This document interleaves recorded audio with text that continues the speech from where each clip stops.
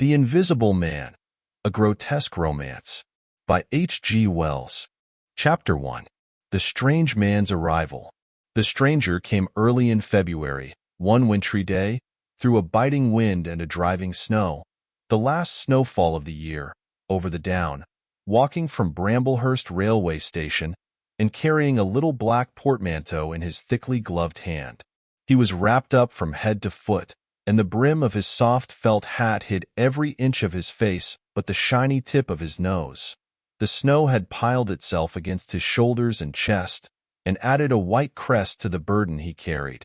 He staggered into the coach and horses, more dead than alive, and flung his portmanteau down.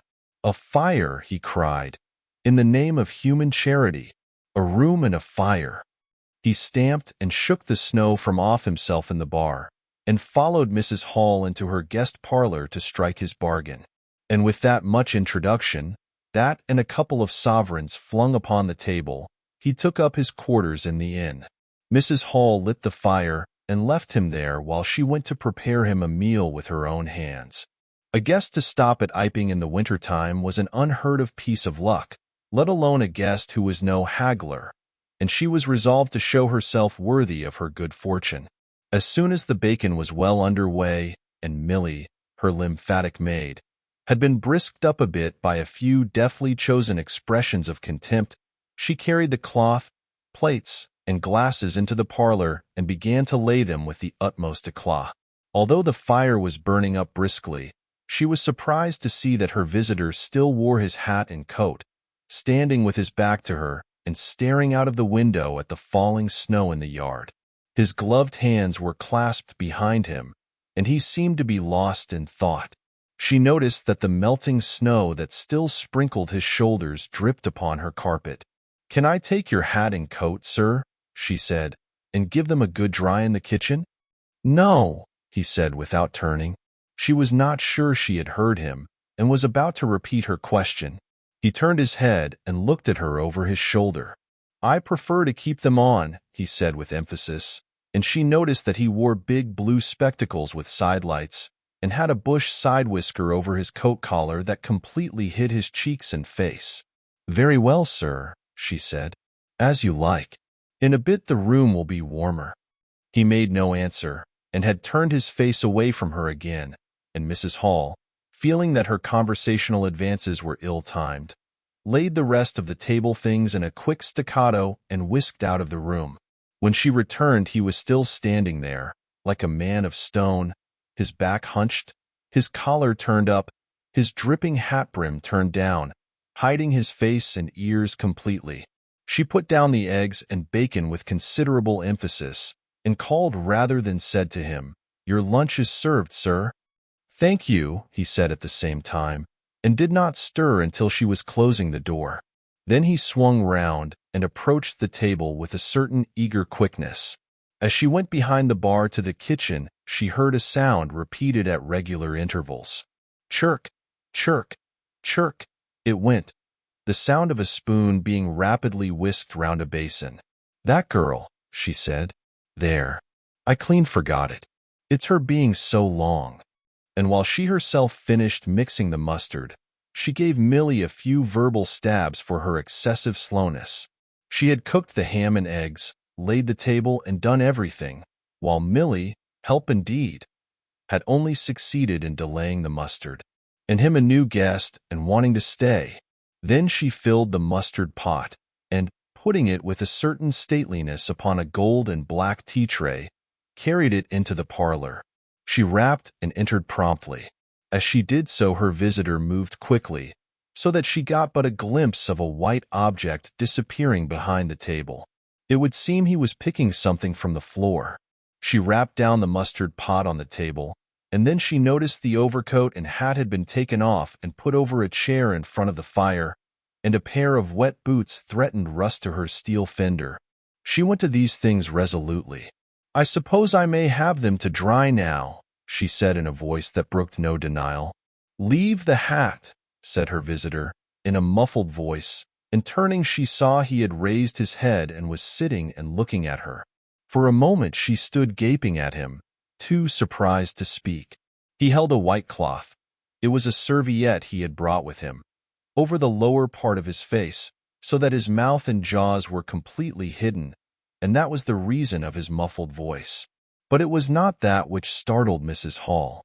It was the fact that all his forehead above his blue glasses was covered by a white bandage, and that another covered his ears, leaving not a scrap of his face exposed excepting only his pink, peaked nose. It was bright, pink, and shiny just as it had been at first. He wore a dark brown velvet jacket with a high, black, linen-lined collar turned up about his neck. The thick, black hair, escaping as it could below and between the cross bandages, projected in curious tails and horns, giving him the strangest appearance conceivable. This muffled and bandaged head was so unlike what she had anticipated that for a moment she was rigid. He did not remove the serviette, but remained holding it, as she saw now, with a brown gloved hand, and regarding her with his inscrutable blue glasses. "Leave the hat," he said, speaking very distinctly through the white cloth. Her nerves began to recover from the shock they had received. She placed the hat on the chair again by the fire. "I didn't know, sir," she began, "that," and she stopped embarrassed. "Thank you," he said drily, glancing from her to the door and then at her again. "I'll have them nicely dried, sir, at once," she said, and carried his clothes out of the room. She glanced at his white swathed head and blue goggles again as she was going out of the door, but his napkin was still in front of his face. She shivered a little as she closed the door behind her, and her face was eloquent of her surprise and perplexity. "I never," she whispered. "There." She went quite softly to the kitchen and was too preoccupied to ask Milly what she was messing about with now when she got there. The visitor sat and listened to her retreating feet. He glanced inquiringly at the window before he removed his serviette and resumed his meal. He took a mouthful, glanced suspiciously at the window, took another mouthful, then rose and, taking the serviette in his hand, walked across the room and pulled the blind down to the top of the white muslin that obscured the lower panes. This left the room in a twilight. This done, he returned with an easier air to the table and his meal. "The poor souls had an accident or an operation or something," said Mrs. Hall. "What a turn them bandages did give me, to be sure." She put on some more coal, unfolded the clothes horse, and extended the traveler's coat upon this. "And they goggles. Why, he looked more like a divin helmet than a human man." She hung his muffler on a corner of the horse, and holding that handkerchief over his mouth all the time, talking through it. Perhaps his mouth was hurt too, maybe. She turned round, as one who suddenly remembers. "Bless my soul alive," she said, going off at a tangent. "Ain't you done them taters yet, Milly?" When Mrs. Hall went to clear away the stranger's lunch, her idea that his mouth must also have been cut or disfigured in the accident she supposed him to have suffered was confirmed, for he was smoking a pipe, and all the time that she was in the room he never loosened the silk muffler he had wrapped round the lower part of his face to put the mouthpiece to his lips. Yet it was not forgetfulness, for she saw he glanced at it as it smoldered out. He sat in the corner with his back to the window blind and spoke now, having eaten and drunk and being comfortably warmed through, with less aggressive brevity than before. The reflection of the fire lent a kind of red animation to his big spectacles they had lacked hitherto. "I have some luggage," he said, "at Bramblehurst Station," and he asked her how he could have it sent. He bowed his bandaged head quite politely in acknowledgment of her explanation. "Tomorrow," he said. "There is no speedier delivery?" and seemed quite disappointed when she answered, "No." Was she quite sure? No man with a trap who would go over? Mrs. Hall, nothing loath, answered his questions and developed the conversation. "It's a steep road by the Downs, sir," she said in answer to the question about a trap, and then, snatching at an opening, said, "It was there a carriage was upsettled, a year ago and more. A gentleman killed, besides his coachman. Accidents, sir, happen in a moment, don't they?" But the visitor was not to be drawn so easily. "They do," he said through his muffler. eyeing her quietly through his impenetrable glasses. "But they take long enough to get well, don't they? There was my sister's son, Tom, just cut his arm with a scythe, tumbled on it in the hayfield, and, bless me, he was 3 months tied up, sir. You'd hardly believe it. It's regular given me a dread of a scythe, sir." "I can quite understand that," said the visitor. "He was afraid, one time, that he'd have to have an operation. He was that bad, sir." The visitor laughed abruptly, a bark of a laugh that he seemed to bite and kill in his mouth. "Was he?" he said. "He was, sir. And no laughing matter to them as had the doing for him as I had, my sister being took up with her little ones so much. There was bandages to do, sir, and bandages to undo, so that if I may make so bold as to say it, sir—" "Will you get me some matches?" said the visitor, quite abruptly. "My pipe is out." Mrs. Hall was pulled up suddenly. It was certainly rude of him, after telling him all she had done. She gasped at him for a moment, and remembered the 2 sovereigns. She went for the matches. "Thanks," he said concisely, as she put them down, and turned his shoulder upon her and stared out of the window again. It was altogether too discouraging. Evidently he was sensitive on the topic of operations and bandages. She did not make so bold as to say, however, after all. But his snubbing way had irritated her, and Milly had a hot time of it that afternoon. The visitor remained in the parlor until 4 o'clock, without giving the ghost of an excuse for an intrusion. For the most part he was quite still during that time. It would seem he sat in the growing darkness smoking in the firelight, perhaps dozing. Once or twice a curious listener might have heard him at the coals, and for the space of 5 minutes he was audible pacing the room. He seemed to be talking to himself. Then the armchair creaked as he sat down again. Chapter 2. Mr. Teddy Henfrey's First Impressions. At 4 o'clock, when it was fairly dark and Mrs. Hall was screwing up her courage to go in and ask her visitor if he would take some tea, Teddy Henfrey, the clock jobber, came into the bar. "My sakes, Mrs. Hall," said he, "but this is terrible weather for thin boots." The snow outside was falling faster. Mrs. Hall agreed, and then noticed he had his bag with him. "Now you're here, Mr. Teddy," said she, "I'd be glad if you'd give the old clock in the parlor a bit of a look.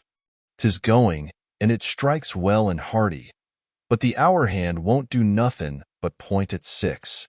And leading the way, she went across to the parlor door and rapped and entered. Her visitor, she saw as she opened the door, was seated in the armchair before the fire, dozing it would seem, with his bandaged head drooping on one side.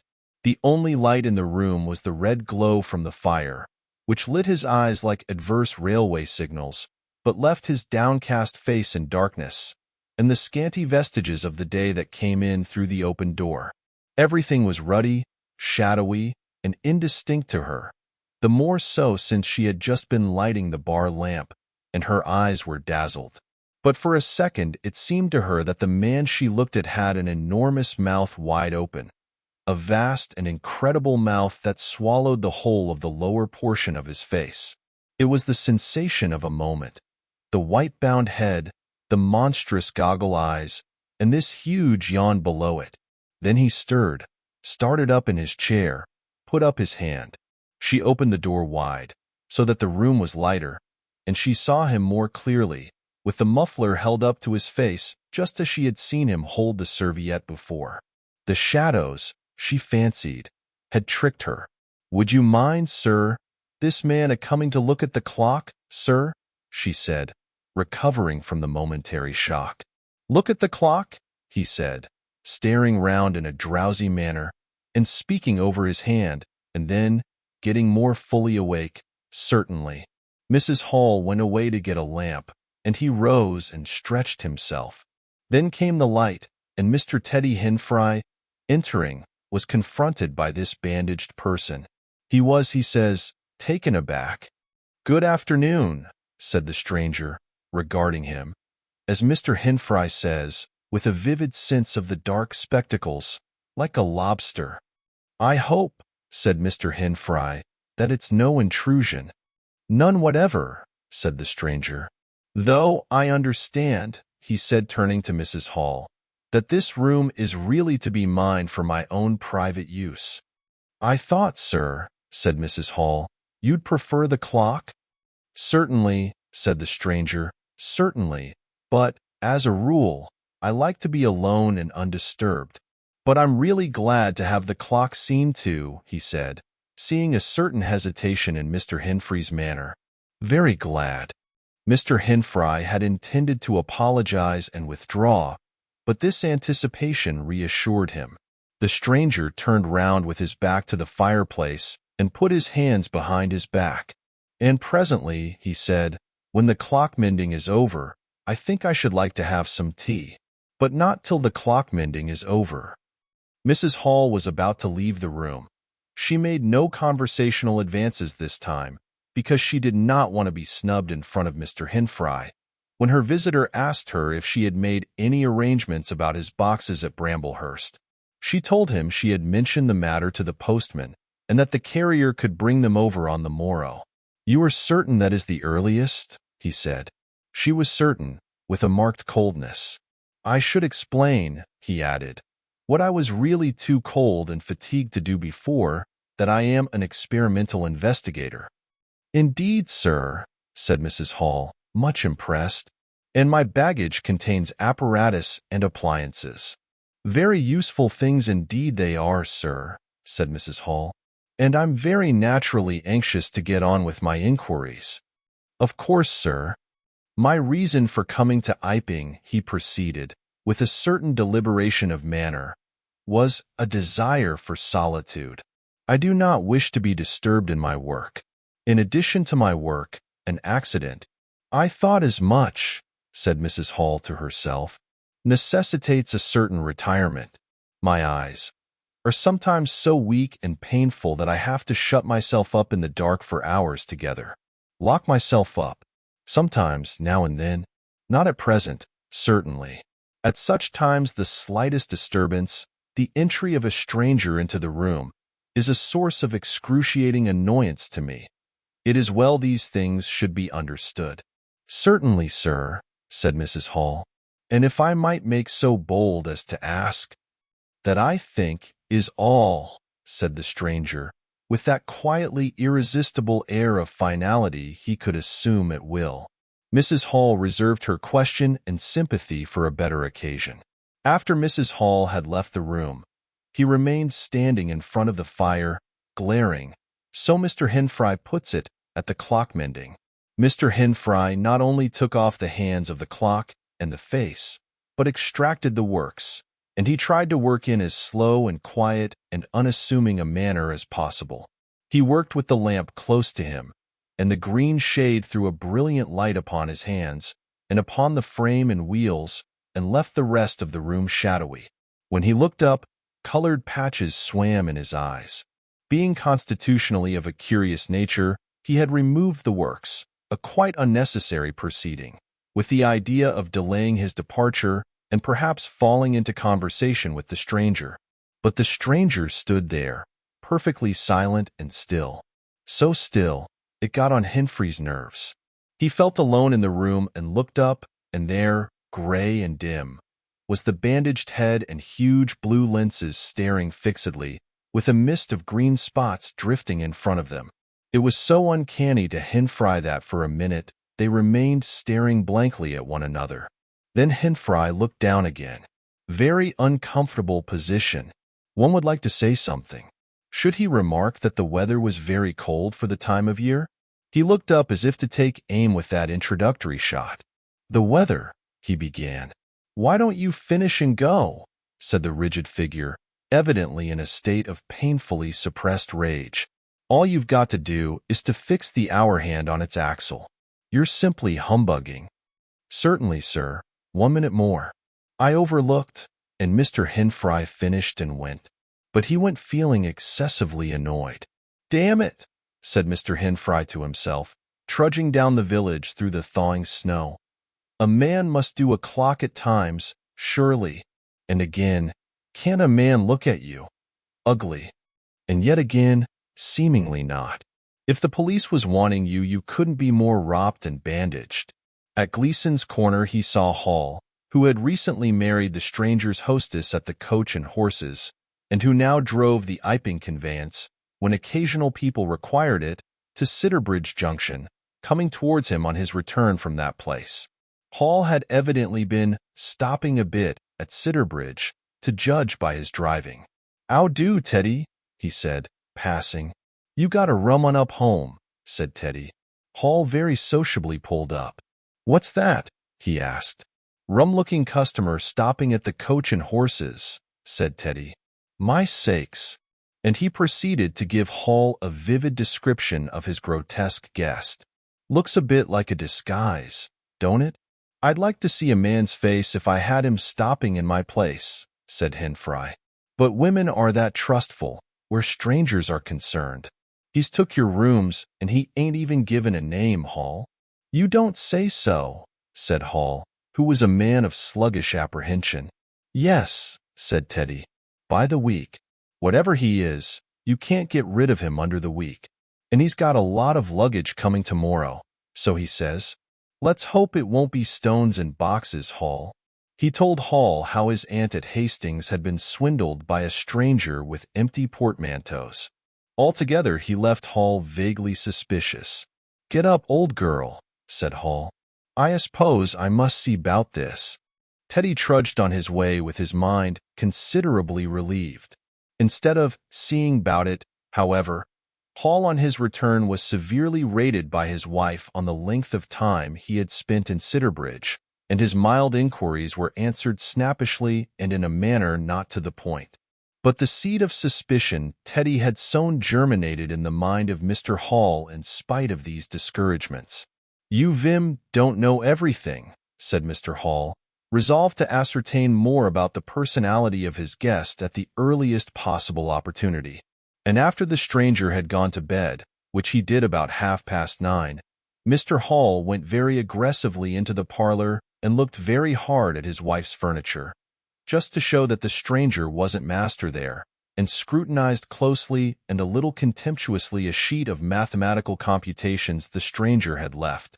When retiring for the night, he instructed Mrs. Hall to look very closely at the stranger's luggage when it came next day. "You mind your own business, Hall," said Mrs. Hall, "and I'll mind mine." She was all the more inclined to snap at Hall because the stranger was undoubtedly an unusually strange sort of stranger, and she was by no means assured about him in her own mind. In the middle of the night she woke up dreaming of huge white heads like turnips that came trailing after her, at the end of interminable necks, and with vast black eyes. But being a sensible woman, she subdued her terrors and turned over and went to sleep again. Chapter 3. The 1001 Bottles. So it was that on the 29th day of February, at the beginning of the thaw, this singular person fell out of infinity into Iping village. Next day his luggage arrived through the slush, and very remarkable luggage it was. There were a couple of trunks indeed, such as a rational man might need, but in addition there were a box of books, big, fat books, of which some were just in an incomprehensible handwriting, and a dozen or more crates, boxes, and cases containing objects packed in straw, as it seemed to Hall, tugging with a casual curiosity at the straw, glass bottles. The stranger, muffled in hat, coat, gloves, and wrapper, came out impatiently to meet Fearenside's cart, while Hall was having a word or so of gossip preparatory to helping bring them in. Out he came, not noticing Fearenside's dog, who was sniffing in a dilettante spirit at Hall's legs. "Come along with those boxes," he said. "I've been waiting long enough." And he came down the steps towards the tail of the cart, as if to lay hands on the smaller crate. No sooner had Fearenside's dog caught sight of him, however, than it began to bristle and growl savagely, and when he rushed down the steps it gave an undecided hop and then sprang straight at his hand. "Whup!" cried Hall, jumping back, for he was no hero with dogs, and Fearenside howled, "Lie down!" and snatched his whip. They saw the dog's teeth had slipped the hand, heard a kick, saw the dog execute a flanking jump and get home on the stranger's leg, and heard the rip of his trousering. Then the finer end of Fearenside's whip reached his property, and the dog, yelping with dismay, retreated under the wheels of the wagon. It was all the business of a swift half-minute. No one spoke, everyone shouted. The stranger glanced swiftly at his torn glove and at his leg, made as if he would stoop to the latter, then turned and rushed swiftly up the steps into the inn. They heard him go headlong across the passage and up the uncarpeted stairs to his bedroom. "You brute, you!" said Fearenside, climbing off the wagon with his whip in his hand, while the dog watched him through the wheel. "Come here," said Fearenside. "You'd better." Hall had stood gaping. "He was bit," said Hall. "I'd better go and see to inn," and he trotted after the stranger. He met Mrs. Hall in the passage. "Carrier's darg," he said, "bit in." He went straight upstairs, and the stranger's door being ajar, he pushed it open and was entering without any ceremony, being of a naturally sympathetic turn of mind. The blind was down and the room dim. He caught a glimpse of a most singular thing, what seemed a handless arm waving towards him, and a face of 3 huge indeterminate spots on white, very like the face of a pale pansy. Then he was struck violently in the chest, hurled back, and the door slammed in his face and locked. It was so rapid that it gave him no time to observe.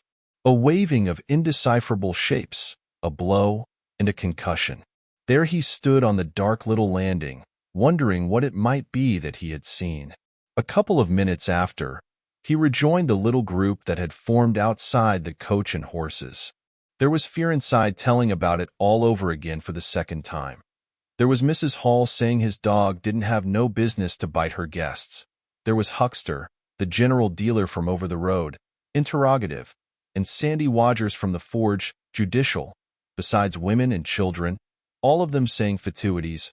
"Wouldn't let in bite me, I knows, tasn't right have such dargs, what he bitin' for then?" and so forth. Mr. Hall, staring at them from the steps and listening, found it incredible that he had seen anything so very remarkable happen upstairs. Besides, his vocabulary was altogether too limited to express his impressions. "He don't want no help, he says," he said in answer to his wife's inquiry. "We'd better be keen of his luggage in." "He ought to have it cauterized at once," said Mr. Huckster, "especially if it's at all inflamed." "I'd shoot in, that's what I'd do," said a lady in the group. Suddenly the dog began growling again. "Come along," cried an angry voice in the doorway, and there stood the muffled stranger with his collar turned up and his hat brim bent down. "The sooner you get those things in the better, I'll be pleased." It is stated by an anonymous bystander that his trousers and gloves had been changed. "Was you hurt, sir?" said Fearenside. "I'm rare sorry the darg." "Not a bit," said the stranger. "Never broke the skin. Hurry up with those things." He then swore to himself, so Mr. Hall asserts. Directly the first crate was, in accordance with his directions, carried into the parlor, the stranger flung himself upon it with extraordinary eagerness and began to unpack it, scattering the straw with an utter disregard of Mrs. Hall's carpet.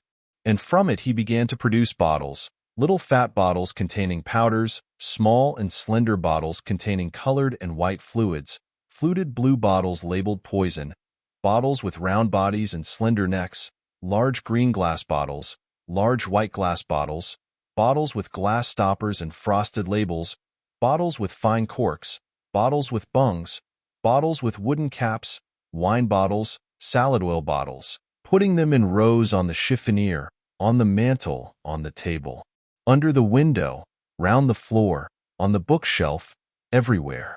The chemist's shop in Bramblehurst could not boast half so many. Quite a sight it was. Crate after crate yielded bottles, until all 6 were empty and the table high with straw. The only things that came out of these crates besides the bottles were a number of test tubes and a carefully packed balance. And directly the crates were unpacked, the stranger went to the window and set to work, not troubling in the least about the litter of straw, the fire which had gone out, the box of books outside, nor for the trunks and other luggage that had gone upstairs. When Mrs. Hall took his dinner in to him, he was already so absorbed in his work, pouring little drops out of the bottles into test tubes, that he did not hear her until she had swept away the bulk of the straw and put the tray on the table, with some little emphasis perhaps, seeing the state that the floor was in. Then he half turned his head and immediately turned it away again. But she saw he had removed his glasses. They were beside him on the table, and it seemed to her that his eye sockets were extraordinarily hollow. He put on his spectacles again, and then turned and faced her. She was about to complain of the straw on the floor when he anticipated her. "I wish you wouldn't come in without knocking," he said in the tone of abnormal exasperation that seemed so characteristic of him. "I knocked, but seemingly." "Perhaps you did. But in my investigations, my really very urgent and necessary investigations, the slightest disturbance, the jar of a door, I must ask you." "Certainly, sir. You can turn the lock if you're like that, you know, any time." "A very good idea," said the stranger. "This strayer, sir, if I might make so bold as to remark." "Don't.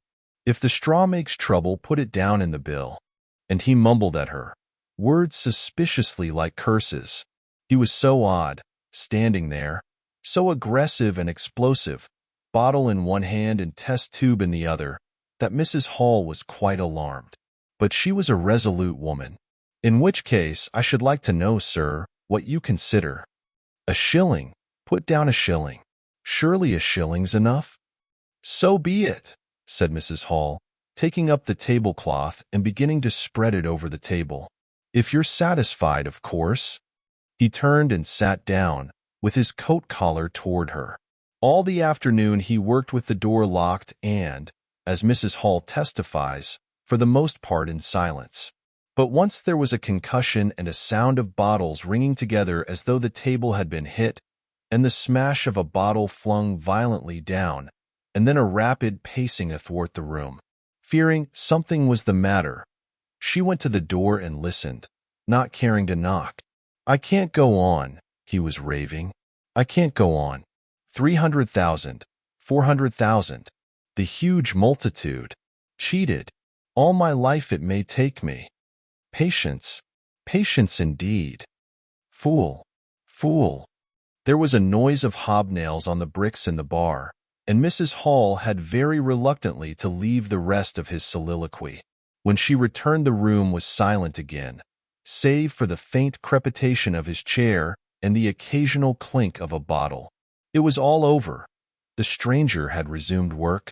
When she took in his tea, she saw broken glass in the corner of the room under the concave mirror, and a golden stain that had been carelessly wiped. She called attention to it. "Put it down in the bill," snapped her visitor. "For God's sake, don't worry me. If there's damage done, put it down in the bill." And he went on ticking a list in the exercise book before him. "I'll tell you something," said Fearenside, mysteriously. It was late in the afternoon, and they were in the little beer shop of Iping Hanger. "Well," said Teddy Henfrey, "this chap you're speaking of, what my dog bit, well, he's black. Leastways, his legs are. I seed through the tear of his trousers and the tear of his glove. You'd have expected a sort of pinky to show, wouldn't you? Well, there wasn't none. Just blackness. I tell you, he's as black as my hat." "My sakes," said Henfrey, "it's a rummy case altogether. Why, his nose is as pink as paint." "That's true," said Fearenside. "I knows that, and I tell ye what I'm thinking. That marn's a piebald, Teddy. Black here and white there, in patches. And he's ashamed of it. He's a kind of half-breed, and the colors come off patchy instead of mixing. I've heard of such things before, and it's the common way with horses, as anyone can see." Chapter 4. Mr. Cuss interviews the stranger. I have told the circumstances of the stranger's arrival in Iping with a certain fullness of detail, in order that the curious impression he created may be understood by the reader. But excepting two odd incidents, the circumstances of his stay until the extraordinary day of the club festival may be passed over very cursorily. There were a number of skirmishes with Mrs. Hall on matters of domestic discipline, but in every case until late April, when the first signs of penury began, he overrode her by the easy expedient of an extra payment. Hall did not like him, and whenever he dared he talked of the advisability of getting rid of him, but he showed his dislike chiefly by concealing it ostentatiously and avoiding his visitor as much as possible. "Wait till the summer," said Mrs. Hall sagely, "when the artists are beginning to come. Then we'll see. He may be a bit overbearing, but Bill's settled punctual is Bill's settled punctual, whatever you like to say." The stranger did not go to church, and indeed made no difference between Sunday and the irreligious days, even in costume. He worked, as Mrs. Hall thought, very fitfully. Some days he would come down early and be continuously busy. On others he would rise late, pace his room, fretting audibly for hours together, smoke, sleep in the armchair by the fire. Communication with the world beyond the village he had none. His temper continued very uncertain. For the most part his manner was that of a man suffering under almost unendurable provocation, and once or twice things were snapped, torn, crushed, or broken in spasmodic gusts of violence. He seemed under a chronic irritation of the greatest intensity. His habit of talking to himself in a low voice grew steadily upon him, but though Mrs. Hall listened conscientiously, she could make neither head nor tail of what she heard. He rarely went abroad by daylight, but at twilight he would go out muffled up invisibly, whether the weather were cold or not, and he chose the loneliest paths and those most overshadowed by trees and banks. His goggling spectacles and ghastly bandaged face under the penthouse of his hat came with a disagreeable suddenness out of the darkness upon one or two home-going laborers, and Teddy Henfrey, tumbling out of the scarlet coat one night at 9:30, was scared shamefully by the stranger's skull-like head. He was walking hat in hand, lit by the sudden light of the opened-in door. Such children as saw him at nightfall dreamt of bogies, and it seemed doubtful whether he disliked boys more than they disliked him, or the reverse, but there was certainly a vivid enough dislike on either side. It was inevitable that a person of so remarkable an appearance and bearing should form a frequent topic in such a village as Iping. Opinion was greatly divided about his occupation. Mrs. Hall was sensitive on the point. When questioned, she explained very carefully that he was an experimental investigator, going gingerly over the syllables as one who dreads pitfalls. When asked what an experimental investigator was, she would say with a touch of superiority that most educated people knew such things as that, and would thus explain that he discovered things. Her visitor had had an accident, she said, which temporarily discolored his face and hands, and being of a sensitive disposition, he was averse to any public notice of the fact. Out of her hearing there was a view largely entertained that he was a criminal trying to escape from justice by wrapping himself up so as to conceal himself altogether from the eye of the police. This idea sprang from the brain of Mr. Teddy Henfrey. No crime of any magnitude dating from the middle or end of February was known to have occurred. Elaborated in the imagination of Mr. Gould, the probationary assistant in the National School, this theory took the form that the stranger was an anarchist in disguise, preparing explosives, and he resolved to undertake such detective operations as his time permitted. These consisted for the most part in looking very hard at the stranger whenever they met, or in asking people who had never seen the stranger, leading questions about him. But he detected nothing. Another school of opinion followed Mr. Fearenside, and either accepted the piebald view or some modification of it, as, for instance, Silas Durgan, who was heard to assert that if he chooses to show himself at fairs he'd make his fortune in no time, and being a bit of a theologian, compared the stranger to the man with the one talent. Yet another view explained the entire matter by regarding the stranger as a harmless lunatic. That had the advantage of accounting for everything straight away. Between these main groups there were waverers and compromisers. Sussex folk have few superstitions, and it was only after the events of early April that the thought of the supernatural was first whispered in the village. Even then it was only credited among the women folk.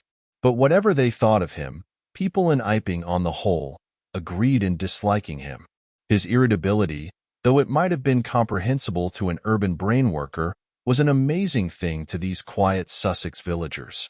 The frantic gesticulations they surprised now and then, the headlong pace after nightfall that swept him upon them round quiet corners, the inhuman bludgeoning of all tentative advances of curiosity, the taste for twilight that led to the closing of doors, the pulling down of blinds, the extinction of candles and lamps.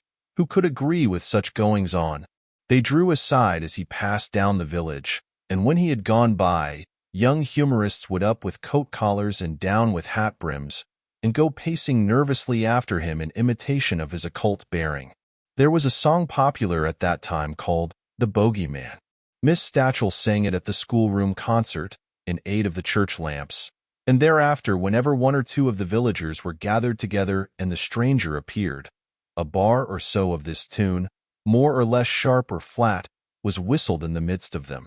Also belated little children would call "Bogey Man" after him, and make off tremulously elated. Cuss, the general practitioner, was devoured by curiosity. The bandages excited his professional interest.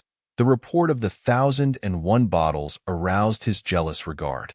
All through April and May he coveted an opportunity of talking to the stranger, and at last, towards Whitsuntide, he could stand it no longer, but hit upon the subscription list for a village nurse as an excuse.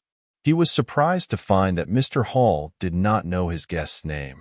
"He give a name," said Mrs. Hall, an assertion which was quite unfounded, but I didn't rightly hear it. She thought it seemed so silly not to know the man's name. Cuss rapped at the parlor door and entered. There was a fairly audible imprecation from within. "Pardon my intrusion," said Cuss, and then the door closed and cut Mrs. Hall off from the rest of the conversation. She could hear the murmur of voices for the next 10 minutes, then a cry of surprise, a stirring of feet, a chair flung aside, a bark of laughter, quick steps to the door, and Cuss appeared, his face white, his eyes staring over his shoulder. He left the door open behind him, and without looking at her strode across the hall and went down the steps, and she heard his feet hurrying along the road. He carried his hat in his hand. She stood behind the door, looking at the open door of the parlor. Then she heard the stranger laughing quietly, and then his footsteps came across the room. She could not see his face where she stood. The parlor door slammed, and the place was silent again. Cuss went straight up the village to Bunting the vicar. "Am I mad?" Cuss began abruptly, as he entered the shabby little study. "Do I look like an insane person?" "What's happened?" said the vicar, putting the ammonite on the loose sheets of his forthcoming sermon. "That chap at the inn."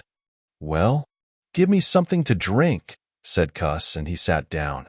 When his nerves had been steadied by a glass of cheap sherry, the only drink the good vicar had available, he told him of the interview he had just had.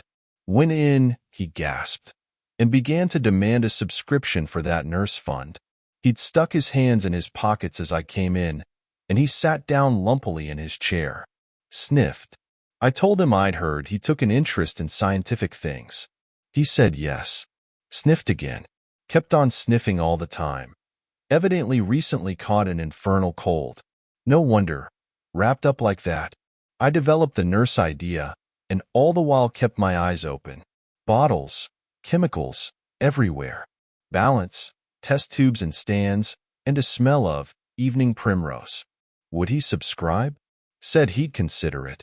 Asked him, point blank, was he researching? Said he was. A long research? Got quite cross. "A damnable long research," said he, blowing the cork out, so to speak. "Oh," said I, and out came the grievance. The man was just on the boil, and my question boiled him over. He had been given a prescription, most valuable prescription. What for he wouldn't say. Was it medical? "Damn you! What are you fishing after?" I apologized. Dignified sniff and cough. He resumed. He'd read it. 5 ingredients. Put it down. Turned his head. Draft of air from window lifted the paper. Swish, rustle. He was working in a room with an open fireplace, he said. Saw a flicker, and there was the prescription burning and lifting chimney-wort. Rushed towards it just as it whisked up the chimney. So, just at that point, to illustrate his story, out came his arm. Well, no hand, just an empty sleeve. Lord, I thought, that's a deformity. Got a cork arm, I suppose, and has taken it off. Then, I thought there's something odd in that. What the devil keeps that sleeve up and open, if there's nothing in it? There was nothing in it, I tell you. Nothing down it, right down to the joint. I could see right down it to the elbow, and there was a glimmer of light shining through a tear of the cloth. Good God, I said.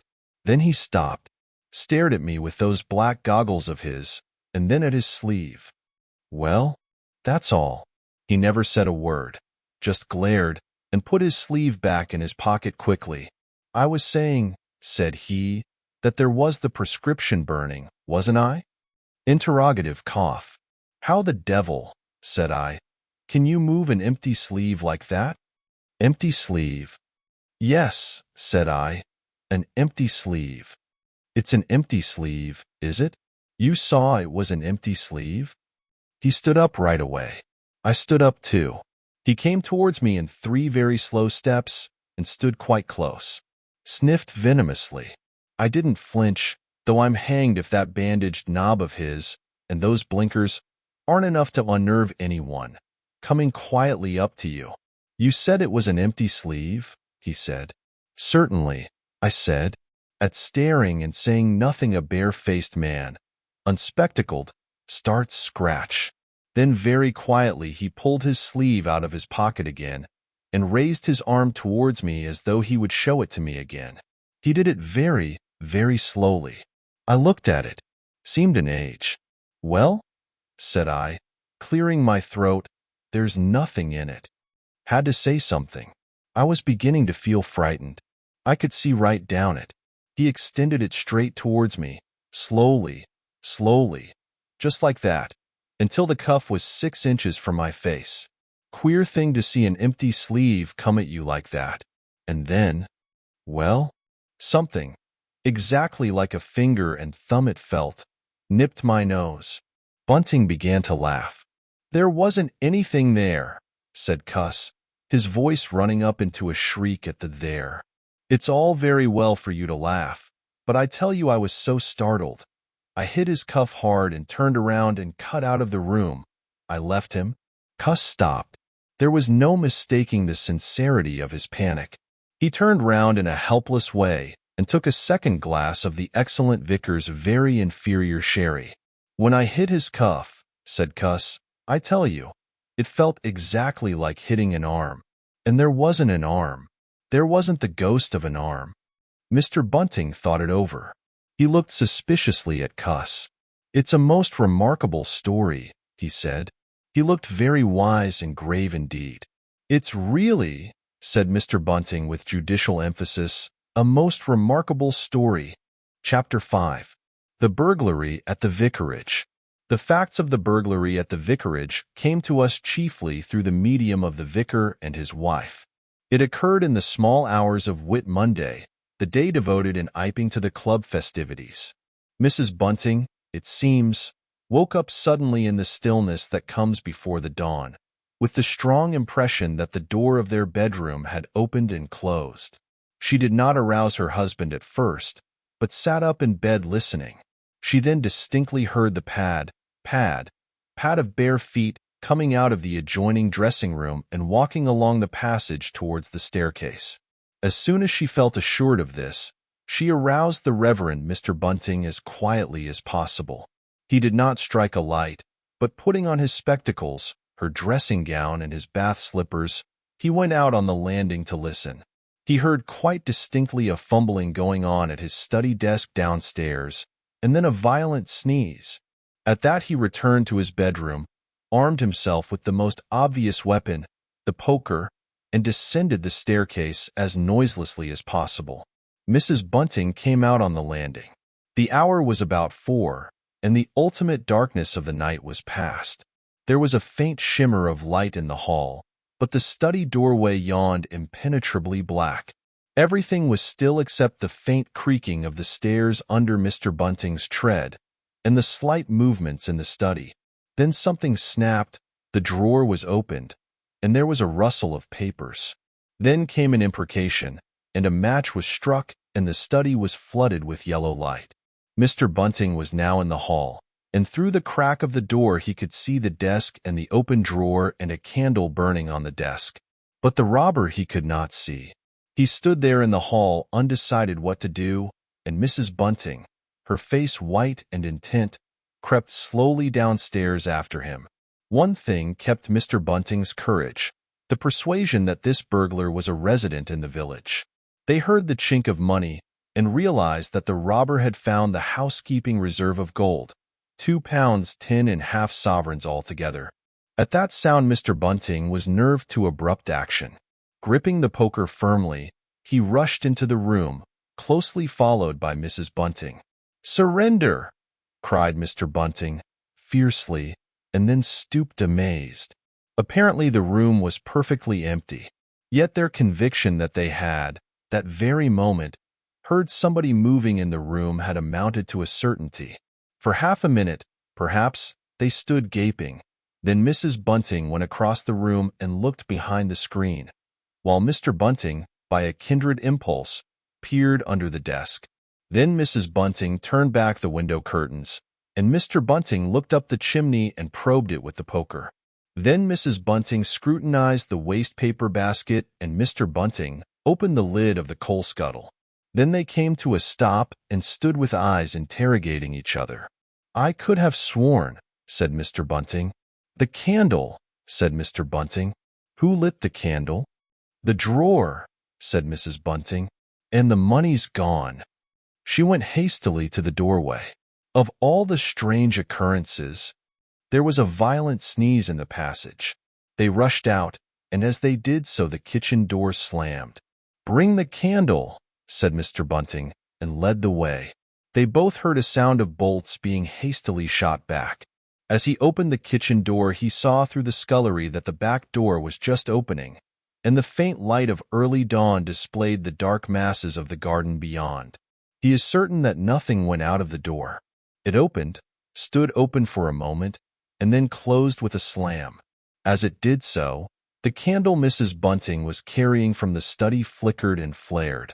It was a minute or more before they entered the kitchen. The place was empty.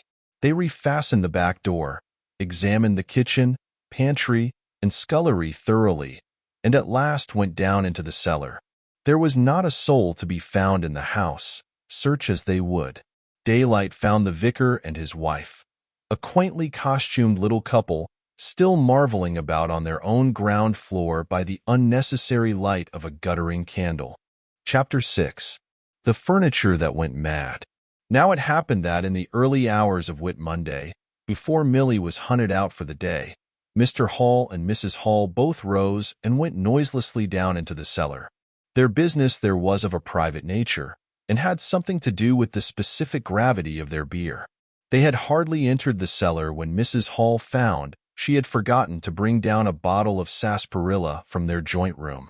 As she was the expert and principal operator in this affair, Hall very properly went upstairs for it. On the landing, he was surprised to see that the stranger's door was ajar. He went on into his own room and found the bottle as he had been directed. But returning with the bottle, he noticed that the bolts of the front door had been shot back, that the door was in fact simply on the latch.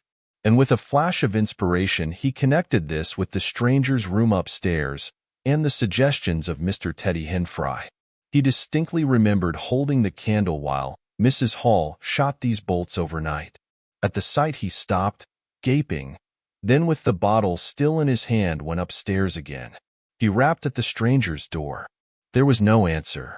He rapped again, then pushed the door wide open and entered. It was as he expected. The bed, the room also, was empty.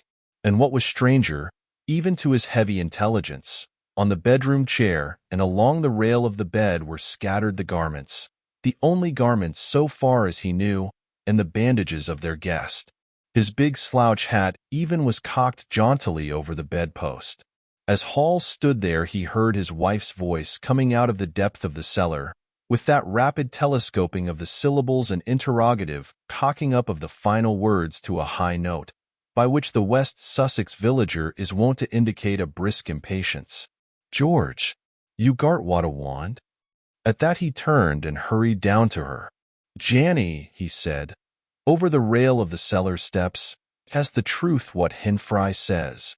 'E's not in Yuzy room, 'e ain't, and the front door's unbolted." At first Mrs. Hall did not understand, and as soon as she did, she resolved to see the empty room for herself. Hall, still holding the bottle, went first. "If 'e ain't there," he said, "is close are. And what's he doin' ithout is close, then? 'Twas a most curious business." As they came up the cellar steps, they both, it was afterwards ascertained, fancied they heard the front door open and shut, but seeing it closed and nothing there, neither said a word to the other about it at the time. Mrs. Hall passed her husband in the passage and ran on first upstairs. Someone sneezed on the staircase. Hall, following 6 steps behind, thought that he heard her sneeze. She, going on first, was under the impression that Hall was sneezing. She flung open the door and stood regarding the room. "Of all the curious," she said. She heard a sniff close behind her head as it seemed, and turning, was surprised to see Hall a dozen feet off on the topmost stair. But in another moment he was beside her. She bent forward and put her hand on the pillow and then under the clothes. "Cold," she said. "He's been up this hour or more." As she did so, a most extraordinary thing happened. The bedclothes gathered themselves together, leapt up suddenly into a sort of peak, and then jumped headlong over the bottom rail. It was exactly as if a hand had clutched them in the center and flung them aside. Immediately after, the stranger's hat hopped off the bedpost, described a whirling flight in the air through the better part of a circle, and then dashed straight at Mrs. Hall's face. Then as swiftly came the sponge from the washstand, and then the chair, flinging the stranger's coat and trousers carelessly aside, and laughing drilly in a voice singularly like the stranger's, turned itself up with its 4 legs at Mrs. Hall, seemed to take aim at her for a moment, and charged at her. She screamed and turned, and then the chair legs came gently but firmly against her back and impelled her and Hall out of the room. The door slammed violently and was locked.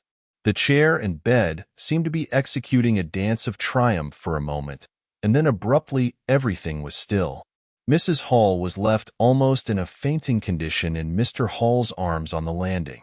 It was with the greatest difficulty that Mr. Hall and Milly, who had been roused by her scream of alarm, succeeded in getting her downstairs and applying the restoratives customary in such cases. "'Tas spirits," said Mrs. Hall. "I know 'tas spirits. I've read in papers of tables and chairs leaping and dancing." "Take a drop more, Janny," said Hall. "'Twill steady ye." "Lock him out," said Mrs. Hall. "Don't let him come in again. I half guessed, I might ha' known, with them goggling eyes and bandaged head, and never going to church of a Sunday. And all they bottles, more'n it's right for anyone to have. He's put the spirits into the furniture, my good old furniture. 'Twas in that very chair my poor dear mother used to sit when I was a little girl. To think it should rise up against me now." "Just a drop more, Janny," said Hall. "Your nerves is all upset." They sent Milly across the street through the golden 5 o'clock sunshine to rouse up Mr. Sandy Wodgers, the blacksmith. Mr. Hall's compliments, and the furniture upstairs was behaving most extraordinary. Would Mr. Wodgers come round? He was a knowing man, was Mr. Wodgers, and very resourceful. He took quite a grave view of the case. Armed if that ain't witchcraft, was the view of Mr. Sandy Wodgers. You warn't horseshoes for such gentry as he. He came round greatly concerned. They wanted him to lead the way upstairs to the room, but he didn't seem to be in any hurry. He preferred to talk in the passage. Over the way Huckster's apprentice came out and began taking down the shutters of the tobacco window. He was called over to join the discussion. Mr. Huckster naturally followed over in the course of a few minutes. The Anglo-Saxon genius for parliamentary government asserted itself. There was a great deal of talk and no decisive action. "Let's have the facts first," insisted Mr. Sandy Wodgers. "Let's be sure we be acting perfectly right in bustin' that there door open. A door on bust is always open to bustin', but you can't on-bust a door once you've busted in." And suddenly and most wonderfully the door of the room upstairs opened of its own accord, and as they looked up in amazement, they saw descending the stairs the muffled figure of the stranger, staring more blackly and blankly than ever with those unreasonably large blue glass eyes of his. He came down stiffly and slowly, staring all the time. He walked across the passage staring, then stopped. "Look there," he said, and their eyes followed the direction of his gloved finger and saw a bottle of sarsaparilla hard by the cellar door. Then he entered the parlor and suddenly, swiftly, viciously, slammed the door in their faces. Not a word was spoken until the last echoes of the slam had died away. They stared at one another. "Well, if that don't lick everything," said Mr. Wodgers, and left the alternative unsaid. "I'd go in and ask 'bout it," said Wodgers to Mr. Hall. "I demand an explanation." It took some time to bring the landlady's husband up to that pitch. At last he rapped, opened the door, and got as far as, "Excuse me." "Go to the devil," said the stranger in a tremendous voice, "and shut that door after you." So that brief interview terminated. Chapter 7. The Unveiling of the Stranger. The stranger went into the little parlor of the Coach and Horses about 5:30 in the morning, and there he remained until near midday, the blinds down, the door shut, and none, after Hall's repulse, venturing near him. All that time he must have fasted. Thrice he rang his bell, the third time furiously and continuously, but no one answered him. "Him and his go to the devil indeed," said Mrs. Hall. Presently came an imperfect rumor of the burglary at the Vicarage, and two were put together. Hall, assisted by Wodgers, went off to find Mr. Shuckleforth, the magistrate, and take his advice. No one ventured upstairs. How the stranger occupied himself is unknown.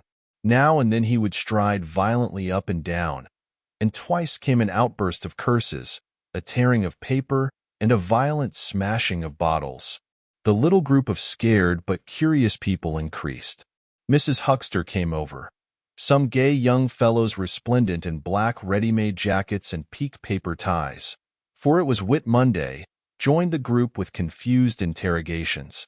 Young Archie Harker distinguished himself by going up the yard and trying to peep under the window blinds.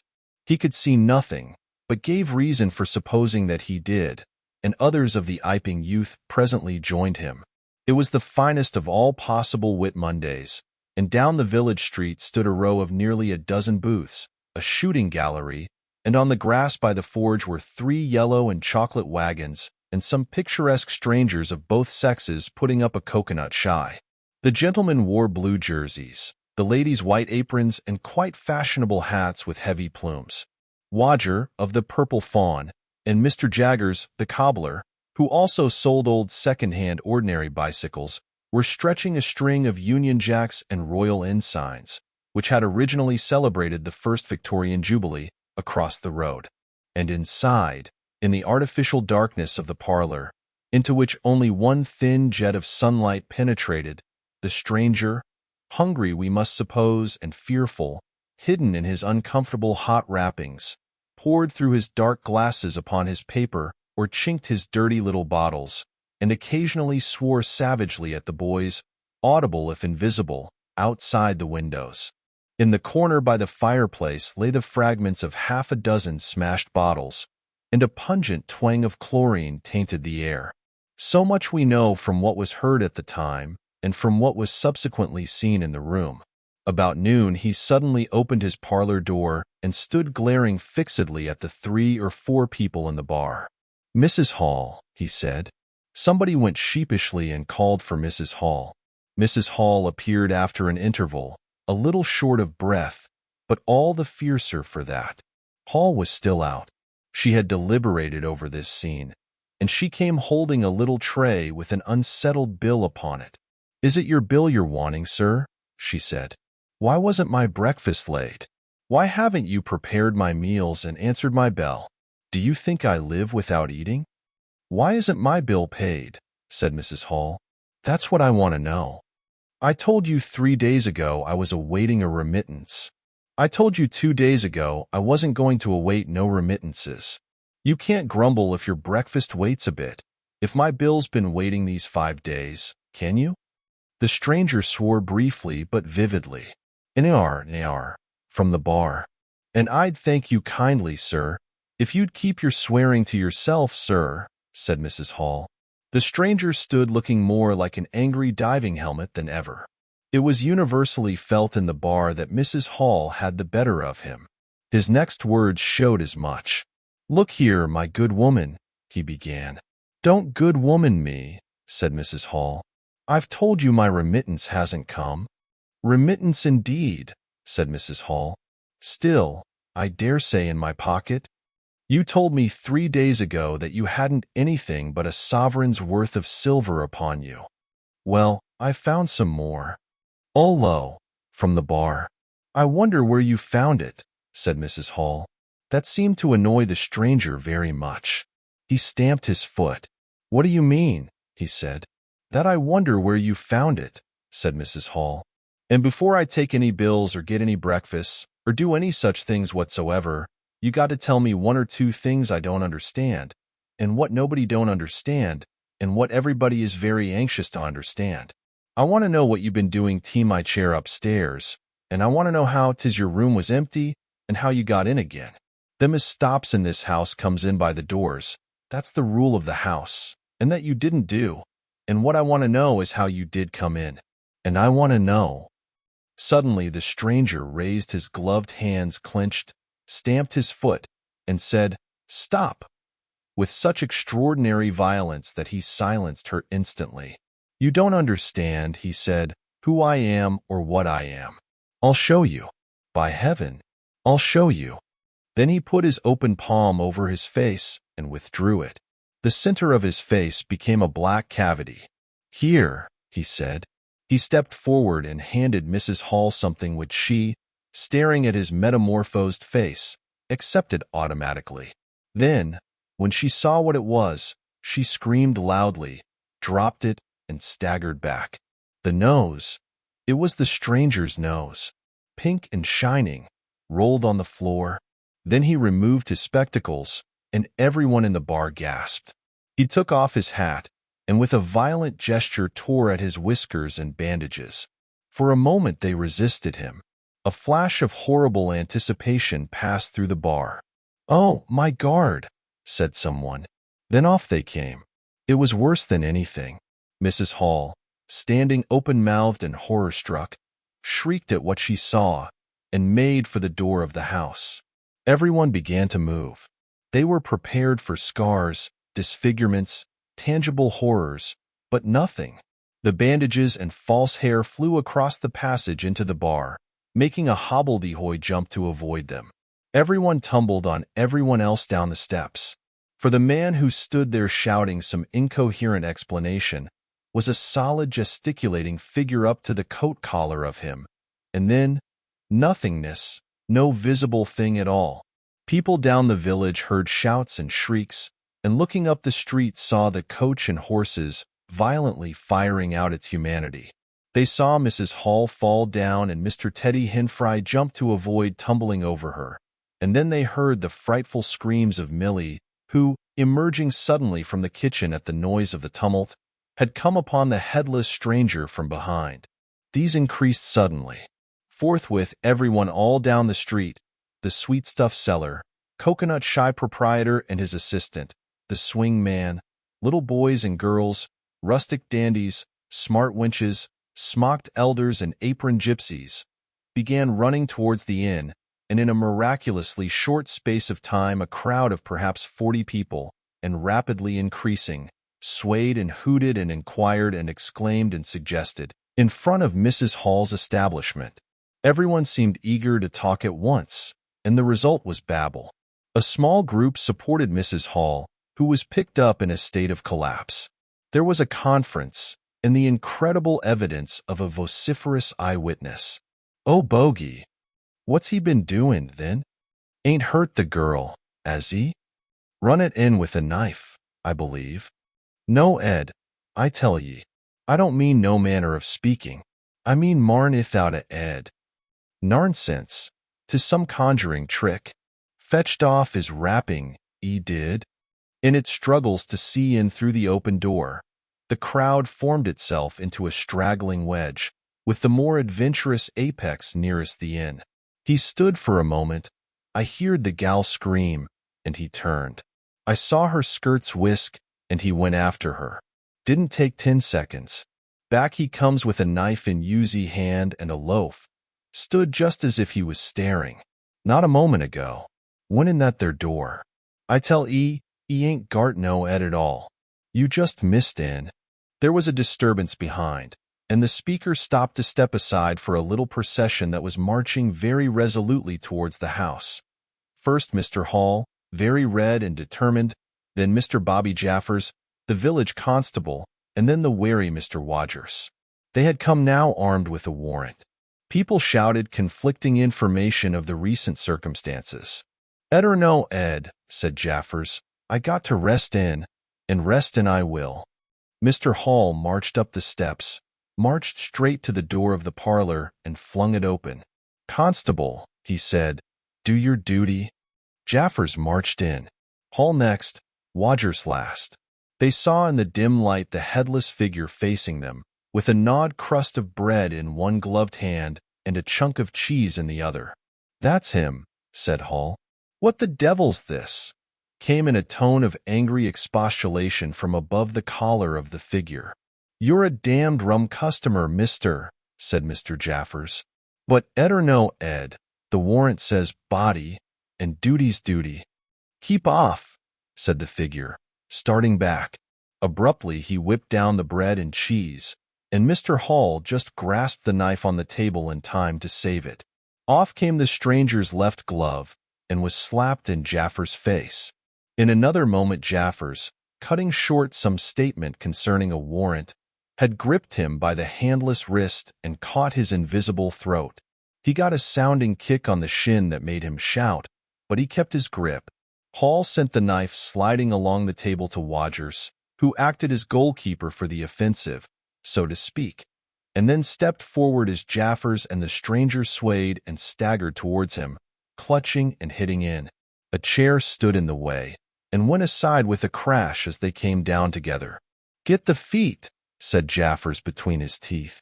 Mr. Hall, endeavoring to act on instructions, received a sounding kick in the ribs that disposed of him for a moment, and Mr. Wodgers, seeing the decapitated stranger had rolled over and got the upper side of Jaffers, retreated towards the door, knife in hand, and so collided with Mr. Huckster and the Sitterbridge carter coming to the rescue of law and order. At the same moment down came 3 or 4 bottles from the chiffonier and shot a web of pungency into the air of the room. "I'll surrender," cried the stranger, though he had Jaffers down, and in another moment he stood up panting, a strange figure, headless and handless, for he had pulled off his right glove now as well as his left. "It's no good," he said, as if sobbing for breath. It was the strangest thing in the world to hear that voice coming as if out of empty space.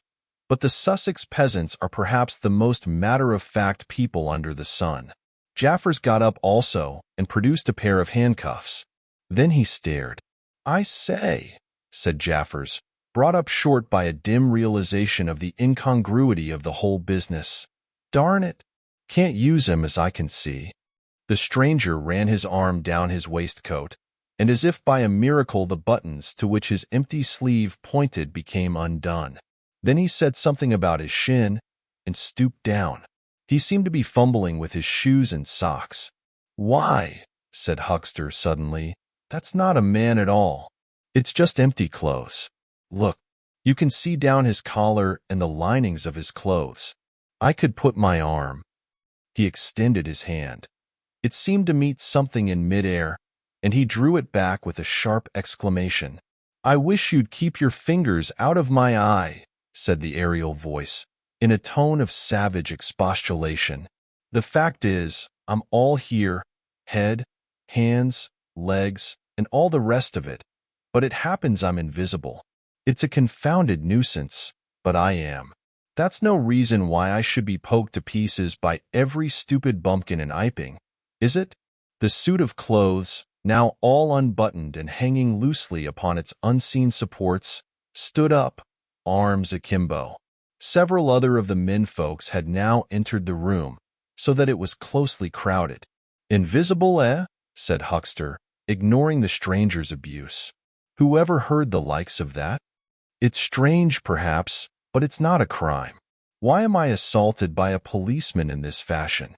"Ah, that's a different matter," said Jaffers.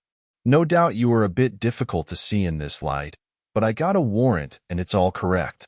What I'm after ain't no invisibility, it's burglary. There's a house been broke into and money took." "Well, and circumstances certainly point." "Stuff and nonsense," said the invisible man. "I hope so, sir, but I've got my instructions." "Well," said the stranger, I'll come, but no handcuffs."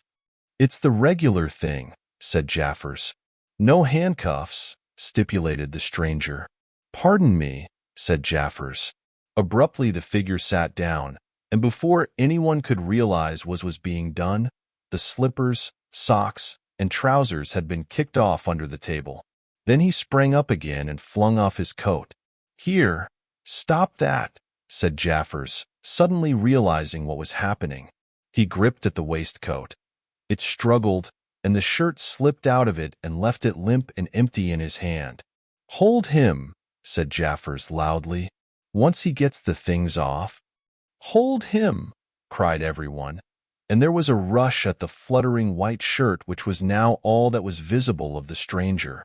The shirt sleeve planted a shrewd blow in Hall's face that stopped his open-armed advance and sent him backward into old Toothsome the sexton, and in another moment the garment was lifted up and became convulsed and vacantly flapping about the arms, even as a shirt that is being thrust over a man's head. Jaffers clutched at it and only helped to pull it off. He was struck in the mouth out of the air, and incontinently threw his truncheon and smote Teddy Henfrey savagely upon the crown of his head. "Look out," said everybody, fencing at random and hitting at nothing. "Hold him. Shut the door. Don't let him loose. I got something. Here he is." A perfect babel of noises they made. Everybody, it seemed, was being hit all at once, and Sandy Wodgers, knowing as ever and his wits sharpened by a frightful blow in the nose, reopened the door and led the rout. The others, following incontinently, were jammed for a moment in the corner by the doorway. The hitting continued. Phipps, the Unitarian, had a front tooth broken, and Henfrey was injured in the cartilage of his ear.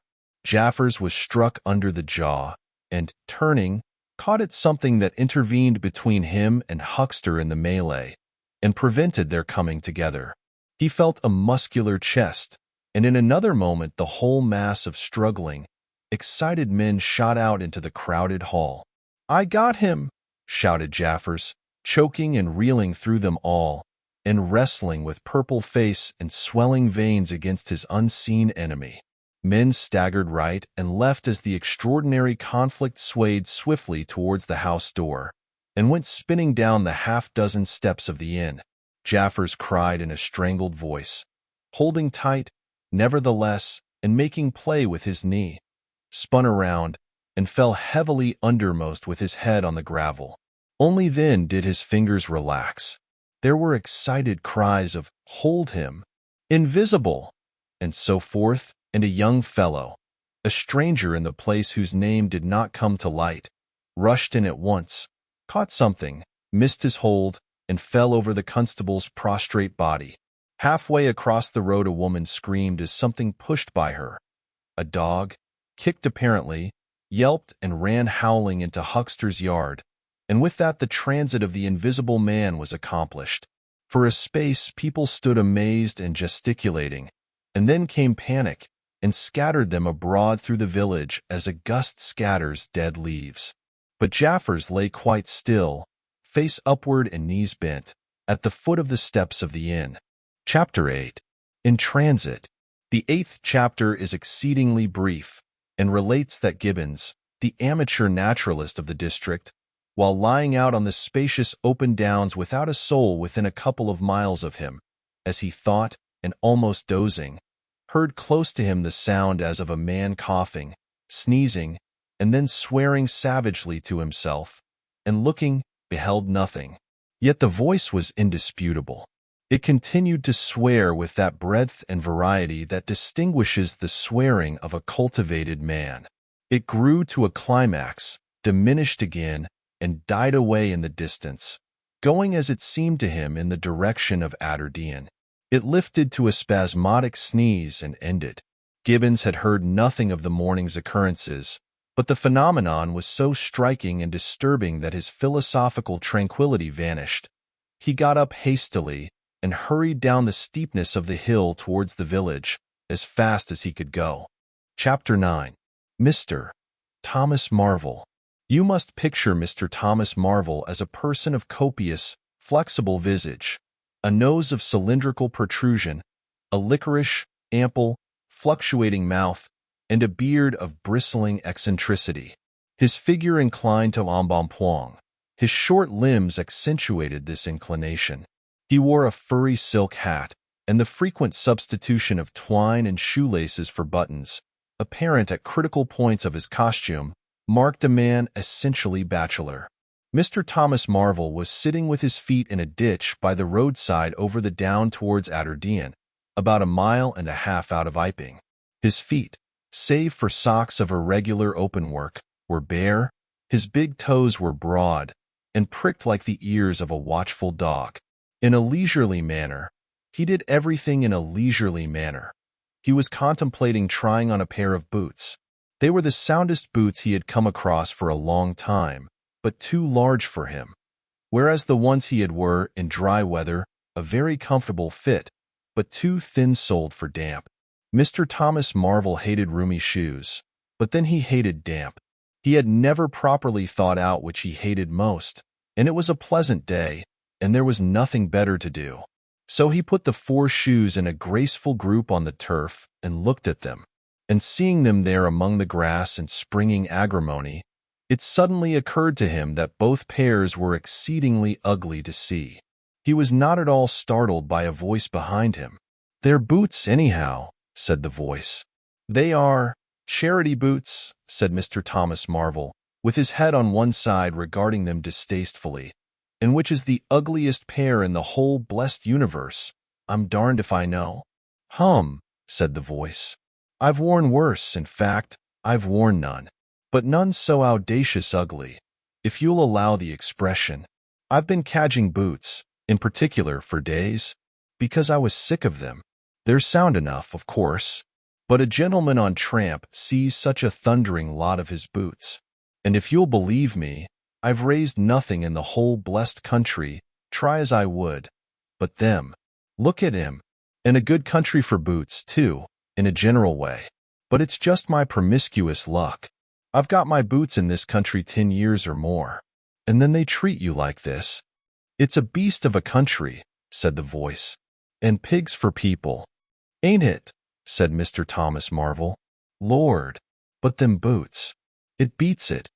He turned his head over his shoulder to the right, to look at the boots of his interlocutor with a view to comparisons, and lo! Where the boots of his interlocutor should have been were neither legs nor boots. He was irradiated by the dawn of a great amazement.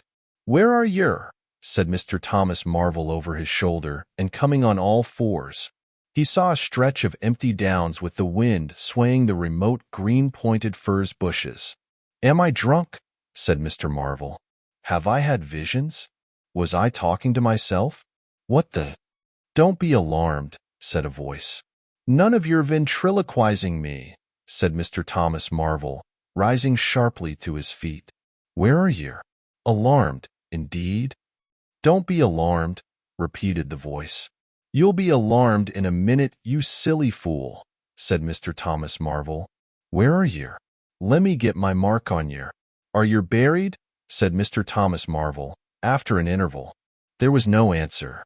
Mr. Thomas Marvel stood bootless and amazed, his jacket nearly thrown off. "Peewit," said a peewit, very remote. "Peewit, indeed," said Mr. Thomas Marvel. "This ain't no time for foolery."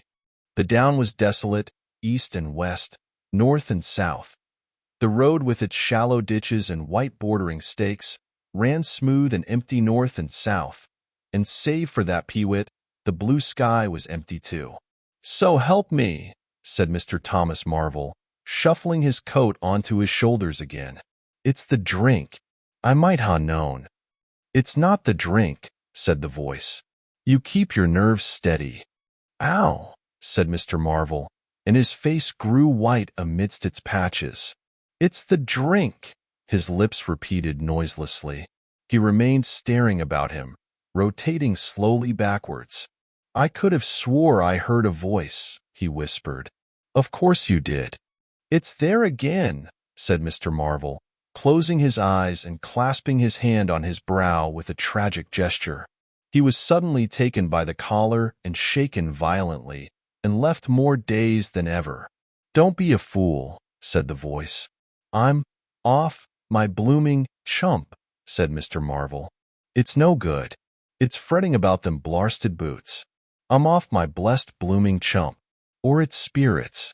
"Neither one thing nor the other," said the voice. "Listen." "Chump," said Mr. Marvel. "1 minute," said the voice, penetratingly, tremulous with self-control. "Well," said Mr. Thomas Marvel, with a strange feeling of having been dug in the chest by a finger. "You think I'm just imagination? Just imagination?" "What else can you be?" said Mr. Thomas Marvel, rubbing the back of his neck. "Very well," said the voice in a tone of relief. "Then I'm going to throw flints at you till you think differently." "But where are you?" The voice made no answer. Came a flint, apparently out of the air, and missed Mr. Marvel's shoulder by a hair's breadth. Mr. Marvel, turning, saw a flint jerk up into the air, trace a complicated path, hang for a moment, and then fling at his feet with almost invisible rapidity. He was too amazed to dodge. It came, and ricocheted from a bare toe into the ditch. Mr. Thomas Marvel jumped a foot and howled aloud. Then he started to run, tripped over an unseen obstacle, and came head over heels into a sitting position. "Now," said the voice, as a third stone curved upward and hung in the air above the tramp. "Am I imagination?" Mr. Marvel, by way of reply, struggled to his feet, and was immediately rolled over again. He lay quiet for a moment. "If you struggle any more," said the voice, "I shall throw the flint at your head." "It's a fair do," said Mr. Thomas Marvel, sitting up, taking his wounded toe in hand and fixing his eye on the third missile. "I don't understand it. Stones flinging themselves. Stones talking. Put yourself down. Rot away. I'm done." The third flint fell. "It's very simple," said the voice. "I'm an invisible man." "Tell us something I don't know," said Mr. Marvel, gasping with pain. "Where you've hid, how you do it, I don't know. I'm beat. That's all," said the voice. "I'm invisible. That's what I want you to understand. Anyone could see that. There is no need for you to be so confounded impatient, mister. Now then, give us a notion. How are you hid?" "I'm invisible. That's the great point. And what I want you to understand is this." "But whereabouts?" interrupted Mr. Marvel. "Here. 6 yards in front of you." "Oh, come. I ain't blind. You'll be telling me next you're just thin air. I'm not one of your ignorant tramps." "Yes, I am. Thin air. You're looking through me. What? Ain't there any stuff to you? VIII. What is it? Jabber. Is it that? I am just a human being, solid, needing food and drink, needing covering too, but I'm invisible. You see? Invisible. Simple idea. Invisible. What, real like?" "Yes, real."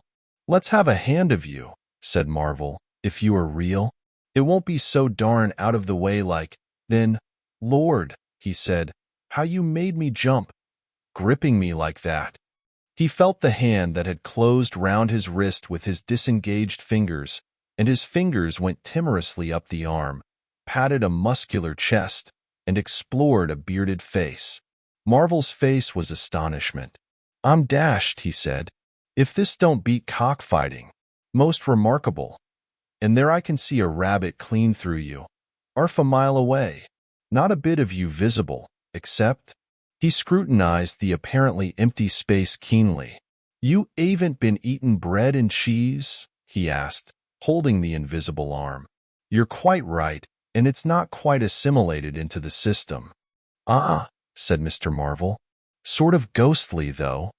Of course, all this isn't half so wonderful as you think." "It's quite wonderful enough for my modest wants," said Mr. Thomas Marvel. "How'd yer manage it? How the deuce is it done?" "It's too long a story. And besides, I tell you, the whole business fairly beats me," said Mr. Marvel. "What I want to say at present is this. I need help. I have come to that. I came upon you suddenly. I was wandering, mad with rage, naked, impotent. I could have murdered. And I saw you." "Lord," said Mr. Marvel. "I came up behind you," hesitated, went on. Mr. Marvel's expression was eloquent, then stopped. "Here," I said, "is an outcast like myself. This is the man for me. So I turned back and came to you. And—" "Lord," said Mr. Marvel, "but I'm all in a tizzy.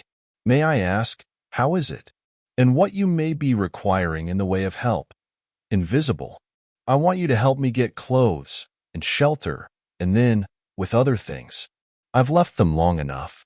If you won't, well, but you must." "Look here," said Mr. Marvel. "I'm too flabbergasted. Don't knock me about any more. And leave me go. I must get steady a bit. And you've pretty near broken my toe. It's all so unreasonable. Empty downs, empty sky. Nothing visible for miles except the bosom of nature. And then comes a voice out of heaven, and stones, and a fist, Lord. Pull yourself together," said the voice, "for you have to do the job I've chosen for you." Mr. Marvel blew out his cheeks, and his eyes were round. "I've chosen you," said the voice. "You are the only man except some of those fools down there who knows there is such a thing as an invisible man. You have to be my helper. Help me, and I will do great things for you. An invisible man is a man of power." He stopped for a moment to sneeze violently. "But if you betray me," he said, "if you fail to do as I direct you—" He paused and tapped Mr. Marvel's shoulder smartly. Mr. Marvel gave a yelp of terror at the touch. "I don't want to betray you," said Mr. Marvel, edging away from the direction of the fingers. "Don't you go a-thinking that, whatever you do. All I want to do is to help you. Just tell me what I got to do. Lord, whatever you want done, that I'm most willing to do." Chapter 10. Mr. Marvel's visit to Iping. After the first gusty panic had spent itself, Iping became argumentative. Skepticism suddenly reared its head. Rather nervous skepticism, not at all assured of its back, but skepticism nevertheless. It is so much easier not to believe in an invisible man. And those who had actually seen him dissolve into air, or felt the strength of his arm, could be counted on the fingers of two hands. And of these witnesses Mr. Wodgers was presently missing, having retired impregnably behind the bolts and bars of his own house, and Jaffers was lying stunned in the parlor of the Coach and Horses. Great and strange ideas transcending experience often have less effect upon men and women than smaller, more tangible considerations. Iping was gay with bunting, and everybody was in gala dress. Whit Monday had been looked forward to for a month or more. By the afternoon, even those who believed in the unseen were beginning to resume their little amusements in a tentative fashion, on the supposition that he had quite gone away, and with the skeptics he was already a jest. But people, skeptics and believers alike, were remarkably sociable all that day. Hazeman's Meadow was gay with a tent, in which Mrs. Bunting and other ladies were preparing tea, while without, The Sunday school children ran races and played games under the noisy guidance of the curate and the Mrs. Cuss and Sackbut. No doubt there was a slight uneasiness in the air, but people for the most part had the sense to conceal whatever imaginative qualms they experienced. On the village green an inclined strong rope, down which, clinging the while to a pulley-swung handle, one could be hurled violently against a sack at the other end, came in for considerable favor among the adolescents, as also did the swings and the coconut shies. There was also promenading, and the steam organ attached to a small roundabout filled the air with a pungent flavor of oil and with equally pungent music. Members of the club, who had attended church in the morning, were splendid in badges of pink and green, and some of the gayer-minded had also adorned their bowler hats with brilliant-colored favors of ribbon. Old Fletcher, whose conceptions of holiday-making were severe, was visible through the jasmine about his window or through the open door, whichever way you chose to look, poised delicately on a plank supported on 2 chairs, and whitewashing the ceiling of his front room. About 4 o'clock a stranger entered the village from the direction of the downs. He was a short, stout person in an extraordinarily shabby top hat, and he appeared to be very much out of breath. His cheeks were alternately limp and tightly puffed. His mottled face was apprehensive, and he moved with a sort of reluctant alacrity. He turned the corner of the church and directed his way to the coach and horses. Among others, old Fletcher remembers seeing him, and indeed the old gentleman was so struck by his peculiar agitation that he inadvertently allowed a quantity of whitewash to run down the brush into the sleeve of his coat while regarding him. This stranger, to the perceptions of the proprietor of the coconut shy, appeared to be talking to himself, and Mr. Huckster remarked the same thing. He stopped at the foot of the coach and horses' steps, and, according to Mr. Huckster, appeared to undergo a severe internal struggle before he could induce himself to enter the house. Finally, he marched up the steps, and was seen by Mr. Huckster to turn to the left and open the door of the parlor. Mr. Huckster heard voices from within the room and from the bar apprising the man of his error. "That room's private," said Hall, and the stranger shut the door clumsily and went into the bar. In the course of a few minutes he reappeared, wiping his lips with the back of his hand with an air of quiet satisfaction that somehow impressed Mr. Huckster as assumed. He stood looking about him for some moments, and then Mr. Huckster saw him walk in an oddly furtive manner towards the gates of the yard, upon which the parlor window opened. The stranger, after some hesitation, leant against one of the gate posts, produced a short clay pipe, and prepared to fill it. His fingers trembled while doing so. He lit it clumsily, and folding his arms began to smoke in a languid attitude, an attitude which his occasional glances up the yard altogether belied. All this Mr. Huckster saw over the canisters of the tobacco window, and the singularity of the man's behavior prompted him to maintain his observation. Presently the stranger stood up abruptly and put his pipe in his pocket. Then he vanished into the yard. Forthwith Mr. Huckster, conceiving he was witness of some petty larceny, leapt round his counter and ran out into the road to intercept the thief.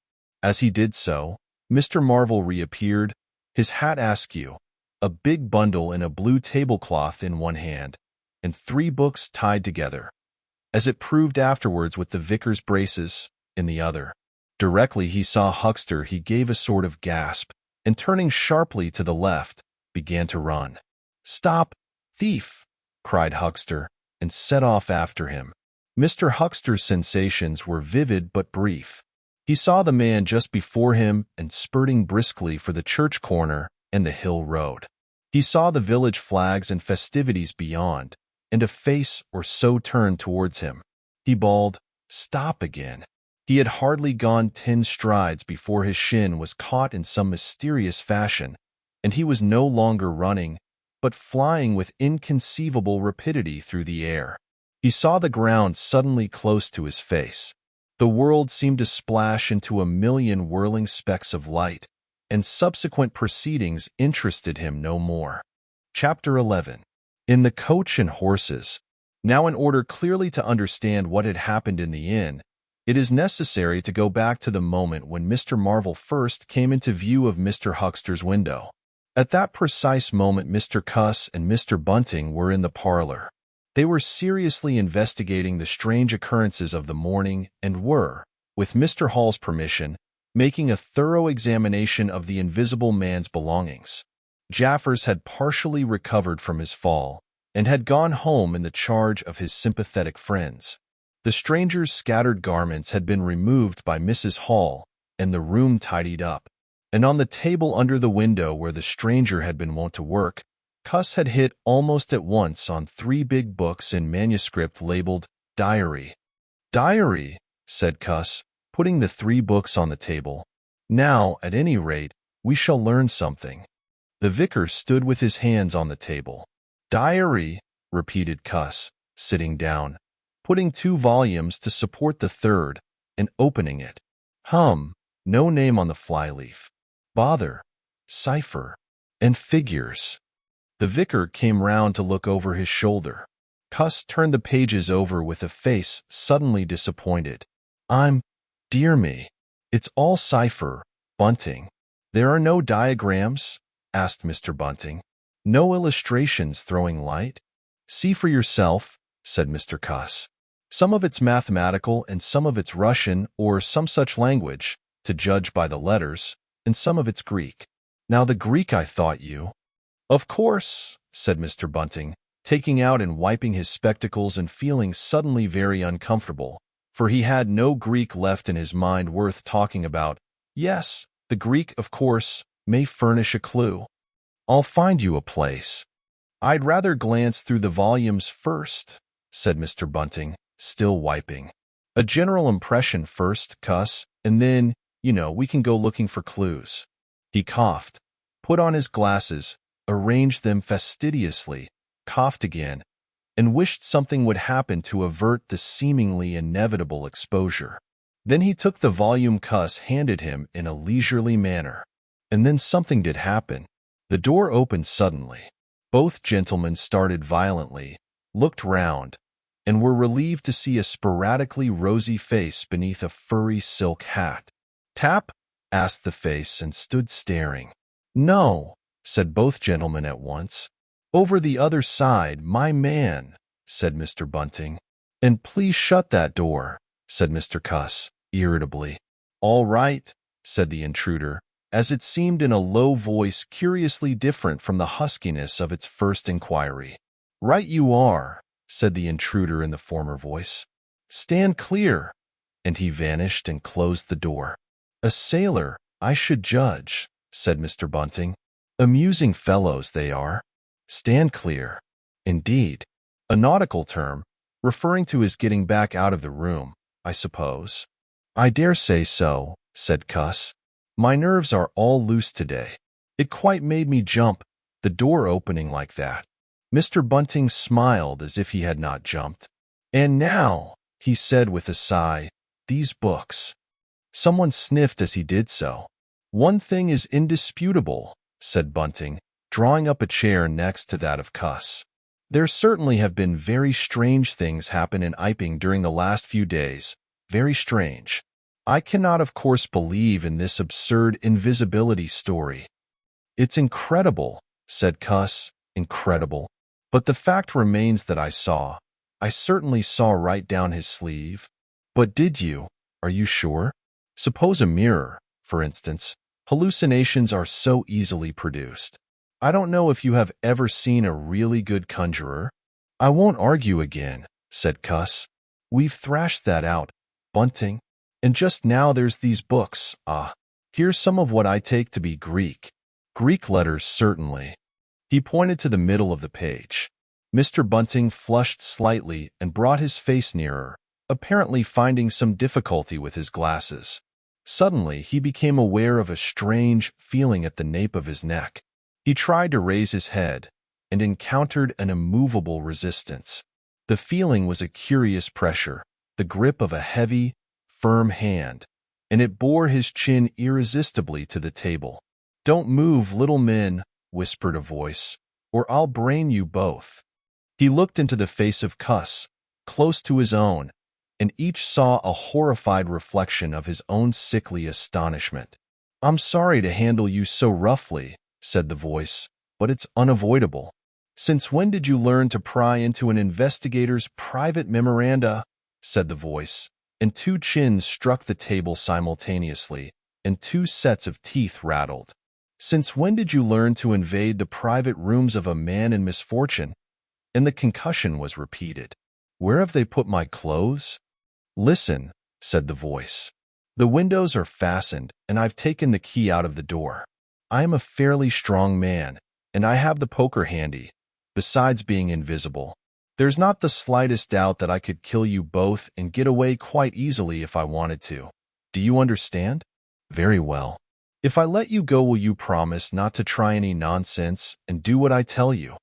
The vicar and the doctor looked at one another, and the doctor pulled a face. "Yes," said Mr. Bunting, and the doctor repeated it.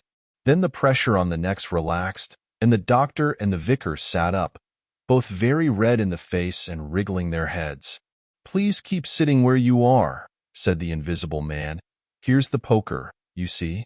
When I came into this room," continued the invisible man, after presenting the poker to the tip of the nose of each of his visitors, "I did not expect to find it occupied, and I expected to find, in addition to my books of memoranda, an outfit of clothing. Where is it? No, don't rise. I can see it's gone. Now, just at present, though the days are quite warm enough for an invisible man to run about stark, the evenings are quite chilly. I want clothing and other accommodation, and I must also have those 3 books."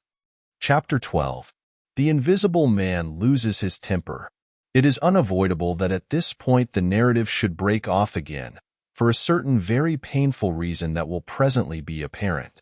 While these things were going on in the parlor, and while Mr. Huckster was watching Mr. Marvel smoking his pipe against the gate, not a dozen yards away were Mr. Hall and Teddy Henfrey discussing in a state of cloudy puzzlement the one Iping topic. Suddenly there came a violent thud against the door of the parlor, a sharp cry, and then silence. "Hullo," said Teddy Henfrey. "Hullo," from the tap. Mr. Hall took things in slowly but surely. "That ain't right," he said, and came round from behind the bar towards the parlor door. He and Teddy approached the door together, with intent faces.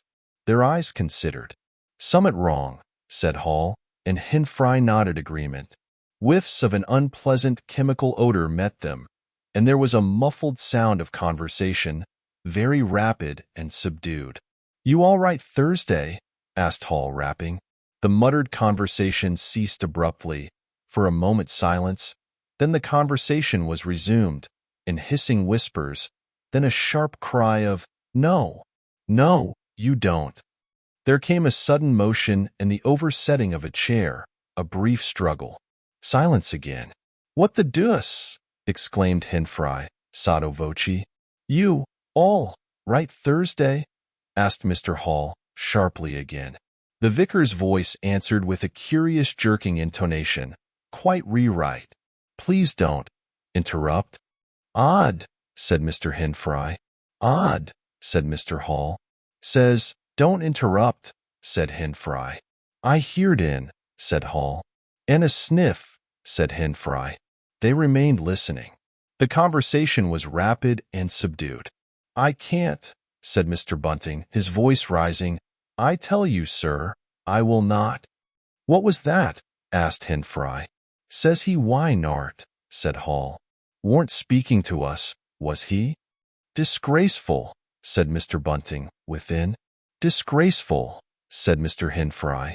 "I heard it, distinct." "Who's that speaking now?" asked Henfrey. "Mr. Cuss, I suppose," said Hall. "Can you hear anything?" Silence. The sounds within indistinct and perplexing. "Sounds like throwing the tablecloth about," said Hall. Mrs. Hall appeared behind the bar. Hall made gestures of silence and invitation. This aroused Mrs. Hall's wifely opposition. "What you're listening there for, Hall?" she asked. "Ain't you nothing better to do? Busy day like this?" Hall tried to convey everything by grimaces and dumb show, but Mrs. Hall was obdurate. She raised her voice. So Hall and Henfrey, rather crestfallen, tiptoed back to the bar, gesticulating to explain to her. At first she refused to see anything in what they had heard at all. Then she insisted on Hall keeping silence, while Henfrey told her his story. She was inclined to think the whole business nonsense. Perhaps they were just moving the furniture about. "I heard and say disgraceful, that I did," said Hall. "I heard that, Mrs. Hall," said Henfrey. "Like as not," began Mrs. Hall. "HSH," said Mr. Teddy Henfrey. "Didn't I hear the window?" "What window?" asked Mrs. Hall. "Parlor window," said Henfrey. Everyone stood listening intently. Mrs. Hall's eyes, directed straight before her, saw without seeing the brilliant oblong of the inn door, the road white and vivid, and Huckster's shop front blistering in the June sun. Abruptly Huckster's door opened and Huckster appeared, eyes staring with excitement, arms gesticulating. "Yap!" cried Huckster. "Stop, thief!" And he ran obliquely across the oblong towards the yard gates and vanished. Simultaneously came a tumult from the parlor and a sound of windows being closed. Hall, Henfrey, and the human contents of the tap rushed out at once pell-mell into the street. They saw someone whisk round the corner towards the road, and Mr. Huckster executing a complicated leap in the air that ended on his face and shoulder. Down the street people were standing astonished or running towards them. Mr. Huckster was stunned. Henfrey stopped to discover this, but Hall and the two laborers from the tap rushed at once to the corner, shouting incoherent things, and saw Mr. Marvel vanishing by the corner of the church wall. They appear to have jumped to the impossible conclusion that this was the invisible man suddenly become visible, and set off at once along the lane in pursuit. But Hall had hardly run a dozen yards before he gave a loud shout of astonishment and went flying headlong sideways, clutching one of the laborers and bringing him to the ground. He had been charged just as one charges a man at football. The second laborer came round in a circle, stared, and conceiving that Hall had tumbled over of his own accord, turned to resume the pursuit, only to be tripped by the ankle just as Huckster had been. Then, as the first laborer struggled to his feet, he was kicked sideways by a blow that might have felled an ox. As he went down, the rush from the direction of the village green came round the corner. The first to appear was the proprietor of the Coconut Shy, a burly man in a blue jersey. He was astonished to see the lane empty save for 3 men sprawling absurdly on the ground. And then something happened to his rearmost foot, and he went headlong and rolled sideways just in time to graze the feet of his brother and partner, following headlong. The two were then kicked, knelt on, fallen over, and cursed by quite a number of over-hasty people. Now when Hall and Henfrey and the laborers ran out of the house, Mrs. Hall, who had been disciplined by years of experience, remained in the bar next the till. And suddenly the parlor door was opened, and Mr. Cuss appeared, and without glancing at her rushed at once down the steps toward the corner. "Hold him," he cried. "Don't let him drop that parcel." He knew nothing of the existence of Marvel, for the invisible man had handed over the books and bundle in the yard. The face of Mr. Cuss was angry and resolute, but his costume was defective, a sort of limp white kilt that could only have passed muster in Greece. "Hold him," he bawled. "He's got my trousers, and every stitch of the vicar's clothes. Tend to him in a minute," he cried to Henfrey as he passed the prostrate Huckster, and, coming round the corner to join the tumult, was promptly knocked off his feet into an indecorous sprawl. Somebody in full flight trod heavily on his finger. He yelled, struggled to regain his feet, was knocked against and thrown on all fours again, and became aware that he was involved not in a capture, but a rout. Everyone was running back to the village. He rose again and was hit severely behind the ear. He staggered and set off back to the coach and horses forthwith, leaping over the deserted huckster, who was now sitting up on his way. Behind him, as he was halfway up the inn steps, he heard a sudden yell of rage, rising sharply out of the confusion of cries, and a sounding smack in someone's face. He recognized the voice as that of the Invisible Man, and the note was that of a man suddenly infuriated by a painful blow. In another moment, Mr. Cuss was back in the parlor. "He's coming back, Bunting," he said, rushing in. "Save yourself." Mr. Bunting was standing in the window, engaged in an attempt to clothe himself in the hearthrug and a West Surrey Gazette. "Who's coming?" he said, so startled that his costume narrowly escaped disintegration. "Invisible Man," said Cuss, and rushed on to the window. "We'd better clear out from here. He's fighting mad. Mad." In another moment he was out in the yard. "Good heavens," said Mr. Bunting, hesitating between two horrible alternatives. He heard a frightful struggle in the passage of the inn, and his decision was made. He clambered out of the window, adjusted his costume hastily, and fled up the village as fast as his fat little legs would carry him. From the moment when the Invisible Man screamed with rage and Mr. Bunting made his memorable flight up the village, it became impossible to give a consecutive account of affairs in Iping. Possibly the Invisible Man's original intention was simply to cover Marvel's retreat with the clothes and books. But his temper, at no time very good, seems to have gone completely at some chance blow, and forthwith he set to smiting and overthrowing, for the mere satisfaction of hurting. You must figure the street full of running figures, of doors slamming and fights for hiding places. You must figure the tumult suddenly striking on the unstable equilibrium of old Fletcher's planks and 2 chairs, with cataclysmic results. You must figure an appalled couple caught dismally in a swing. And then the whole tumultuous rush has passed, and the Iping street with its gods and flags is deserted save for the still raging unseen, and littered with coconuts, overthrown canvas screens, and the scattered stock in trade of a sweetstuff stall. Everywhere there is a sound of closing shutters and shoving bolts, and the only visible humanity is an occasional flitting eye under a raised eyebrow in the corner of a window pane.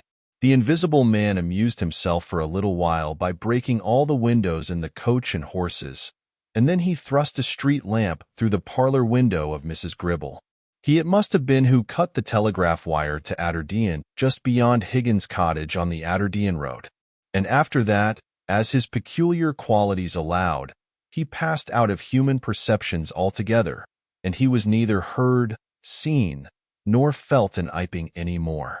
He vanished absolutely, but it was the best part of 2 hours before any human being ventured out again into the desolation of Iping Street. Chapter 13. Mr. Marvel discusses his resignation. When the dusk was gathering and Iping was just beginning to peep timorously forth again upon the shattered wreckage of its bank holiday, a short, thick-set man in a shabby silk hat was marching painfully through the twilight behind the beechwoods on the road to Bramblehurst. He carried 3 books bound together by some sort of ornamental elastic ligature, and a bundle wrapped in a blue tablecloth.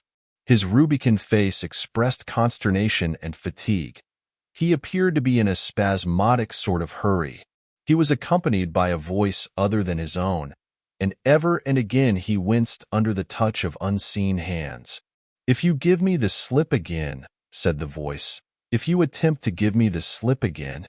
"Lord," said Mr. Marvel, "that shoulder's a mass of bruises as it is."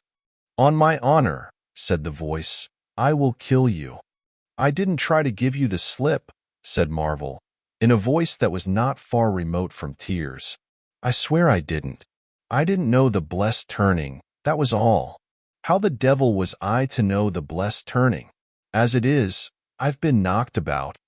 "You'll get knocked about a great deal more if you don't mind," said the voice, and Mr. Marvel abruptly became silent. He blew out his cheeks, and his eyes were eloquent of despair. "It's bad enough to let these floundering yokels explode my little secret without your cutting off with my books. It's lucky for some of them they cut and ran when they did. Here am I. No one knew I was invisible. And now what am I to do?" "What am I to do?" asked Marvel sotto voce. "It's all about. It will be in the papers. Everybody will be looking for me. Everyone on their guard. The voice broke off into vivid curses and ceased. The despair of Mr. Marvel's face deepened, and his pace slackened. "Go on," said the voice. Mr. Marvel's face assumed a grayish tint between the ruddier patches. "Don't drop those books, stupid," said the voice, sharply, overtaking him. "The fact is," said the voice, "I shall have to make use of you. You're a poor tool, but I must." "I'm a miserable tool," said Marvel.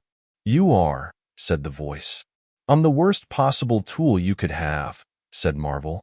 "I'm not strong," he said after a discouraging silence. "I'm not overstrong," he repeated. "No?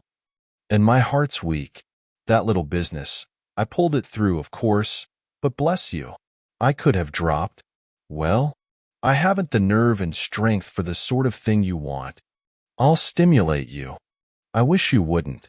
I wouldn't like to mess up your plans, you know, but I might, out of sheer funk and misery." "You'd better not," said the voice with quiet emphasis. "I wish I was dead," said Marvel. "It ain't justice," he said. "You must admit. It seems to me I've a perfect right." "Get on," said the voice. Mr. Marvel mended his pace, and for a time they went in silence again. "It's devilish hard," said Mr. Marvel. This was quite ineffectual. He tried another tack. "What do I make by it?" he began again in a tone of unendurable wrong. "Oh, shut up," said the voice with sudden, amazing vigor. "I'll see to you all right. You do what you're told. You'll do it all right.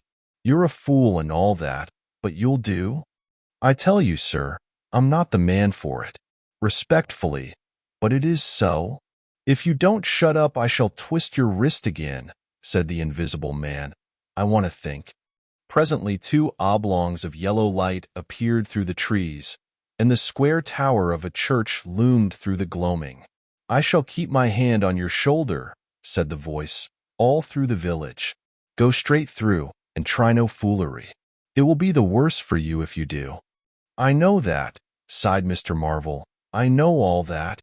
The unhappy-looking figure in the obsolete silk hat passed up the street of the little village with his burdens, and vanished into the gathering darkness beyond the lights of the windows.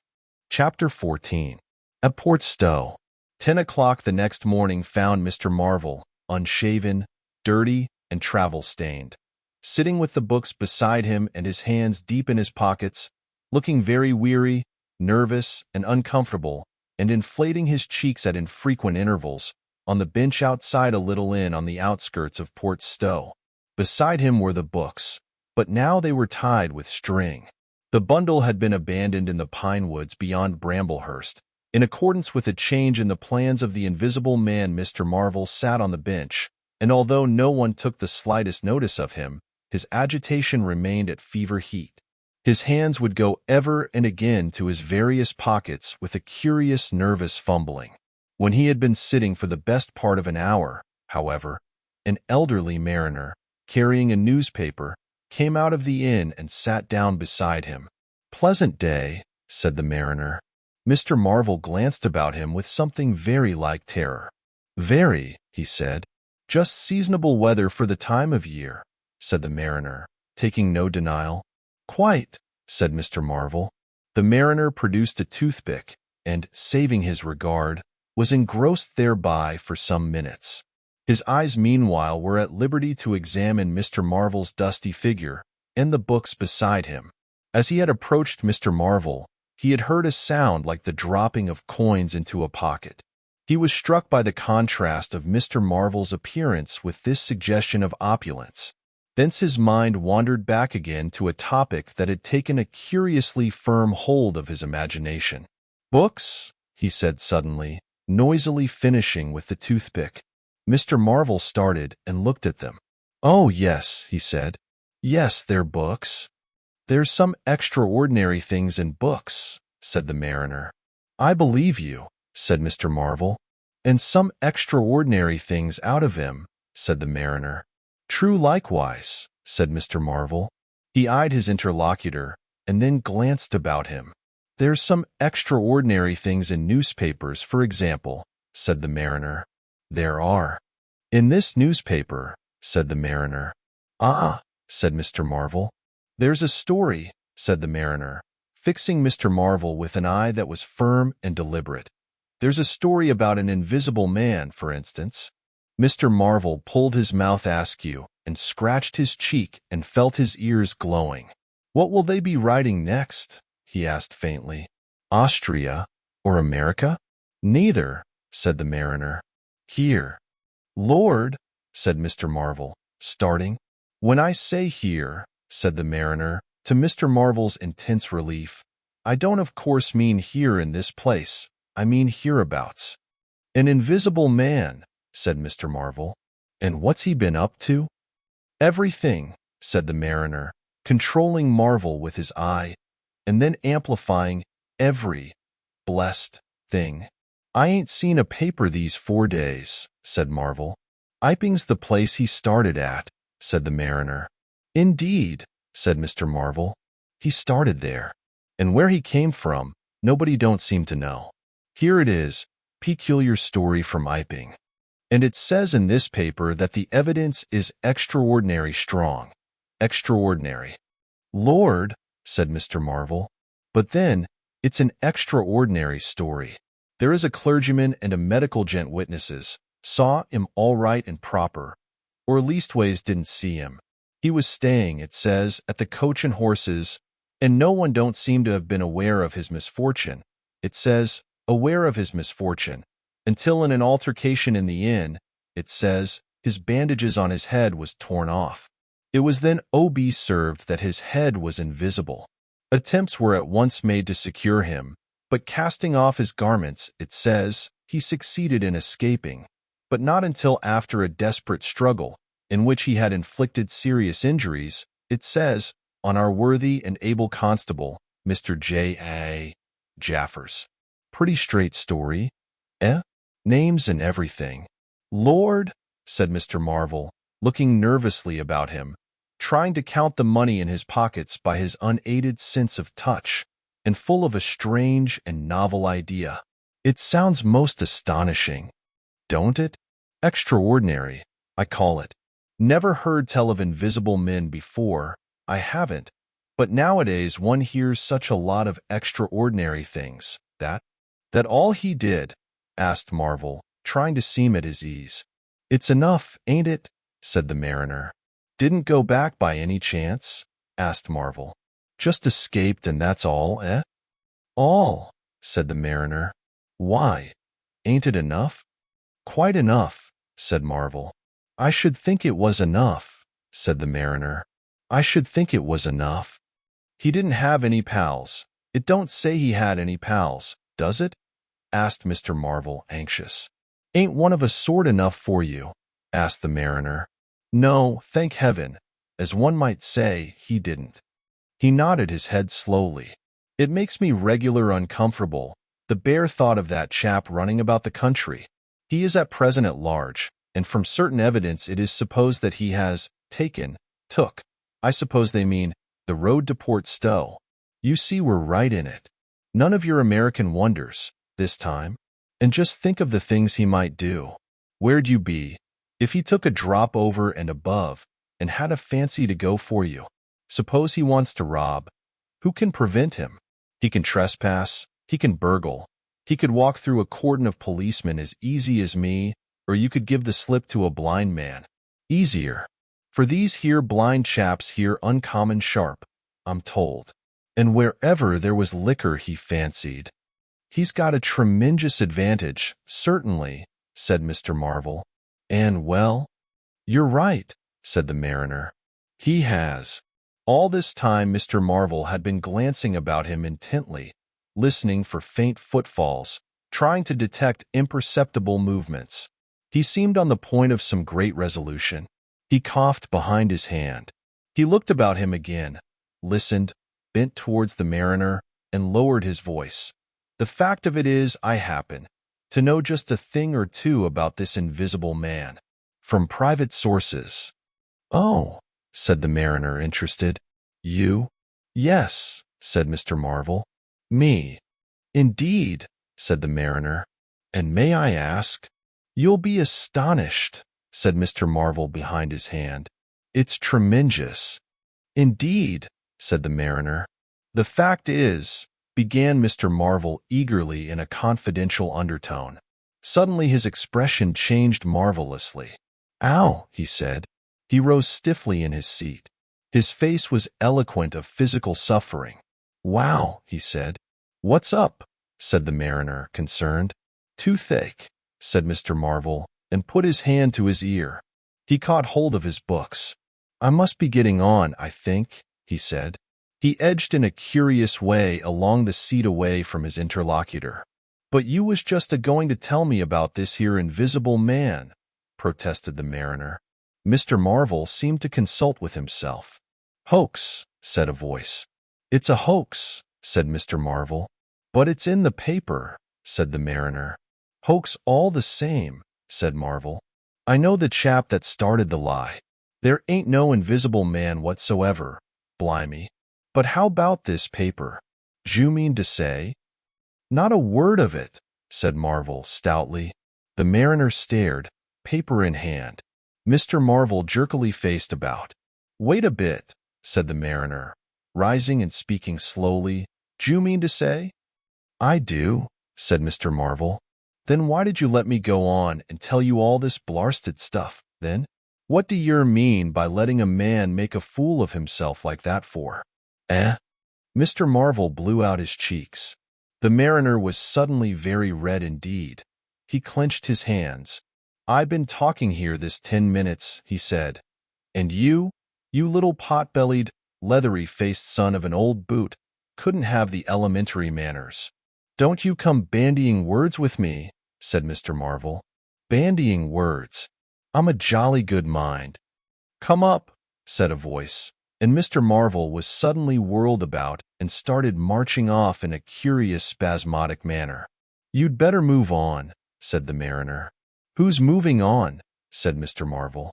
He was receding obliquely with a curious hurrying gait, with occasional violent jerks forward. Some way along the road he began a muttered monologue, protests and recriminations. "Silly devil," said the mariner, legs wide apart, elbows akimbo, watching the receding figure. "I'll show you, you silly ass, hoaxing me. It's here, on the paper." Mr. Marvel retorted incoherently and, receding, was hidden by a bend in the road. But the mariner still stood magnificent in the midst of the way, until the approach of a butcher's cart dislodged him. Then he turned himself towards Port Stowe. "Full of extraordinary asses," he said softly to himself. "Just to take me down a bit, that was his silly game. It's on the paper." And there was another extraordinary thing he was presently to hear that had happened quite close to him, and that was a vision of a fistful of money, no less, traveling without visible agency, along by the wall at the corner of St. Michael's Lane. A brother mariner had seen this wonderful sight that very morning. He had snatched at the money forthwith and had been knocked headlong, and when he had got to his feet the butterfly money had vanished. Our mariner was in the mood to believe anything, he declared, but that was a bit too stiff. Afterwards, however, he began to think things over. The story of the flying money was true, and all about that neighborhood, even from the august London and Country Banking Company, from the tills of shops and inns, doors standing that sunny weather entirely open. Money had been quietly and dexterously making off that day in handfuls and rouleaus, floating quietly along by walls and shady places, dodging quickly from the approaching eyes of men. And it had, though no man had traced it, invariably ended its mysterious flight in the pocket of that agitated gentleman in the obsolete silk hat, sitting outside the little inn on the outskirts of Port Stowe. It was 10 days after, and indeed only when the Burdock story was already old, that the mariner collated these facts and began to understand how near he had been to the wonderful invisible man. Chapter 15. The Man Who Was Running. In the early evening time Dr. Kemp was sitting in his study in the Belvedere on the hill overlooking Burdock. It was a pleasant little room, with 3 windows, north, west, and south, and bookshelves covered with books and scientific publications, and a broad writing table, and under the north window, a microscope, glass slips, minute instruments, some cultures, and scattered bottles of reagents. Dr. Kemp's solar lamp was lit, albeit the sky was still bright with the sunset light, and his blinds were up because there was no offense of peering outsiders to require them pulled down. Dr. Kemp was a tall and slender young man, with flaxen hair and a mustache almost white, and the work he was upon would earn him, he hoped, the fellowship of the Royal Society, so highly did he think of it. And his eye, presently wandering from his work, caught the sunset blazing at the back of the hill that is over against his own. For a minute perhaps he sat, pen in mouth, admiring the rich golden color above the crest, and then his attention was attracted by the little figure of a man, inky black, running over the hill brow towards him. He was a shortish little man, and he wore a high hat, and he was running so fast that his legs verily twinkled. "Another of those fools," said Dr. Kemp, "like that ass who ran into me this morning round a corner, with the visible man a-coming, sir. I can't imagine what possesses people. One might think we were in the 13th century." He got up, went to the window, and stared at the dusky hillside, and the dark little figure tearing down it. "He seems in a confounded hurry," said Dr. Kemp, "but he doesn't seem to be getting on. If his pockets were full of lead, he couldn't run heavier." "Spurted, sir," said Dr. Kemp. In another moment, the higher of the villas that had clambered up the hill from Burdock had occulted the running figure. He was visible again for a moment, and then again, 3 times between the 3 detached houses that came next, and then the terrace hid him. "Asses," said Dr. Kemp, swinging round on his heel and walking back to his writing table. But those who saw the fugitive nearer and perceived the abject terror on his perspiring face, being themselves in the open roadway, did not share in the doctor's contempt. By the man pounded, and as he ran he chinked like a well-filled purse that is tossed to and fro. He looked neither to the right nor the left, but his dilated eyes stared straight downhill to where the lamps were being lit and the people were crowded in the street. And his ill-shaped mouth fell apart, and a glary foam lay on his lips, and his breath came hoarse and noisy. All he passed stopped and began staring up the road and down, and interrogating one another with an inkling of discomfort for the reason of his haste. And then presently, far up the hill, a dog playing in the road yelped and ran under a gate, and as they still wondered something, a wind, a pad, pad, pad, a sound like a panting breathing, rushed by. People screamed. People sprang off the pavement. It passed in shouts. It passed by instinct down the hill. They were shouting in the street before Marvel was halfway there. They were bolting into houses and slamming the doors behind them, with the news. He heard it and made one last desperate spurt. Fear came striding by, rushed ahead of him, and in a moment had seized the town. The Invisible Man is coming. The Invisible Man. Chapter 16. In the Jolly Cricketers. The Jolly Cricketers is just at the bottom of the hill, where the tram lines begin. The barman leant his fat red arms on the counter and talked of horses with an anemic cabman, while a black-bearded man in gray snapped up biscuit and cheese, drank Burton, and conversed in American with a policeman off duty. "What's the shouting about?" said the anemic cabman, going off at a tangent, trying to see up the hill over the dirty yellow blind in the low window of the inn. "Somebody ran by outside." "Fire, perhaps," said the barman. Footsteps approached, running heavily. The door was pushed open violently, and Marvel, weeping and disheveled, his hat gone, the neck of his coat torn open, rushed in, made a convulsive turn, and attempted to shut the door. It was held half open by a strap. "Coming!" he bawled, his voice shrieking with terror. "He's coming. The Visible Man. After me. For God's sake. Help! Help! Help!" "Shut the doors," said the policeman. "Who's coming?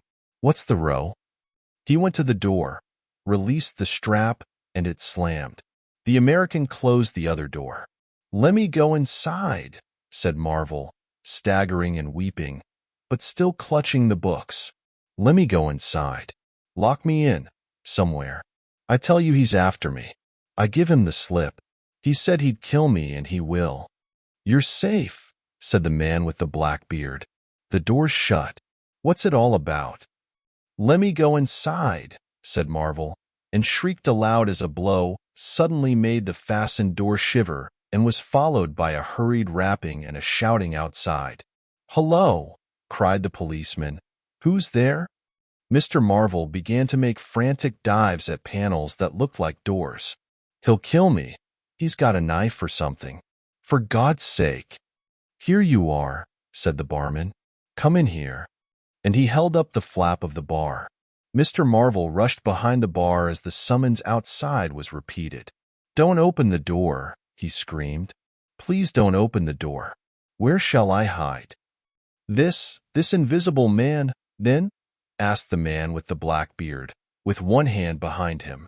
"I guess it's about time we saw him." The window of the inn was suddenly smashed in, and there was a screaming and running to and fro in the street. The policeman had been standing on the settee staring out, craning to see who was at the door. He got down with raised eyebrows. "It's that," he said. The barman stood in front of the bar parlor door, which was now locked on Mr. Marvel, stared at the smashed window, and came round to the two other men. Everything was suddenly quiet. "I wish I had my truncheon," said the policeman, going irresolutely to the door. "Once we open, and he comes, there's no stopping him." "Don't you be in too much hurry about that door," said the anemic cabman, anxiously. "Draw the bolts," said the man with the black beard. "And if he comes," he showed a revolver in his hand. "That won't do," said the policeman. "That's murder." "I know what country I'm in," said the man with the beard. "I'm going to let off at his legs. Draw the bolts." "Not with that blinking thing going off behind me," said the barman, craning over the blind. "Very well," said the man with the black beard, and stooping down, revolver ready, drew them himself. Barman, cabman, and policeman faced about. "Come in," said the bearded man in an undertone, standing back and facing the unbolted doors with his pistol behind him. No one came in. The door remained closed. 5 minutes afterwards, when a second cabman pushed his head in cautiously, they were still waiting, and an anxious face peered out of the bar parlor and supplied information. "Are all the doors of the house shut?" asked Marvel. "He's going round, prowling round. He's as artful as the devil." "Good Lord," said the burly barman. "There's the back. Just watch them doors. I say." He looked about him helplessly. The bar parlor door slammed, and they heard the key turn. "There's the yard door and the private door." "The yard door?" He rushed out of the bar. In a minute he reappeared with a carving knife in his hand. "The yard door was open," he said, and his fat underlip dropped. "He may be in the house now," said the first cabman. "He's not in the kitchen," said the barman. "There's 2 women there, and I've stabbed every inch of it with this little beef slicer. And they don't think he's come in. They haven't noticed." "Have you fastened it?" asked the first cabman. "I'm out of frocks," said the barman. The man with the beard replaced his revolver, and even as he did so the flap of the bar was shut down and the bolt clicked, and then with a tremendous thud the catch of the door snapped and the bar parlor door burst open. They heard Marvel squeal like a caught leveret, and forthwith they were clambering over the bar to his rescue. The bearded man's revolver cracked, and the looking-glass at the back of the parlor starred and came smashing and tinkling down. As the barman entered the room he saw Marvel, curiously crumpled up and struggling against the door that led to the yard and kitchen.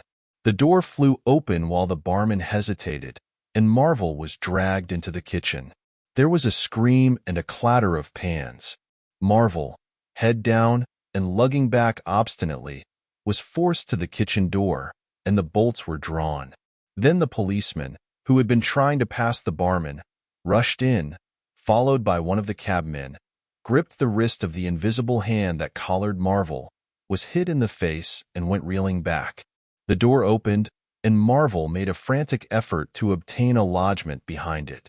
Then the cabman collared something. "I got him," said the cabman. The barman's red hands came clawing at the unseen.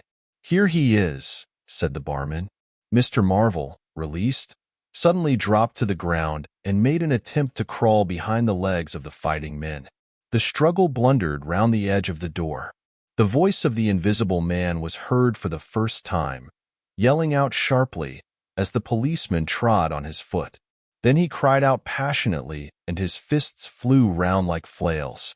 The cabman suddenly hooped and doubled up, kicked under the diaphragm.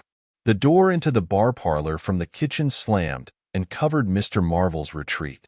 The men in the kitchen found themselves clutching at and struggling with empty air. "Where's he gone?" cried the man with the beard. "Out." "This way," said the policeman, stepping into the yard and stopping. A piece of tile whizzed by his head and smashed among the crockery on the kitchen table. "I'll show him," shouted the man with the black beard, and suddenly a steel barrel shone over the policeman's shoulder, and 5 bullets had followed one another into the twilight whence the missile had come.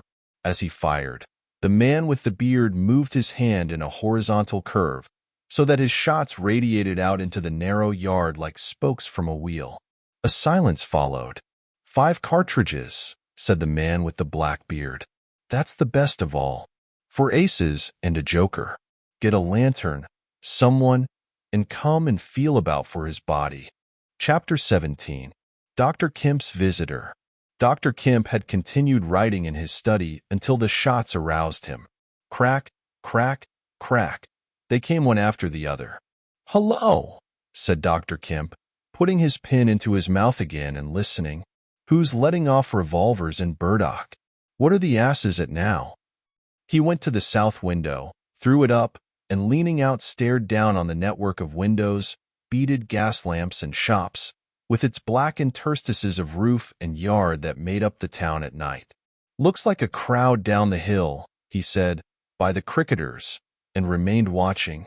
Thence his eyes wandered over the town to far away where the ship's lights shone, and the pier glowed, a little illuminated, faceted pavilion like a gem of yellow light. The moon in its first quarter hung over the westward hill, and the stars were clear and almost tropically bright. After 5 minutes, during which his mind had traveled into a remote speculation of social conditions of the future, and lost itself at last over the time dimension, Dr. Kemp roused himself with a sigh, pulled down the window again, and returned to his writing desk. It must have been about an hour after this that the front door bell rang. He had been writing slackly, and with intervals of abstraction, since the shots. He sat listening. He heard the servant answer the door, and waited for her feet on the staircase, but she did not come. "Wonder what that was," said Dr. Kemp.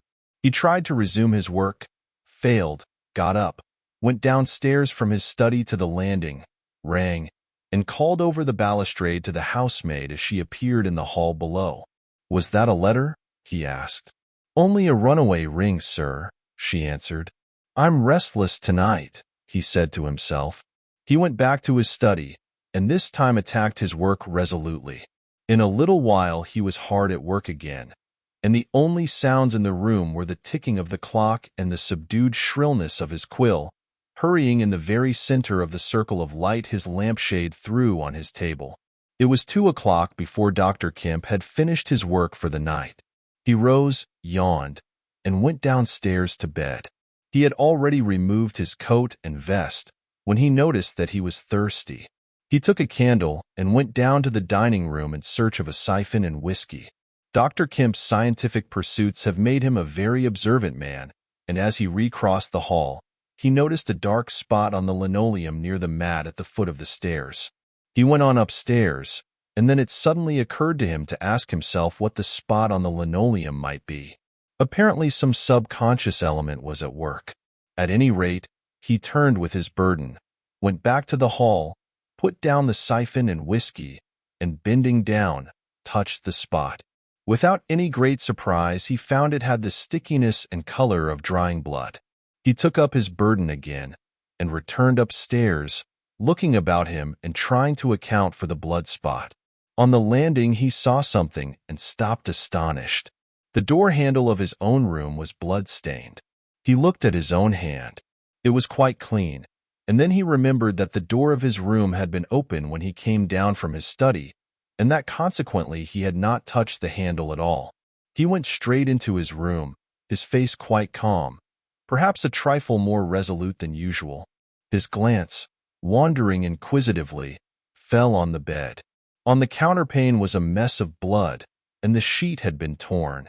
He had not noticed this before because he had walked straight to the dressing table.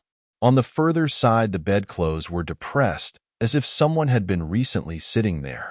Then he had an odd impression that he had heard a low voice say, "Good heavens, Kemp?" But Dr. Kemp was no believer in voices. He stood staring at the tumbled sheets. Was that really a voice? He looked about again, but noticed nothing further than the disordered and blood-stained bed. Then he distinctly heard a movement across the room, near the washhand stand. All men, however highly educated, retain some superstitious inklings. The feeling that is called eerie came upon him. He closed the door of the room, came forward to the dressing table, and put down his burdens. Suddenly, with a start, he perceived a coiled and blood-stained bandage of linen rag hanging in midair, between him and the washhand stand. He stared at this in amazement. It was an empty bandage, a bandage properly tied but quite empty. He would have advanced to grasp it, but a touch arrested him, and a voice speaking quite close to him.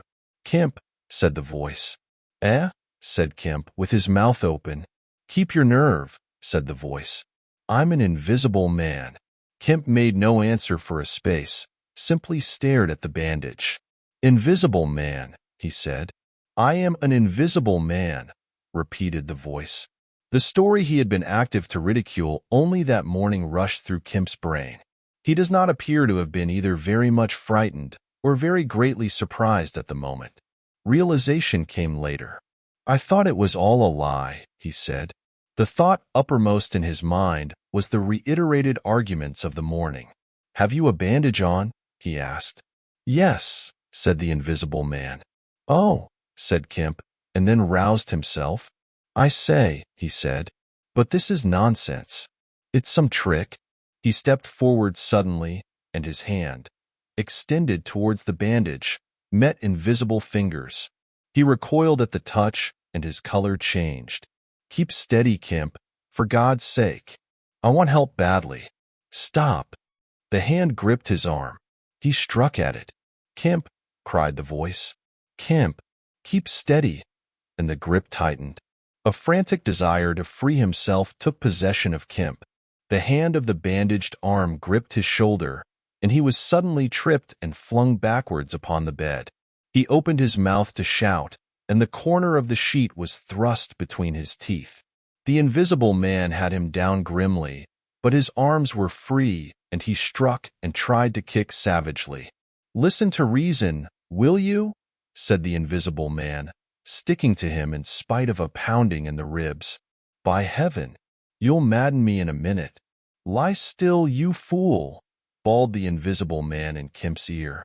Kemp struggled for another moment, and then lay still. "If you shout, I'll smash your face," said the invisible man, relieving his mouth. "I'm an invisible man. It's no foolishness and no magic. I really am an invisible man, and I want your help. I don't want to hurt you, but if you behave like a frantic rustic, I must. Don't you remember me, Kemp? Griffin, of University College?" "Let me get up," said Kemp. "I'll stop where I am, and let me sit quiet for a minute." He sat up and felt his neck. "I am Griffin, of University College, and I have made myself invisible. I am just an ordinary man, a man you have known, made invisible." "Griffin?" said Kemp. "Griffin," answered the voice. "A younger student than you were, almost an albino, 6 feet high and broad, with a pink and white face and red eyes, who won the medal for chemistry." "I am confused," said Kemp. "My brain is rioting. What has this to do with Griffin?" "I am Griffin." Kemp thought. "It's horrible," he said.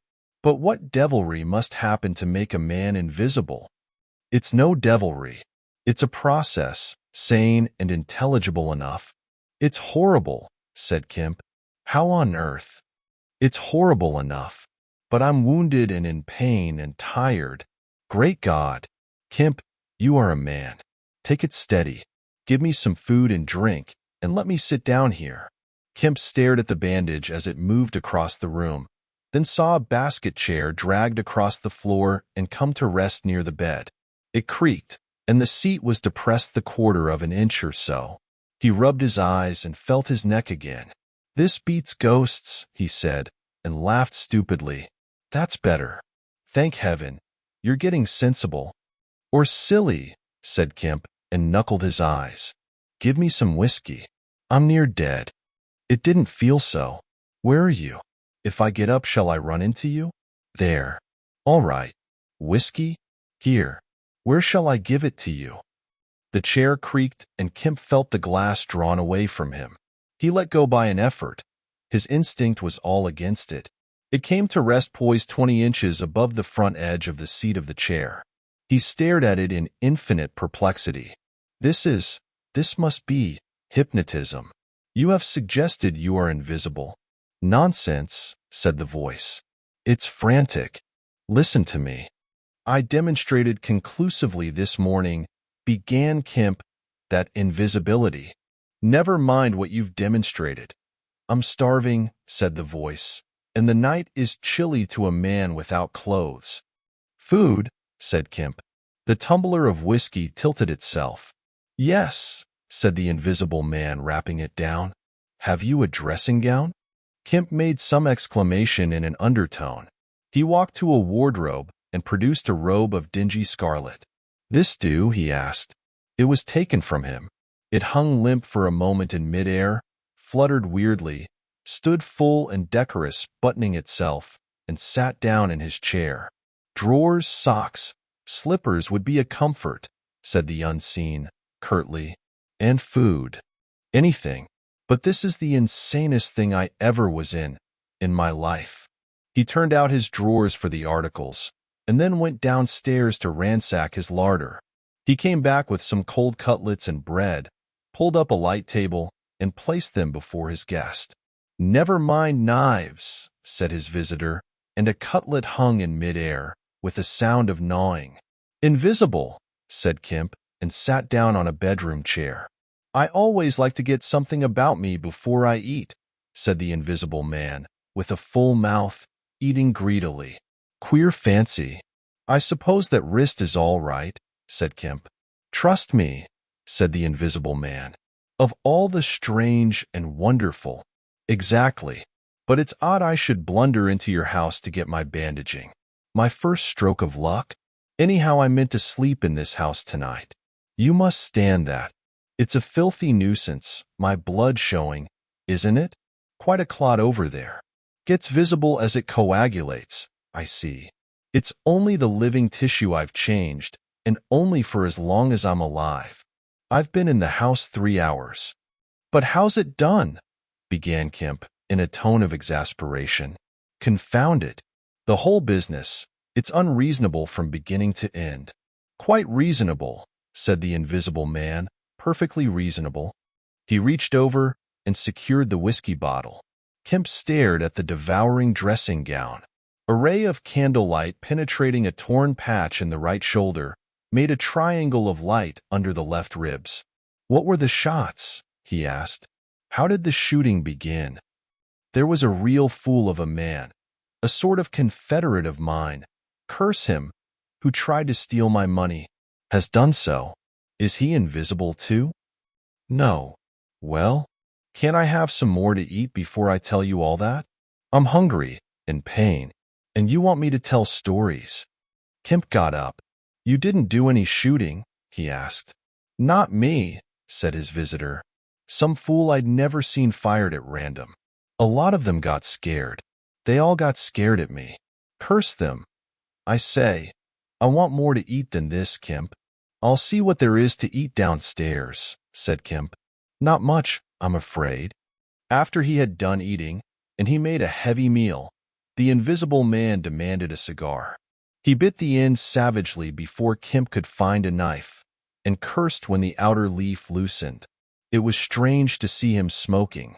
His mouth and throat, pharynx and nares, became visible as a sort of whirling smoke cast. "This blessed gift of smoking," he said, and puffed vigorously. "I'm lucky to have fallen upon you, Kemp. You must help me. Fancy tumbling on you just now. I'm in a devilish scrape. I've been mad, I think. The things I have been through. But we will do things yet. Let me tell you." He helped himself to more whiskey and soda. Kemp got up, looked about him, and fetched a glass from his spare room. "It's wild, but I suppose I may drink. You haven't changed much, Kemp, these dozen years. You fair men don't. Cool and methodical, after the first collapse. I must tell you, we will work together." "But how was it all done?" said Kemp. "And how did you get like this? For God's sake, let me smoke in peace for a little while, and then I will begin to tell you." But the story was not told that night. The Invisible Man's wrist was growing painful. He was feverish, exhausted, and his mind came round to brood upon his chase down the hill and the struggle about the inn. He spoke in fragments of marvel. He smoked faster. His voice grew angry. Kemp tried to gather what he could. "He was afraid of me. I could see that he was afraid of me," said the Invisible Man many times over. "He meant to give me the slip. He was always casting about. What a fool I was. The cur. I should have killed him." "Where did you get the money?" asked Kemp, abruptly. The Invisible Man was silent for a space. "I can't tell you tonight," he said. He groaned suddenly and leant forward, supporting his invisible head on invisible hands. "Kemp," he said, "I've had no sleep for near 3 days, except a couple of dozes of an hour or so. I must sleep soon. Well, have my room, have this room. But how can I sleep? If I sleep, he will get away. Ugh, what does it matter?" "What's the shot wound?" asked Kemp, abruptly. "Nothing, scratch and blood." "Oh God, how I want sleep." "Why not?" The Invisible Man appeared to be regarding Kemp. "Because I've a particular objection to being caught by my fellow men," he said slowly. Kemp started. "Fool that I am," said the Invisible Man, striking the table smartly. "I've put the idea into your head." Chapter 18. The Invisible Man sleeps. Exhausted and wounded as the Invisible Man was, he refused to accept Kemp's word that his freedom should be respected. He examined the 2 windows of the bedroom, drew up the blinds, and opened the sashes, to confirm Kemp's statement that a retreat by them would be possible. Outside, the night was very quiet and still, and the new moon was setting over the down. Then he examined the keys of the bedroom and the 2 dressing-room doors, to satisfy himself that these also could be made an assurance of freedom. Finally, he expressed himself satisfied. He stood on the hearthrug, and Kemp heard the sound of a yawn. "I'm sorry," said the Invisible Man, "if I cannot tell you all that I have done tonight, but I am worn out. It's grotesque, no doubt. It's horrible. But believe me, Kemp, in spite of your arguments of this morning, it is quite a possible thing. I have made a discovery. I meant to keep it to myself. I can't. I must have a partner. And you? We can do such things. But tomorrow. Now, Kemp, I feel as though I must sleep or perish." Kemp stood in the middle of the room, staring at the headless garment. "I suppose I must leave you," he said. "It's incredible. 3 things happening like this, overturning all my preconceptions, would make me insane. But it's real. Is there anything more that I can get you?" "Only bid me good night," said Griffin. "Good night," said Kemp, and shook an invisible hand. He walked sideways to the door. Suddenly the dressing gown walked quickly towards him. "Understand me," said the dressing gown. "No attempts to hamper me, or capture me, or—" Kemp's face changed a little. "I thought I gave you my word," he said. Kemp closed the door softly behind him, and the key was turned upon him forthwith. Then, as he stood with an expression of passive amazement on his face, the rapid feet came to the door of the dressing room, and that too was locked. Kemp slapped his brow with his hand. Am I dreaming? Has the world gone mad? Or have I? He laughed and put his hand to the locked door. Barred out of my own bedroom by a flagrant absurdity, he said. He walked to the head of the staircase, turned, and stared at the locked doors. It's fact, he said. He put his fingers to his slightly bruised neck. Undeniable fact. But he shook his head hopelessly, turned, and went downstairs. He lit the dining room lamp, got out a cigar, and began pacing the room, ejaculating. Now and then he would argue with himself. Invisible, he said. Is there such a thing as an invisible animal? In the sea, yes. Thousands, millions. All the larvae, all the little nauplii and tornarius, all the microscopic things, the jellyfish. In the sea there are more things invisible than visible. I never thought of that before. And in the ponds too. All those little pond-life things, specks of colorless translucent jelly. But in air? No, it can't be. But after all, why not? If a man was made of glass, he would still be visible. His meditation became profound. The bulk of 3 cigars had passed into the invisible or diffused as a white ash over the carpet before he spoke again. Then it was merely an exclamation. He turned aside, walked out of the room, and went into his little consulting room and lit the gas there. It was a little room, because Dr. Kemp did not live by practice, and in it were the day's newspapers. The morning's paper lay carelessly opened and thrown aside. He caught it up, turned it over, and read the account of a strange story from Iping that the mariner at Port Stowe had spelt over so painfully to Mr. Marvel. Kemp read it swiftly. Wrapped up, said Kemp. Disguised. Hiding it. No one seems to have been aware of his misfortune. What the devil is his game? He dropped the paper, and his eye went seeking. Ah, he said, and caught up the St. James Gazette, lying folded up as it arrived. Now we shall get at the truth, said Dr. Kemp. He rent the paper open. A couple of columns confronted him. An entire village in Sussex goes mad, was the heading. Good heavens, said Kemp, reading eagerly an incredulous account of the events in Iping of the previous afternoon that have already been described. Over the leaf the report in the morning paper had been reprinted. He reread it, ran through the streets striking right and left. Jaffers insensible. Mr. Huckster in great pain, still unable to describe what he saw. Painful humiliation. Vicar. Woman ill with terror. Windows smashed. This extraordinary story probably a fabrication. Too good not to print. Cum grano. He dropped the paper and stared blankly in front of him. Probably a fabrication. He caught up the paper again and reread the whole business. But when does the tramp come in? Why the deuce was he chasing a tramp? He sat down abruptly on the surgical bench. He's not only invisible, he said, but he's mad. Homicidal. When dawn came to mingle its pallor with the lamplight and cigar smoke of the dining room, Kemp was still pacing up and down, trying to grasp the incredible. He was altogether too excited to sleep. His servants, descending sleepily, discovered him, and were inclined to think that overstudy had worked this ill on him. He gave them extraordinary but quite explicit instructions to lay breakfast for 2 in the Belvedere study, and then to confine themselves to the basement and ground floor. Then he continued to pace the dining room until the morning's paper came. That had much to say and little to tell, beyond the confirmation of the evening before, and a very badly written account of another remarkable tale from Port Burdock. This gave Kemp the essence of the happenings at the Jolly Cricketers, in the name of Marvel. He has made me keep with him 24 hours, Marvel testified. Certain minor facts were added to the Iping story, notably the cutting of the village telegraph wire.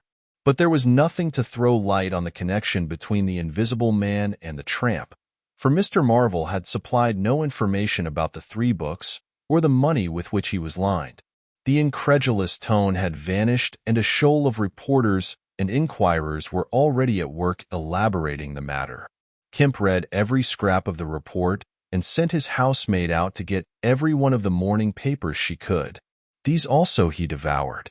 "He is invisible," he said, "and it reads like rage growing to mania. The things he may do. The things he may do. And he's upstairs free as the air. What on earth ought I to do? For instance, would it be a breach of faith if—" No. He went to a little untidy desk in the corner and began a note. He tore this up half-written and wrote another. He read it over and considered it. Then he took an envelope and addressed it to Colonel Addy, Port Burdock. The invisible man awoke even as Kemp was doing this. He awoke in an evil temper, and Kemp, alert for every sound, heard his pattering feet rush suddenly across the bedroom overhead. Then a chair was flung over and the washhand stand tumbler smashed. Kemp hurried upstairs and rapped eagerly. Chapter 19. Certain First Principles. "What's the matter?" asked Kemp, when the invisible man admitted him. "Nothing," was the answer. "But, confound it, the smash?" "Fit of temper," said the invisible man. "Forgot this arm, and it's sore." "You're rather liable to that sort of thing." "I am." Kemp walked across the room and picked up the fragments of broken glass. "All the facts are out about you," said Kemp, standing up with the glass in his hand. "All that happened in Iping and down the hill.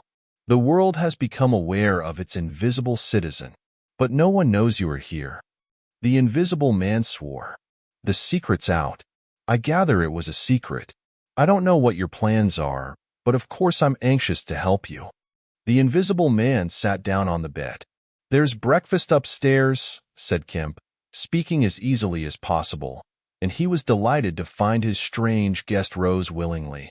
Kemp led the way up the narrow staircase to the Belvedere. "Before we can do anything else," said Kemp, "I must understand a little more about this invisibility of yours." He had sat down, after one nervous glance out of the window, with the air of a man who is talking to do. His doubts of the sanity of the entire business flashed and vanished again as he looked across to where Griffin sat at the breakfast table, a headless, handless dressing gown, wiping unseen lips on a miraculously held serviette. "It's simple enough, incredible enough," said Griffin, putting the serviette aside and leaning the invisible head on an invisible hand. "No doubt to you, but—" Kemp laughed. "Well, yes, to me it seemed wonderful at first, no doubt. But now, great God! But we will do great things yet. I came on the stuff first at Chesilstowe." "Chesilstowe?" "I went there after I left London. You know I dropped medicine and took up physics?" "No, well, I did. Light fascinated me." "Ah. Optical density. The whole subject is a network of riddles, a network with solutions glimmering elusively through. And being but 22 and full of enthusiasm, I said, I will devote my life to this. This is worthwhile. You know what fools we are at 22. "Fools then or fools now," said Kemp, as though knowing could be any satisfaction to a man. "But I went to work like a slave, and I had hardly worked and thought about the matter 6 months before light came through one of the meshes suddenly, blindingly. I found a general principle of pigments and refraction, a formula, a geometrical expression involving 4 dimensions. Fools, common men, even common mathematicians, do not know anything of what some general expression may mean to the student of molecular physics. In the books that Tramp has hidden, there are marvels, miracles, but this was not a method, it was an idea that might lead to a method by which it would be possible, without changing any other property of matter, except in some instances colors, to lower the refractive index of a substance, solid or liquid, to that of air, so far as all practical purposes are concerned." "Phew," said Kemp. "That's odd. But still I don't see quite. I can understand that thereby you could spoil a valuable stone, but personal invisibility is a far cry." "Precisely," said Griffin. "But consider, visibility depends on the action of the visible bodies on light. Either a body absorbs light, or it reflects or refracts it, or does all these things. If it neither reflects, nor refracts, nor absorbs light, it cannot of itself be visible. You see an opaque red box, for instance, because the color absorbs some of the light and reflects the rest, all the red part of the light, to you. If it did not absorb any particular part of the light, but reflected it all, then it would be a shining white box. Silver. A diamond box would neither absorb much of the light nor reflect much from the general surface, but just here and there where the surfaces were favorable the light would be reflected and refracted, so that you would get a brilliant appearance of flashing reflections and translucencies, a sort of skeleton of light. A glass box would not be so brilliant, nor so clearly visible as a diamond box, because there would be less refraction and reflection. See that? From certain points of view, you would see quite clearly through it. Some kinds of glass would be more visible than others. A box of flint glass would be brighter than a box of ordinary window glass. A box of very thin common glass would be hard to see in a bad light, because it would absorb hardly any light and refract and reflect very little. And if you put a sheet of common white glass in water, still more if you put it in some denser liquid than water, it would vanish almost altogether, because light passing from water to glass is only slightly refracted or reflected or indeed affected in any way. It is almost as invisible as a jet of coal gas or hydrogen is in air. And for precisely the same reason. Yes, said Kemp, that is pretty plain sailing. And here is another fact you will know to be true. If a sheet of glass is smashed, Kemp, and beaten into a powder, it becomes much more visible while it is in the air. It becomes at last an opaque white powder. This is because the powdering multiplies the surfaces of the glass at which refraction and reflection occur. In the sheet of glass, there are only two surfaces. In the powder, the light is reflected or refracted by each grain it passes through, and very little gets right through the powder. But if the white powdered glass is put into water, it forthwith vanishes. The powdered glass and water have much the same refractive index. That is, the light undergoes very little refraction or reflection in passing from one to the other. You make the glass invisible by putting it into a liquid of nearly the same refractive index. A transparent thing becomes invisible if it is put in any medium of almost the same refractive index. And if you will consider only a second, you will see also that the powder of glass might be made to vanish in air, if its refractive index could be made the same as that of air. For then there would be no refraction or reflection as the light passed from glass to air. Yes, yes, said Kemp, but a man's not powdered glass. No, said Griffin, he's more transparent. Nonsense. That from a doctor. How one forgets. Have you already forgotten your physics in 10 years? Just think of all the things that are transparent and seem not to be so. Paper, for instance, is made up of transparent fibers, and it is white and opaque only for the same reason that a powder of glass is white and opaque. Oil white paper. Fill up the interstices between the particles with oil so that there is no longer refraction or reflection except at the surfaces, and it becomes as transparent as glass. And not only paper, but cotton fiber, linen fiber, wool fiber, woody fiber, and bone. Kemp, flesh, Kemp, hair, Kemp, nails and nerves, Kemp. In fact, the whole fabric of a man, except the red of his blood and the black pigment of hair, are all made up of transparent, colorless tissue. So little suffices to make us visible one to the other. For the most part, the fibers of a living creature are no more opaque than water. Great heavens, cried Kemp. Of course, of course. I was thinking only last night of the sea larvae and all jellyfish. Now you have me, and all that I knew and had in mind a year after I left London, 6 years ago. But I kept it to myself. I had to do my work under frightful disadvantages. Oliver, my professor, was a scientific bounder, a journalist by instinct, a thief of ideas. He was always prying. And you know the knavish system of the scientific world. I simply would not publish and let him share my credit. I went on working. I got nearer and nearer making my formula into an experiment, a reality. I told no living soul, because I meant to flash my work upon the world with crushing effect and become famous at a blow. I took up the question of pigments to fill up certain gaps, and suddenly, not by design but by accident, I made a discovery in physiology. Yes, you know the red coloring matter of blood. It can be made white, colorless, and remain with all the functions it has now. Kemp gave a cry of incredulous amazement. The invisible man rose and began pacing the little study. You may well exclaim. I remember that night. It was late at night. In the daytime one was bothered with the gaping, silly students, and I worked then sometimes till dawn. It came suddenly, splendid and complete in my mind. I was alone. The laboratory was still, with the tall lights burning brightly and silently. In all my great moments I have been alone. One could make an animal, a tissue, transparent. One could make it invisible. All except the pigments. I could be invisible, I said, suddenly realizing what it meant to be an albino with such knowledge. It was overwhelming. I left the filtering I was doing and went and stared out of the great window at the stars. I could be invisible, I repeated.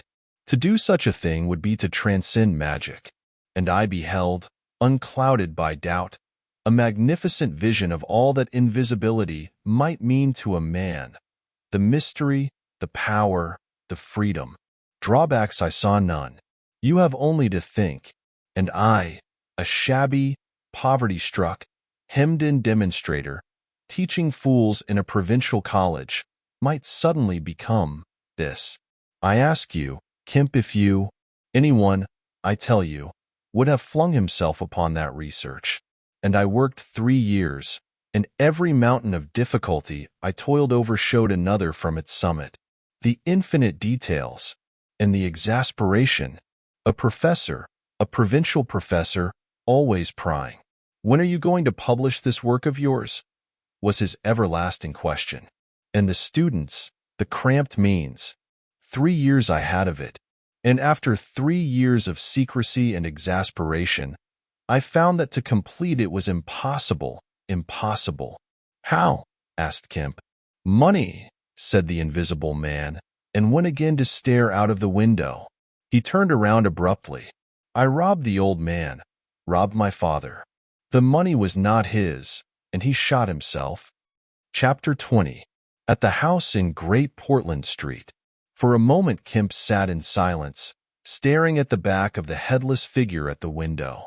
Then he started, struck by a thought, rose, took the invisible man's arm, and turned him away from the outlook. You are tired, he said, and while I sit, you walk about. Have my chair. He placed himself between Griffin and the nearest window. For a space Griffin sat silent, and then he resumed abruptly. I had left the Chesilstowe cottage already, he said, when that happened. It was last December. I had taken a room in London, a large unfurnished room in a big ill-managed lodging house in a slum near Great Portland Street. The room was soon full of the appliances I had bought with his money.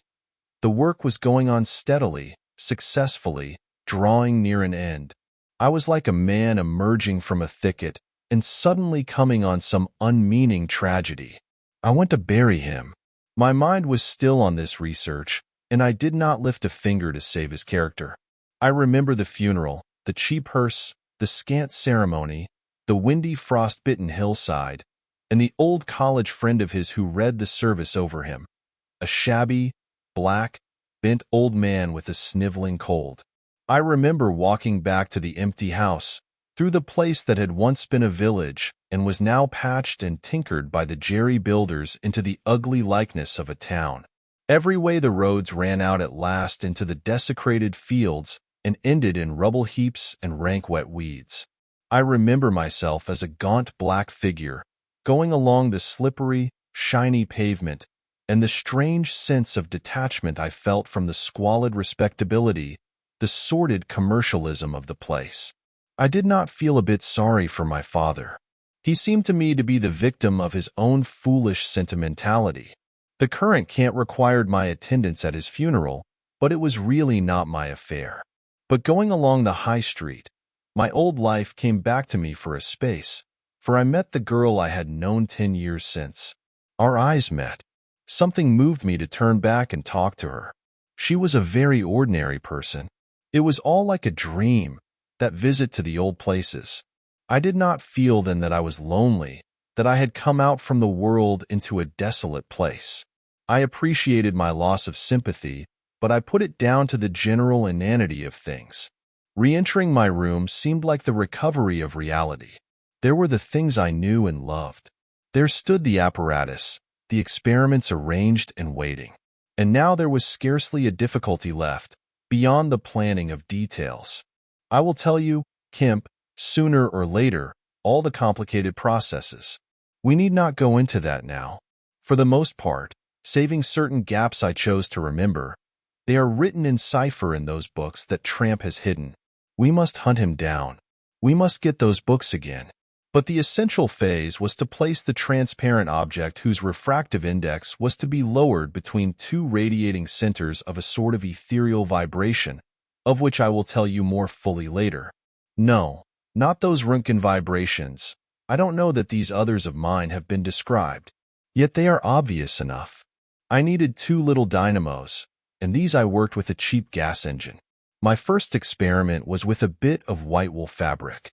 It was the strangest thing in the world to see it in the flicker of the flashes soft and white, and then to watch it fade like a wreath of smoke and vanish. I could scarcely believe I had done it. I put my hand into the emptiness, and there was the thing as solid as ever. I felt it awkwardly and threw it on the floor. I had a little trouble finding it again, and then came a curious experience. I heard a meow behind me, and turning, saw a lean white cat, very dirty, on the cistern cover outside the window. A thought came into my head. "Everything ready for you," I said, and went to the window, opened it, and called softly. She came in, purring. The poor beast was starving, and I gave her some milk. All my food was in a cupboard in the corner of the room. After that she went smelling round the room, evidently with the idea of making herself at home. The invisible rag upset her a bit. You should have seen her spit at it. But I made her comfortable on the pillow of my truckle bed, and I gave her butter to get her to wash. And you processed her? I processed her. But giving drugs to a cat is no joke, Kemp. And the process failed. Failed. In 2 particulars. These were the claws and the pigment stuff. What is it? At the back of the eye in a cat. You know? Tapetum. Yes, the tapetum. It didn't go. After I'd given the stuff to bleach the blood and done certain other things to her, I gave the beast opium and put her in the pillow she was sleeping on the apparatus. And after all the rest had faded and vanished, there remained 2 little ghosts of her eyes. Odd. I can't explain it. She was bandaged and clamped, of course, so I had her safe. But she woke while she was still misty and meowed dismally, and someone came knocking. It was an old woman from downstairs who suspected me of vivisecting. A drink-sodden old creature with only a white cat to care for in all the world. I whipped out some chloroform, applied it, and answered the door. "Did I hear a cat?" she asked. "My cat?" "Not here," said I, very politely. She was a little doubtful and tried to peer past me into the room. Strange enough to her, no doubt. Bare walls, uncurtained windows, truckle bed, with the gas engine vibrating, and the seethe of the radiant points, and that faint ghastly stinging of chloroform in the air. She had to be satisfied at last and went away again. "How long did it take?" asked Kemp. 3 or 4 hours, the cat. The bones and sinews and the fat were the last to go, and the tips of the colored hairs. And, as I say, the back part of the eye, tough, iridescent stuff it is, wouldn't go at all. It was night outside long before the business was over, and nothing was to be seen but the dim eyes and the claws. I stopped the gas engine, felt for and stroked the beast, which was still insensible, and then, being tired, left it sleeping on the invisible pillow and went to bed. I found it hard to sleep. I lay awake thinking weak, aimless stuff, going over the experiment over and over again, or dreaming feverishly of things growing misty and vanishing about me, until everything, the ground I stood on, vanished, and so I came to that sickly falling nightmare one gets. About 2, the cat began meowing about the room. I tried to hush it by talking to it, and then I decided to turn it out. I remember the shock I had when striking a light. There were just the round eyes shining green, and nothing round them. I would have given it milk, but I hadn't any. It wouldn't be quiet. It just sat down and meowed at the door. I tried to catch it, with an idea of putting it out of the window, but it wouldn't be caught. It vanished. Then it began meowing in different parts of the room. At last I opened the window and made a bustle. I suppose it went out at last. I never saw any more of it. Then, heaven knows why, I fell thinking of my father's funeral again and the dismal windy hillside until the day had come. I found sleeping was hopeless and, locking my door after me, wandered out into the morning streets. "You don't mean to say there's an invisible cat at large," said Kemp. "If it hasn't been killed," said the invisible man, "why not?" "Why not?" said Kemp. "I didn't mean to interrupt." "It's very probably been killed," said the invisible man. "It was alive 4 days after, I know, and down a grating in Great Titchfield Street, because I saw a crowd round the place trying to see whence the meowing came." He was silent for the best part of a minute. Then he resumed abruptly. "I remember that morning before the change very vividly. I must have gone up Great Portland Street. I remember the barracks in Albany Street and the horse soldiers coming out, and at last I found the summit of Primrose Hill. It was a sunny day in January, one of those sunny, frosty days that came before the snow this year. My weary brain tried to formulate the position, to plot out a plan of action. I was surprised to find, now that my prize was within my grasp, how inconclusive its attainment seemed. As a matter of fact, I was worked out. The intense stress of nearly 4 years' continuous work left me incapable of any strength of feeling. I was apathetic, and I tried in vain to recover the enthusiasm of my first inquiries, the passion of discovery that had enabled me to compass even the downfall of my father's gray hairs. Nothing seemed to matter. I saw pretty clearly this was a transient mood, due to overwork and want of sleep, and that either by drugs or rest it would be possible to recover my energies. All I could think clearly was that the thing had to be carried through. The fixed idea still ruled me, and soon, for the money I had was almost exhausted. I looked about me at the hillside, with children playing and girls watching them, and tried to think of all the fantastic advantages an invisible man would have in the world. After a time I crawled home, took some food and a strong dose of strychnine, and went asleep in my clothes on my unmade bed. Strychnine is a grand tonic, Kemp, to take the flabbiness out of a man. "It's the devil," said Kemp. "It's the Paleolithic in a bottle." I awoke vastly invigorated and rather irritable. "You know? I know this stuff." And there was someone rapping at the door. It was my landlord with threats and inquiries, an old Polish Jew in a long gray coat and greasy slippers. I had been tormenting a cat in the night, he was sure. The old woman's tongue had been busy. He insisted on knowing all about it. The laws in this country against vivisection were very severe. He might be liable. I denied the cat. Then the vibration of the little gas engine could be felt all over the house, he said. That was true, certainly. He edged round me into the room, peering about over his German silver spectacles, and a sudden dread came into my mind that he might carry away something of my secret. I tried to keep between him and the concentrating apparatus I had arranged, and that only made him more curious. What was I doing? Why was I always alone and secretive? Was it legal? Was it dangerous? I paid nothing but the usual rent. His had always been a most respectable house in a disreputable neighborhood. Suddenly my temper gave way. I told him to get out. He began to protest, to jabber of his right of entry. In a moment I had him by the collar.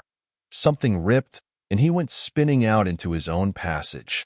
I slammed and locked the door and sat down quivering. He made a fuss outside, which I disregarded, and after a time he went away. But this brought matters to a crisis. I did not know what he would do, nor even what he had the power to do. To move to fresh apartments would have meant delay. Altogether, I had barely £20 left in the world, for the most part in a bank, and I could not afford that. Vanish. It was irresistible. Then there would be an inquiry, the sacking of my room. At the thought of the possibility of my work being exposed or interrupted at its very climax, I became very angry and active.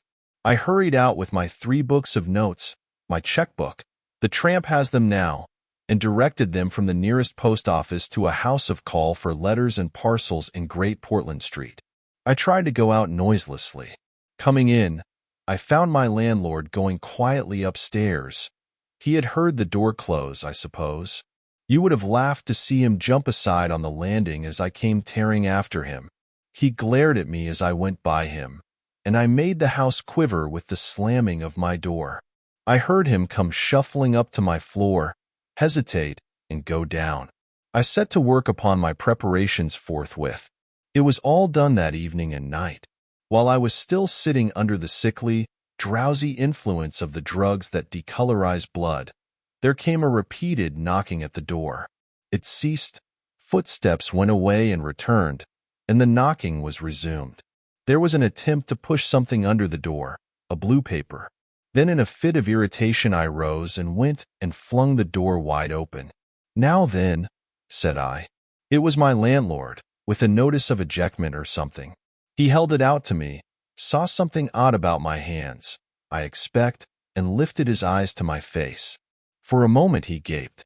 Then he gave a sort of inarticulate cry, dropped candle and writ together, and went blundering down the dark passage to the stairs. I shut the door, locked it, and went to the looking-glass. Then I understood his terror. My face was white, like white stone, but it was all horrible. I had not expected the suffering. A night of racking anguish, sickness, and fainting. I set my teeth, though my skin was presently afire, all my body afire. But I lay there like grim death. I understood now how it was the cat had howled until I chloroformed it.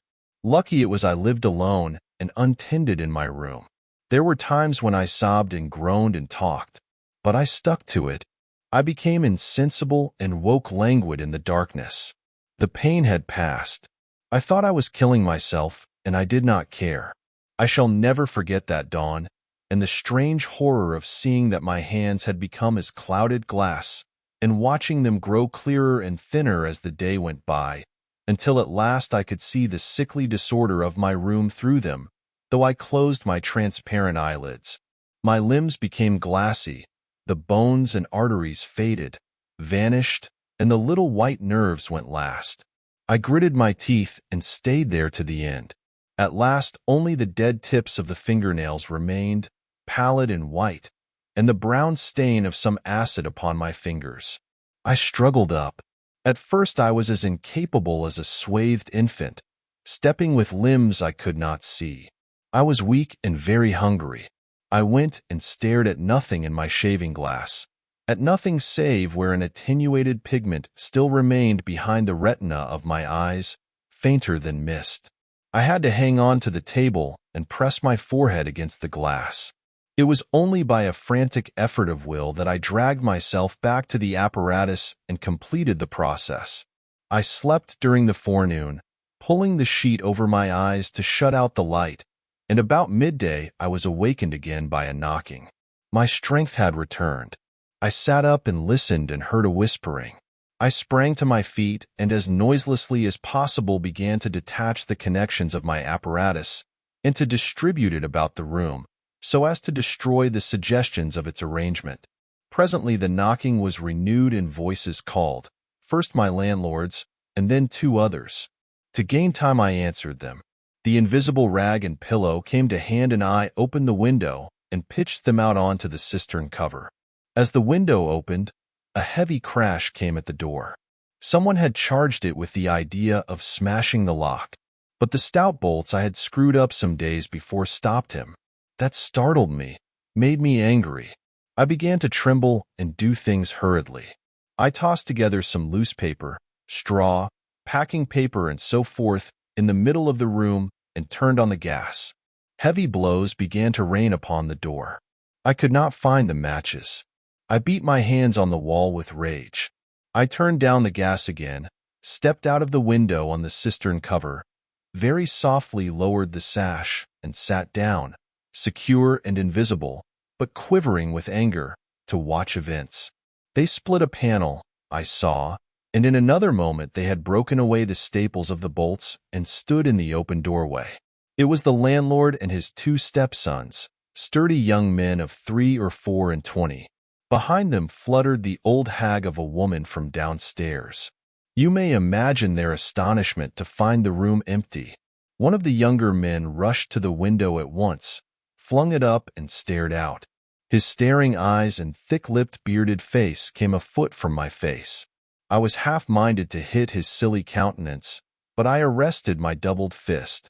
He stared right through me. So did the others as they joined him. The old man went and peered under the bed, and then they all made a rush for the cupboard. They had to argue about it at length in Yiddish and Cockney English. They concluded I had not answered them, that their imagination had deceived them.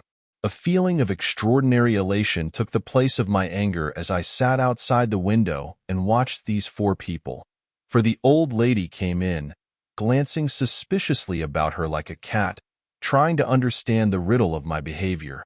The old man, so far as I could understand his patois, agreed with the old lady that I was a vivisectionist. The sons protested in garbled English that I was an electrician and appealed to the dynamos and radiators. They were all nervous about my arrival, although I found subsequently that they had bolted the front door. The old lady peered into the cupboard and under the bed, and one of the young men pushed up the register and stared up the chimney. One of my fellow lodgers, a costermonger who shared the opposite room with a butcher, appeared on the landing, and he was called in and told incoherent things. It occurred to me that the radiators, if they fell into the hands of some acute, well-educated person, would give me away too much, and watching my opportunity, I came into the room and tilted one of the little dynamos off its fellow on which it was standing, and smashed both apparatus. Then, while they were trying to explain the smash, I dodged out of the room and went softly downstairs. I went into one of the sitting rooms and waited until they came down, still speculating and argumentative, all a little disappointed at finding no horrors, and all a little puzzled how they stood legally towards me. Then I slipped up again with a box of matches, fired my heap of paper and rubbish, put the chairs and bedding thereby, led the gas to the affair, by means of an india-rubber tube, and waving a farewell to the room left it for the last time. "You fired the house," exclaimed Kemp. "Fired the house. It was the only way to cover my trail, and no doubt it was insured." I slipped the bolts of the front door quietly and went out into the street. I was invisible, and I was only just beginning to realize the extraordinary advantage my invisibility gave me. My head was already teeming with plans of all the wild and wonderful things I had now impunity to do. Chapter 21. In Oxford Street. In going downstairs the first time I found an unexpected difficulty because I could not see my feet. Indeed, I stumbled twice, and there was an unaccustomed clumsiness in gripping the bolt. By not looking down, however, I managed to walk on the level passably well. My mood, I say, was one of exaltation. I felt as a seeing man might do, with padded feet and noiseless clothes, in a city of the blind. I experienced a wild impulse to jest, to startle people, to clap men on the back, fling people's hats astray, and generally revel in my extraordinary advantage. But hardly had I emerged upon Great Portland Street, however, my lodging was close to the big draper's shop there, when I heard a clashing concussion and was hit violently behind, and turning saw a man carrying a basket of soda-water siphons and looking in amazement at his burden. Although the blow had really hurt me, I found something so irresistible in his astonishment that I laughed aloud. "The devil's in the basket," I said, and suddenly twisted it out of his hand. He let go incontinently, and I swung the whole weight into the air. But a fool of a cabman, standing outside a public house, made a sudden rush for this, and his extending fingers took me with excruciating violence under the ear. I let the hold down with a smash on the cabman, and then, with shouts and the clatter of feet about me, people coming out of shops, vehicles pulling up, I realized what I had done for myself, and cursing my folly, backed against a shop window and prepared to dodge out of the confusion. In a moment, I should be wedged into a crowd and inevitably discovered. I pushed by a butcher boy, who luckily did not turn to see the nothingness that shoved him aside, and dodged behind the cabman's four-wheeler. I do not know how they settled the business. I hurried straight across the road, which was happily clear, and hardly heeding which way I went, in the fright of detection the incident had given me, plunged into the afternoon throng of Oxford Street. I tried to get into the stream of people, but they were too thick for me, and in a moment my heels were being trodden upon. I took to the gutter, the roughness of which I found painful to my feet, and forthwith the shaft of a crawling hansom dug me forcibly under the shoulder blade, reminding me that I was already bruised severely. I staggered out of the way of the cab, avoided a perambulator by a convulsive movement, and found myself behind the hansom. A happy thought saved me, and as this drove slowly along I followed in its immediate wake, trembling and astonished at the turn of my adventure. And not only trembling, but shivering. It was a bright day in January, and I was stark naked, and the thin slime of mud that covered the road was freezing. Foolish as it seems to me now, I had not reckoned that, transparent or not, I was still amenable to the weather and all its consequences. Then suddenly a bright idea came into my head. I ran round and got into the cab, and so, shivering, scared, and sniffing with the first intimations of a cold, and with the bruises in the small of my back growing upon my attention, I drove slowly along Oxford Street and past Tottenham Court Road. My mood was as different from that in which I had sallied forth 10 minutes ago as it is possible to imagine. This invisibility indeed. The one thought that possessed me was, how was I to get out of the scrape I was in? We crawled past Moody's, and there a tall woman with 5 or 6 yellow-labeled books hailed my cab, and I sprang out just in time to escape her, shaving a railway van narrowly in my flight. I made off up the roadway to Bloomsbury Square, intending to strike north past the museum and so get into the quiet district. I was now cruelly chilled, and the strangeness of my situation so unnerved me that I whimpered as I ran. At the northward corner of the square, a little white dog ran out of the Pharmaceutical Society's offices and incontinently made for me, nose down. I had never realized it before, but the nose is to the mind of a dog what the eye is to the mind of a seeing man. Dogs perceive the scent of a man moving as men perceive his vision.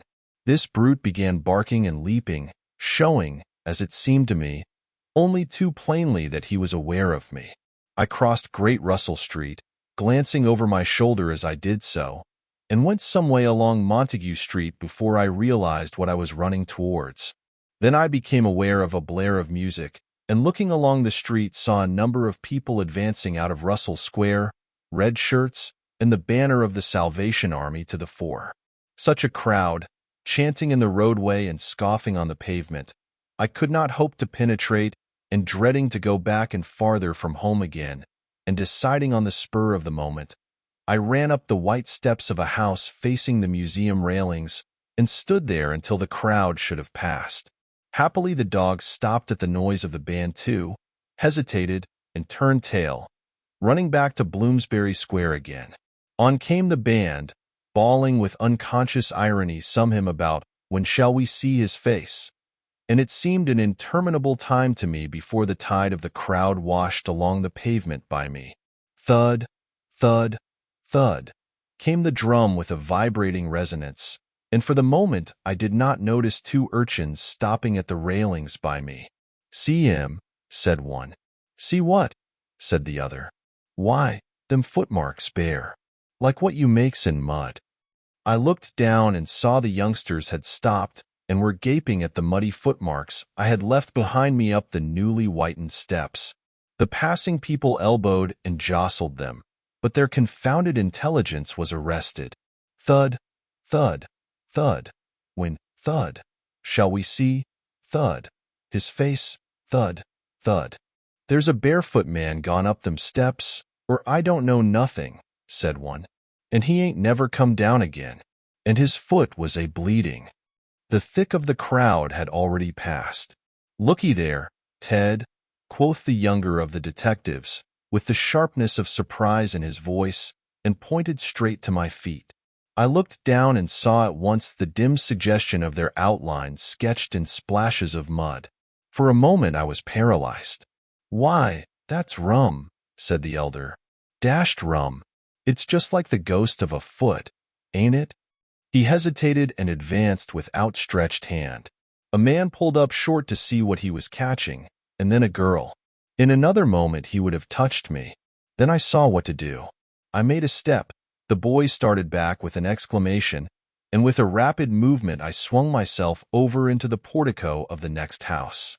But the smaller boy was sharp-eyed enough to follow the movement, and before I was well down the steps and upon the pavement, he had recovered from his momentary astonishment and was shouting out that the feet had gone over the wall. They rushed round and saw my new footmarks flash into being on the lower step and upon the pavement. "What's up?" asked someone. "Feet. Look. Feet running." Everybody in the road, except my 3 pursuers, was pouring along after the Salvation Army, and this blow not only impeded me but them. There was an eddy of surprise and interrogation. At the cost of bowling over one young fellow I got through, and in another moment I was rushing headlong round the circuit of Russell Square, with 6 or 7 astonished people following my footmarks. There was no time for explanation, or else the whole host would have been after me. Twice I doubled round corners, thrice I crossed the road and came back upon my tracks, and then, as my feet grew hot and dry, the damp impressions began to fade. At last I had a breathing space and rubbed my feet clean with my hands, and so got away altogether. The last I saw of the chase was a little group of a dozen people perhaps, studying with infinite perplexity a slowly drying footprint that had resulted from a puddle in Tavistock Square, a footprint as isolated and incomprehensible to them as Crusoe's solitary discovery. This running warmed me to a certain extent, and I went on with a better courage through the maze of less frequented roads that runs hereabouts. My back had now become very stiff and sore. My tonsils were painful from the cabman's fingers, and the skin of my neck had been scratched by his nails. My feet hurt exceedingly, and I was lame from a little cut on one foot. I saw in time a blind man approaching me, and fled limping, for I feared his subtle intuitions. Once or twice accidental collisions occurred, and I left people amazed, with unaccountable curses ringing in their ears. Then came something silent and quiet against my face, and across the square fell a thin veil of slowly falling flakes of snow. I had caught a cold, and do as I would I could not avoid an occasional sneeze. And every dog that came in sight, with its pointing nose and curious sniffing, was a terror to me.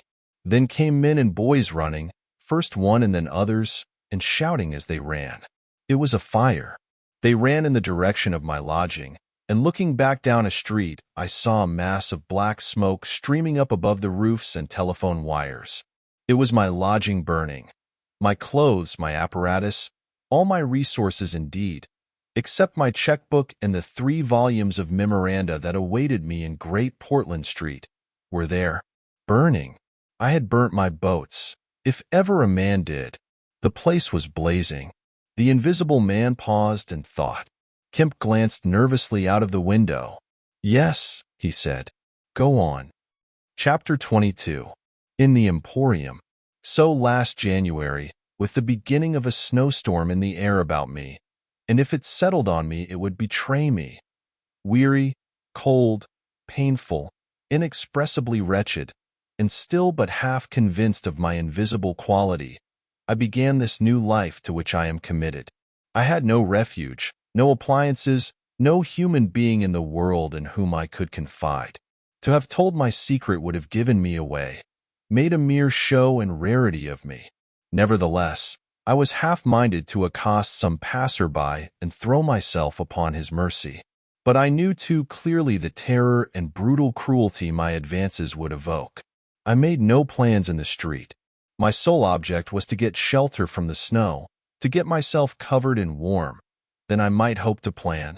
But even to me, an invisible man, the rows of London houses stood latched, barred, and bolted impregnably.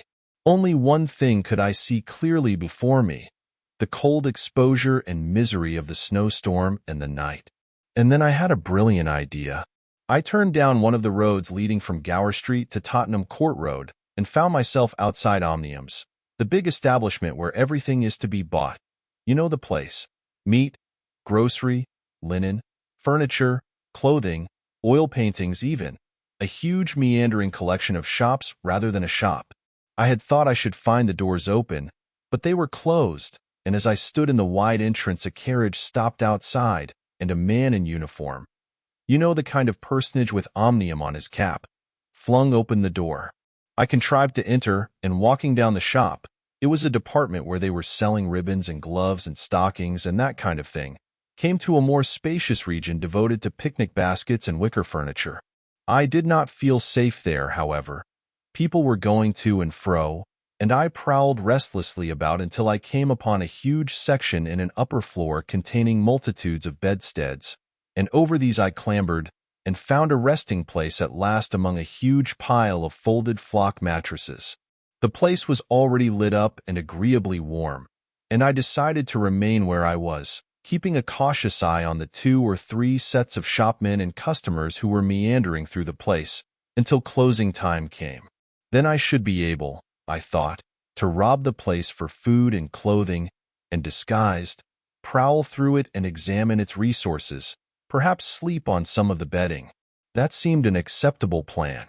My idea was to procure clothing to make myself a muffled but acceptable figure, to get money, and then to recover my books and parcels where they awaited me, take a lodging somewhere, and elaborate plans for the complete realization of the advantages my invisibility gave me, as I still imagined, over my fellow men.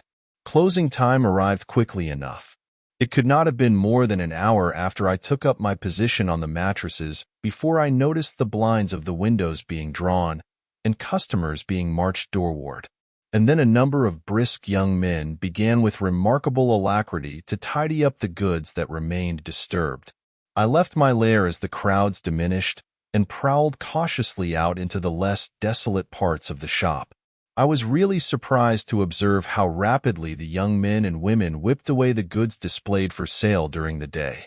All the boxes of goods, the hanging fabrics, the festoons of lace, the boxes of sweets in the grocery section, the displays of this and that, were being whipped down, folded up, slapped into tidy receptacles, and everything that could not be taken down and put away had sheets of some coarse stuff like sacking flung over them. Finally, all the chairs were turned up onto the counters, leaving the floor clear. Directly each of these young people had done, he or she made promptly for the door with such an expression of animation as I have rarely observed in a shop assistant before. Then came a lot of youngsters scattering sawdust and carrying pails and brooms. I had to dodge to get out of the way, and as it was, my ankle got stung with the sawdust. For some time, wandering through the swathed and darkened apartments, I could hear the brooms at work, and at last, a good hour or more after the shop had been closed, came a noise of locking doors. Silence came upon the place, and I found myself wandering through the vast and intricate shops, galleries, showrooms of the place, alone. It was very still. In one place I remember passing near one of the Tottenham Court Road entrances and listening to the tapping of boot heels of the passers-by. My first visit was to the place where I had seen stockings and gloves for sale. It was dark, and I had the devil of a hunt after matches, which I found at last in the drawer of the little cash desk. Then I had to get a candle. I had to tear down wrappings and ransack a number of boxes and drawers, but at last I managed to turn out what I sought. The box label called them lambswool pants and lambswool vests. Then socks, a thick comforter, and then I went to the clothing place and got trousers, a lounge jacket, an overcoat, and a slouch hat. a clerical sort of hat with the brim turned down. I began to feel a human being again, and my next thought was food. Upstairs was a refreshment department, and there I got cold meat. There was coffee still in the urn, and I lit the gas and warmed it up again, and altogether I did not do badly. Afterwards, prowling through the place in search of blankets, I had to put up at last with a heap of down quilts. I came upon a grocery section with a lot of chocolate and candied fruits, more than was good for me indeed, and some white burgundy. And near that was a toy department, and I had a brilliant idea. I found some artificial noses, dummy noses, you know, and I thought of dark spectacles. But Omnium's had no optical department. My nose had been a difficulty indeed. I had thought of paint. But the discovery set my mind running on wigs and masks and the like. Finally, I went to sleep in a heap of down quilts, very warm and comfortable. My last thoughts before sleeping were the most agreeable I had had since the change. I was in a state of physical serenity, and that was reflected in my mind. I thought that I should be able to slip out unobserved in the morning with my clothes upon me, muffling my face with a white wrapper I had taken, purchase, with the money I had taken, spectacles and so forth, and so complete my disguise. I lapsed into disorderly dreams of all the fantastic things that had happened during the last few days. I saw the ugly little Jew of a landlord vociferating in his rooms. I saw his two sons marveling, and the wrinkled old woman's gnarled face as she asked for her cat. I experienced again the strange sensation of seeing the cloth disappear, and so I came round to the windy hillside and the sniffing old clergyman mumbling earth to earth, ashes to ashes, dust to dust, at my father's open grave. "You also," said a voice, and suddenly I was being forced towards the grave. I struggled, shouted, appealed to the mourners, but they continued stonily following the service. The old clergyman, too, never faltered droning and sniffing through the ritual. I realized I was invisible and inaudible, that overwhelming forces had their grip on me. I struggled in vain. I was forced over the brink. The coffin rang hollow as I fell upon it, and the gravel came flying after me in spadefuls. Nobody heeded me. Nobody was aware of me. I made convulsive struggles and awoke. The pale London dawn had come. The place was full of a chilly gray light that filtered round the edges of the window blinds. I sat up, and for a time I could not think where this ample apartment, with its counters, its piles of rolled stuff, its heap of quilts and cushions, its iron pillars, might be. Then, as recollection came back to me, I heard voices in conversation. Then far down the place, in the brighter light of some department which had already raised its blinds, I saw two men approaching. I scrambled to my feet, looking about me for some way of escape, and even as I did so the sound of my movement made them aware of me. I suppose they saw merely a figure moving quietly and quickly away. "Who's that?" cried one. "And stop there," shouted the other. I dashed around a corner and came full tilt, a faceless figure, mind you, on a lanky lad of 15. He yelled and I bowled him over, rushed past him, turned another corner, and by a happy inspiration threw myself behind a counter. In another moment feet went running past and I heard voices shouting, "All hands to the doors," asking what was up, and giving one another advice how to catch me. Lying on the ground, I felt scared out of my wits. But, odd as it may seem, it did not occur to me at the moment to take off my clothes as I should have done. I had made up my mind, I suppose, to get away in them, and that ruled me. And then down the vista of the counters came a bawling of "Here he is." I sprang to my feet, whipped a chair off the counter, and sent it whirling at the fool who had shouted, turned, came into another round a corner, sent him spinning, and rushed up the stairs. He kept his footing, gave a view hello, and came up the staircase hot after me. Up the staircase were piled a multitude of those bright-colored pot things. "What are they?" "Art pots," suggested Kemp. "That's it, art pots." Well, I turned at the top step and swung round, plucked one out of a pile, and smashed it on his silly head as he came at me. The whole pile of pots went headlong. and I heard shouting and footsteps running from all parts. I made a mad rush for the refreshment place, and there was a man in white like a man cook who took up the chase. I made one last desperate turn and found myself among lamps and ironmongery. I went behind the counter of this and waited for my cook, and as he bolted in at the head of the chase, I doubled him up with a lamp. Down he went, and I crouched down behind the counter and began whipping off my clothes as fast as I could. Coat, jacket, trousers, shoes were all right, but a lambswool vest fits a man like a skin. I heard more men coming. My cook was lying quiet on the other side of the counter, stunned or scared speechless, and I had to make another dash for it, like a rabbit hunted out of a woodpile. "This way, policeman!" I heard someone shouting. I found myself in my bedstead storeroom again, and at the end of a wilderness of wardrobes.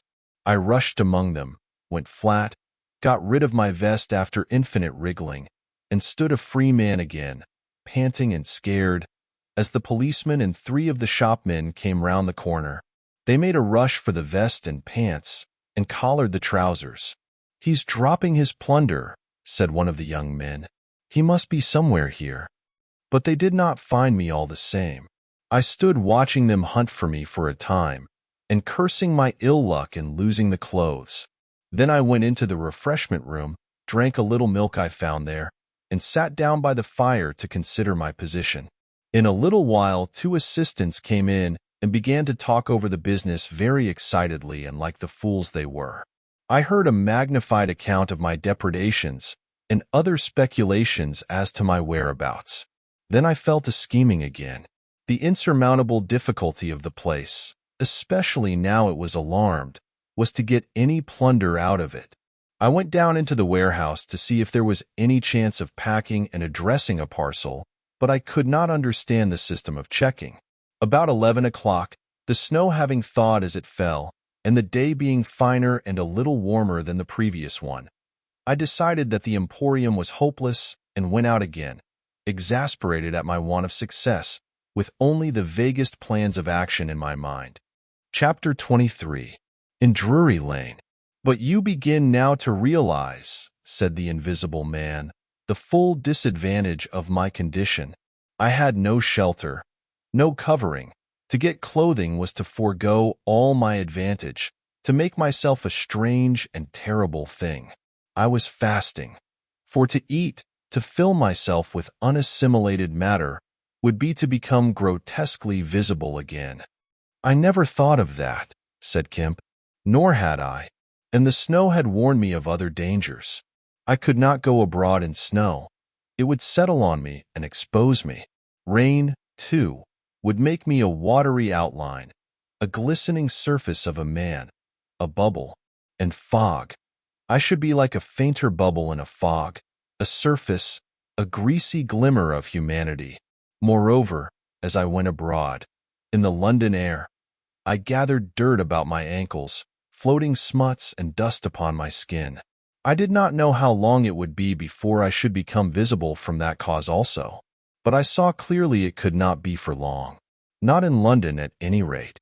I went into the slums towards Great Portland Street, and found myself at the end of the street in which I had lodged. I did not go that way, because of the crowd halfway down it opposite to the still smoking ruins of the house I had fired. My most immediate problem was to get clothing. What to do with my face puzzled me.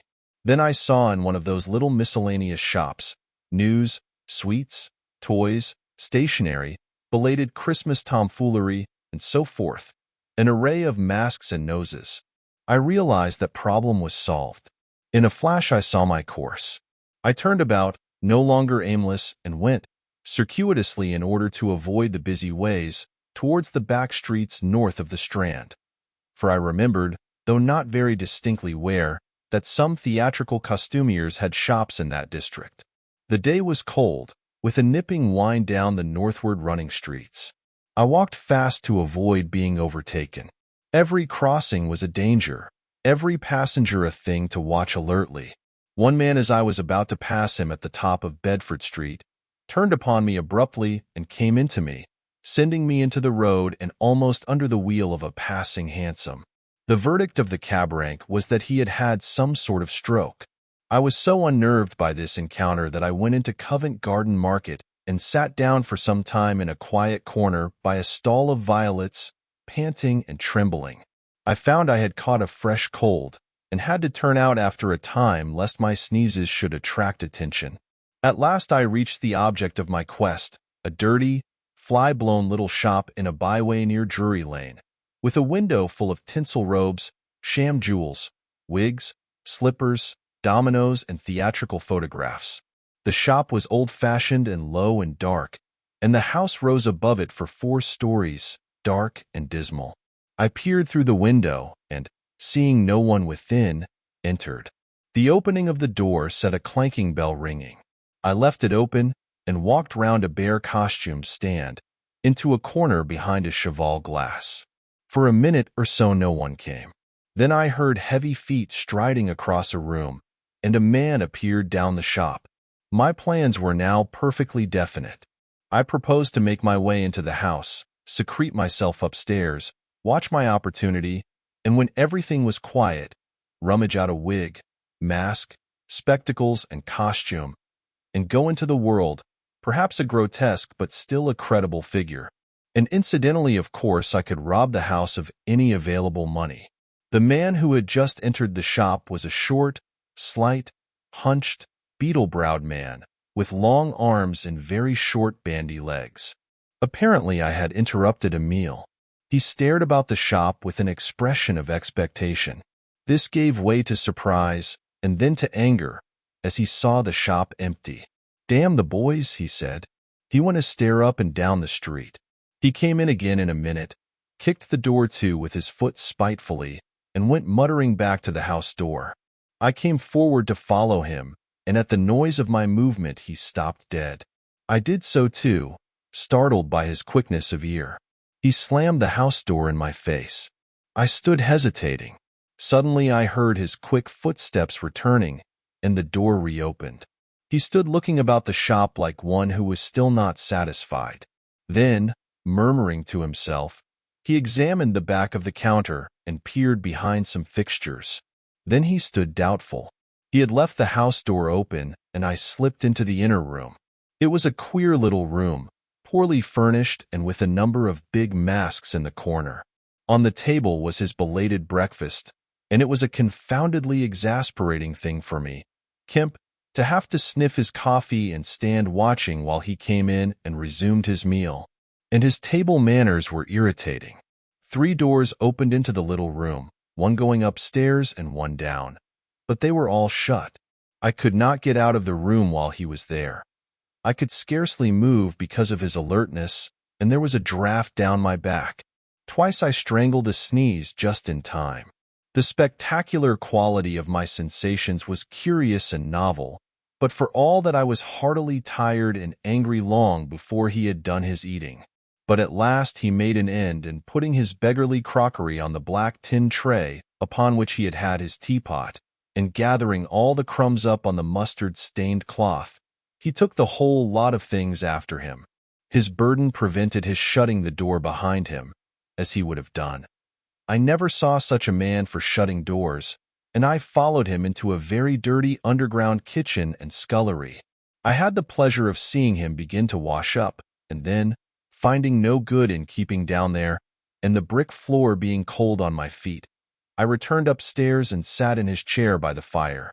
It was burning low, and scarcely thinking, I put on a little coal. The noise of this brought him up at once, and he stood aglare. He peered about the room and was within an ace of touching me. Even after that examination, he scarcely seemed satisfied.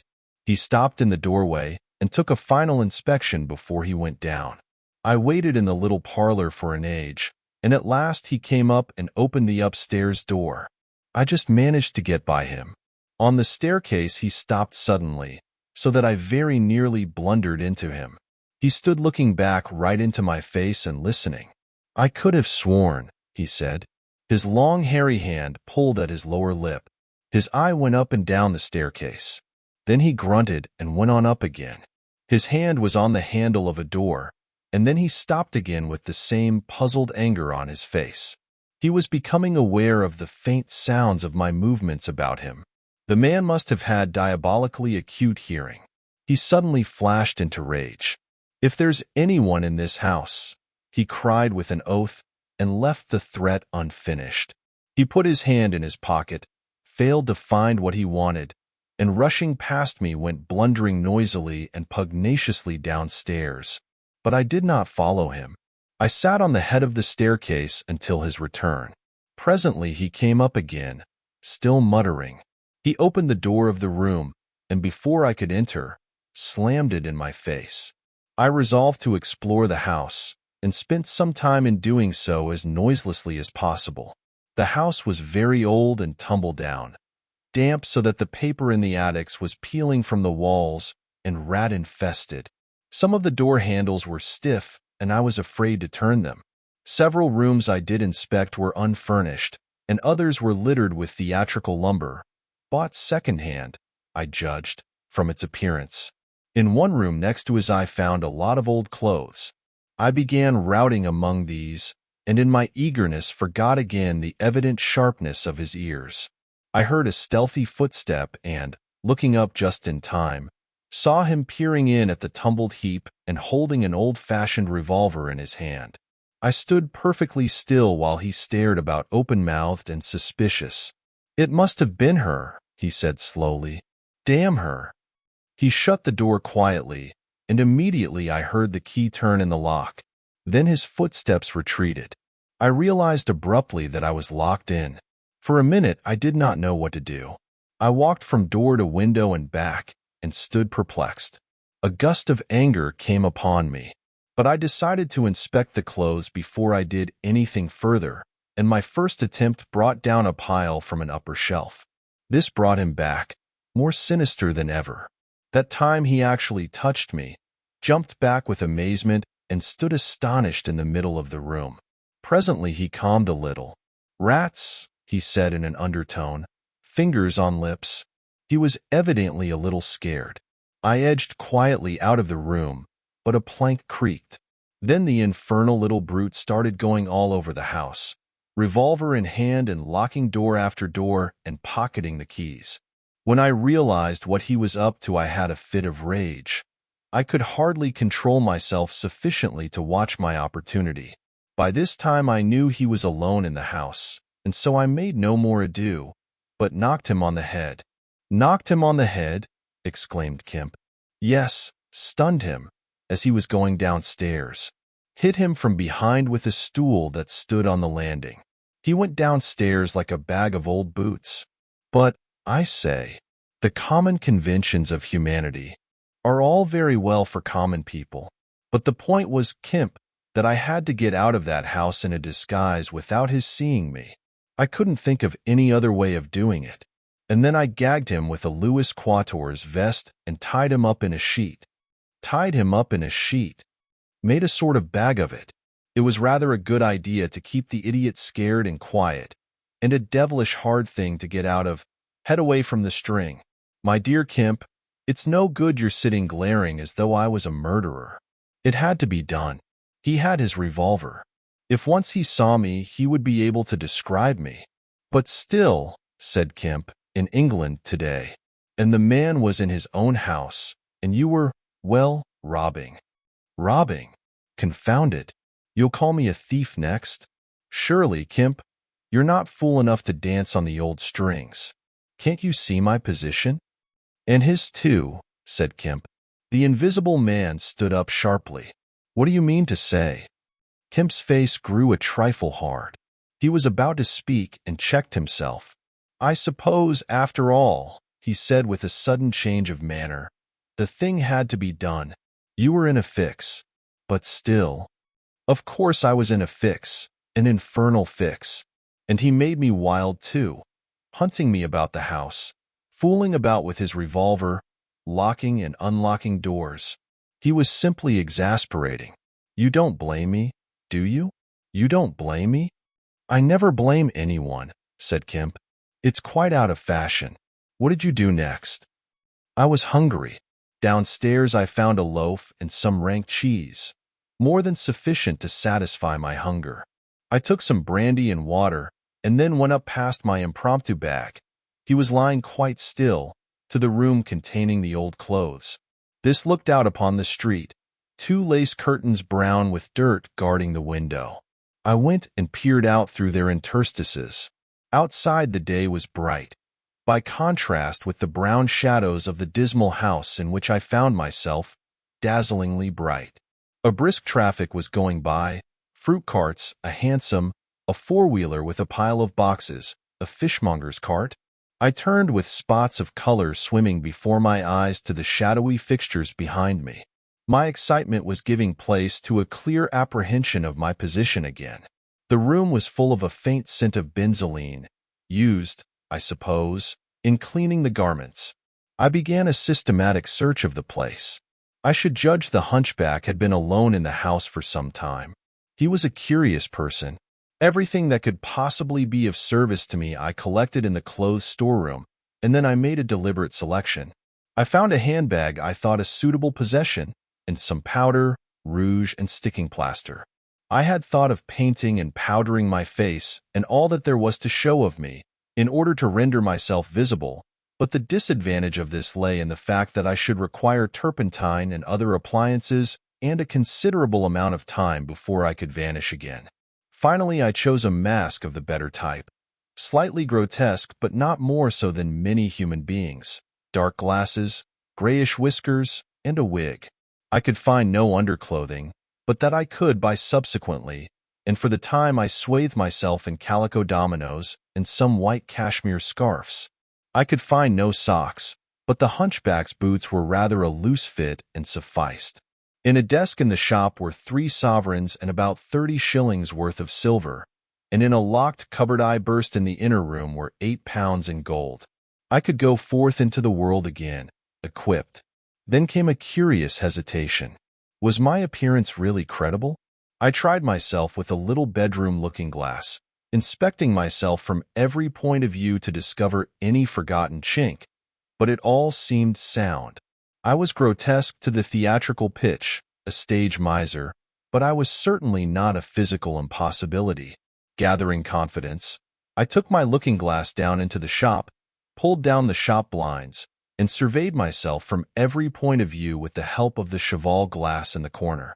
I spent some minutes screwing up my courage and then unlocked the shop door and marched out into the street, leaving the little man to get out of his sheet again when he liked. In 5 minutes, a dozen turnings intervened between me and the costumier's shop. No one appeared to notice me very pointedly. My last difficulty seemed overcome. He stopped again. "And you troubled no more about the hunchback?" said Kemp. "No," said the invisible man, "nor have I heard what became of him. I suppose he untied himself or kicked himself out. The knots were pretty tight." He became silent and went to the window and stared out. "What happened when you went out into the Strand?" "Oh, disillusionment again. I thought my troubles were over. Practically, I thought I had impunity to do whatever I chose, everything, save to give away my secret. So I thought. Whatever I did, whatever the consequences might be, was nothing to me. I had merely to fling aside my garments and vanish. No person could hold me. I could take my money where I found it. I decided to treat myself to a sumptuous feast, and then put up at a good hotel, and accumulate a new outfit of property. I felt amazingly confident. It's not particularly pleasant recalling that I was an ass. I went into a place and was already ordering lunch, when it occurred to me that I could not eat unless I exposed my invisible face. I finished ordering the lunch, told the man I should be back in 10 minutes, and went out exasperated. I don't know if you have ever been disappointed in your appetite. "Not quite so badly," said Kemp, "but I can't imagine it. I could have smashed the silly devils." At last, faint with the desire for tasteful food, I went into another place and demanded a private room. "I am disfigured," I said. "Badly." They looked at me curiously, but of course it was not their affair, and so at last I got my lunch. It was not particularly well served, but it sufficed. And when I had had it, I sat over a cigar, trying to plan my line of action. And outside a snowstorm was beginning. The more I thought it over, Kemp, the more I realized what a helpless absurdity an invisible man was, in a cold and dirty climate and a crowded, civilized city. Before I made this mad experiment, I had dreamt of 1,000 advantages. That afternoon it seemed all disappointment. I went over the heads of the things a man reckons desirable. No doubt invisibility made it possible to get them, but it made it impossible to enjoy them when they are got. Ambition. What is the good of pride of place when you cannot appear there? What is the good of the love of woman when her name must needs be Delilah? I have no taste for politics, for the blackguardisms of fame, for philanthropy, for sport. What was I to do? And for this I had become a wrapped-up mystery, a swathed and bandaged caricature of a man. He paused, and his attitude suggested a roving glance at the window. "But how did you get to Iping?" said Kemp, anxious to keep his guest busy talking. "I went there to work. I had one hope. It was a half idea. I have it still. It is a full-blown idea now. A way of getting back, of restoring what I have done, when I choose, when I have done all I mean to do invisibly. And that is what I chiefly want to talk to you about now." "You went straight to Iping?" "Yes. I had simply to get my 3 volumes of memoranda and my checkbook, my luggage and underclothing, order a quantity of chemicals to work out this idea of mine. I will show you the calculations as soon as I get my books, and then I started. Jove! I remember the snowstorm now, and the accursed bother it was to keep the snow from damping my pasteboard nose. At the end," said Kemp, "the day before yesterday, when they found you out, you rather, to judge by the papers." "I did. Rather. Did I kill that fool of a constable?" "No," said Kemp. "He's expected to recover." "That's his luck, then. I clean lost my temper. The fools. Why couldn't they leave me alone? And that grocer lout?" "There are no deaths expected," said Kemp. "I don't know about that tramp of mine," said the invisible man, with an unpleasant laugh. "By heaven, Kemp, you don't know what rage is. To have worked for years, to have planned and plotted, and then to get some fumbling, purblind idiot messing across your course. Every conceivable sort of silly creature that has ever been created has been sent to cross me. If I have much more of it, I shall go wild. I shall start mowing him. As it is, they've made things 1,000 times more difficult." "No doubt it's exasperating," said Kemp, drily. Chapter 24. The plan that failed. "But now," said Kemp, with a side glance out of the window, "what are we to do?" He moved nearer his guest as he spoke in such a manner as to prevent the possibility of a sudden glimpse of the 3 men who were advancing up the hill road, with an intolerable slowness, as it seemed to Kemp. "What were you planning to do when you were heading for Port Burdock? Had you any plan?" "I was going to clear out of the country, but I have altered that plan rather since seeing you. I thought it would be wise, now the weather is hot and invisibility possible, to make for the south, especially as my secret was known, and everyone would be on the lookout for a masked and muffled man. You have a line of steamers from here to France. My idea was to get aboard one and run the risks of the passage. Thence I could go by train into Spain, or else get to Algiers. It would not be difficult. There a man might always be invisible, and yet live, and do things. I was using that tramp as a money box and luggage carrier, until I decided how to get my books and things sent over to meet me. That's clear. And then the filthy brute must needs try and rob me. He has hidden my books, Kemp. Hidden my books. If I can lay my hands on him. Best plan to get the books out of him first. But where is he? Do you know? He's in the town police station, locked up, by his own request, in the strongest cell in the place. Cur, said the invisible man. But that hangs up your plans a little. We must get those books. Those books are vital. Certainly, said Kemp, a little nervously, wondering if he heard footsteps outside. Certainly we must get those books. But that won't be difficult, if he doesn't know they're for you. No, said the invisible man, and thought. Kemp tried to think of something to keep the talk going, But the invisible man resumed of his own accord. "Blundering into your house, Kemp," he said, "changes all my plans. For you are a man that can understand. In spite of all that has happened, in spite of this publicity, of the loss of my books, of what I have suffered, there still remain great possibilities, huge possibilities." "You have told no one I am here?" he asked abruptly. Kemp hesitated. "That was implied," he said. "No one," insisted Griffin. "Not a soul." "Ah." Now, the invisible man stood up and, sticking his arms akimbo, began to pace the study. "I made a mistake, Kemp, a huge mistake, in carrying this thing through alone. I have wasted strength, time, opportunities. Alone. It is wonderful how little a man can do alone. To rob a little, to hurt a little, and there is the end. What I want, Kemp, is a goalkeeper, a helper, and a hiding place, an arrangement whereby I can sleep and eat and rest in peace and unsuspected. I must have a confederate. With a confederate, with food and rest, 1,000 things are possible. Hitherto I have gone on vague lines. We have to consider all that invisibility means, all that it does not mean. It means little advantage for eavesdropping and so forth. One makes sounds. It's of little help perhaps, in housebreaking and so forth. Once you've caught me, you could easily imprison me. But on the other hand, I am hard to catch. This invisibility, in fact, is only good in 2 cases. It's useful in getting away, it's useful in approaching. It's particularly useful, therefore, in killing. I can walk round a man, whatever weapon he has, choose my point, strike as I like, dodge as I like, escape as I like." Kemp's hand went to his mustache. "Was that a movement downstairs?" "And it is killing we must do, Kemp." "It is killing we must do," repeated Kemp.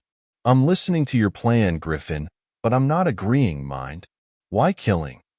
"Not wanton killing, but a judicious slaying.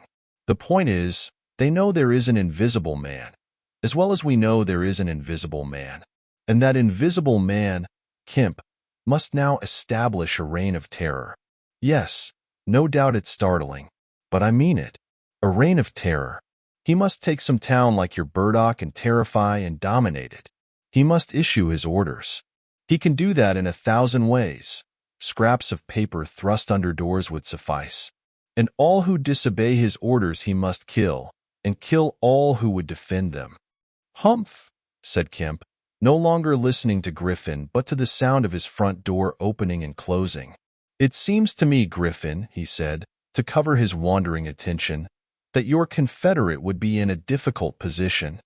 "No one would know he was a confederate," said the invisible man, eagerly. And then suddenly, "Hush! What's that downstairs?" "Nothing," said Kemp, and suddenly began to speak loud and fast. "I don't agree to this, Griffin," he said. "Understand me, I don't agree to this. Why dream of playing a game against the race? How can you hope to gain happiness? Don't be a lone wolf. Publish your results. Take the world, take the nation at least, into your confidence. Think what you might do with 1,000,000 helpers." The invisible man interrupted, arm extended. "There are footsteps coming upstairs," he said in a low voice. "Nonsense," said Kemp. "Let me see," said the invisible man, and advanced, arm extended, to the door. And then things happened very swiftly. Kemp hesitated for a second, and then moved to intercept him. The invisible man started and stood still. "Traitor!" cried the voice, and suddenly the dressing gown opened, and sitting down the unseen began to disrobe. Kemp made 3 swift steps to the door, and forthwith the invisible man, his legs had vanished, sprang to his feet with a shout. Kemp flung the door open. As it opened, there came a sound of hurrying feet downstairs and voices. With a quick movement, Kemp thrust the invisible man back, sprang aside, and slammed the door.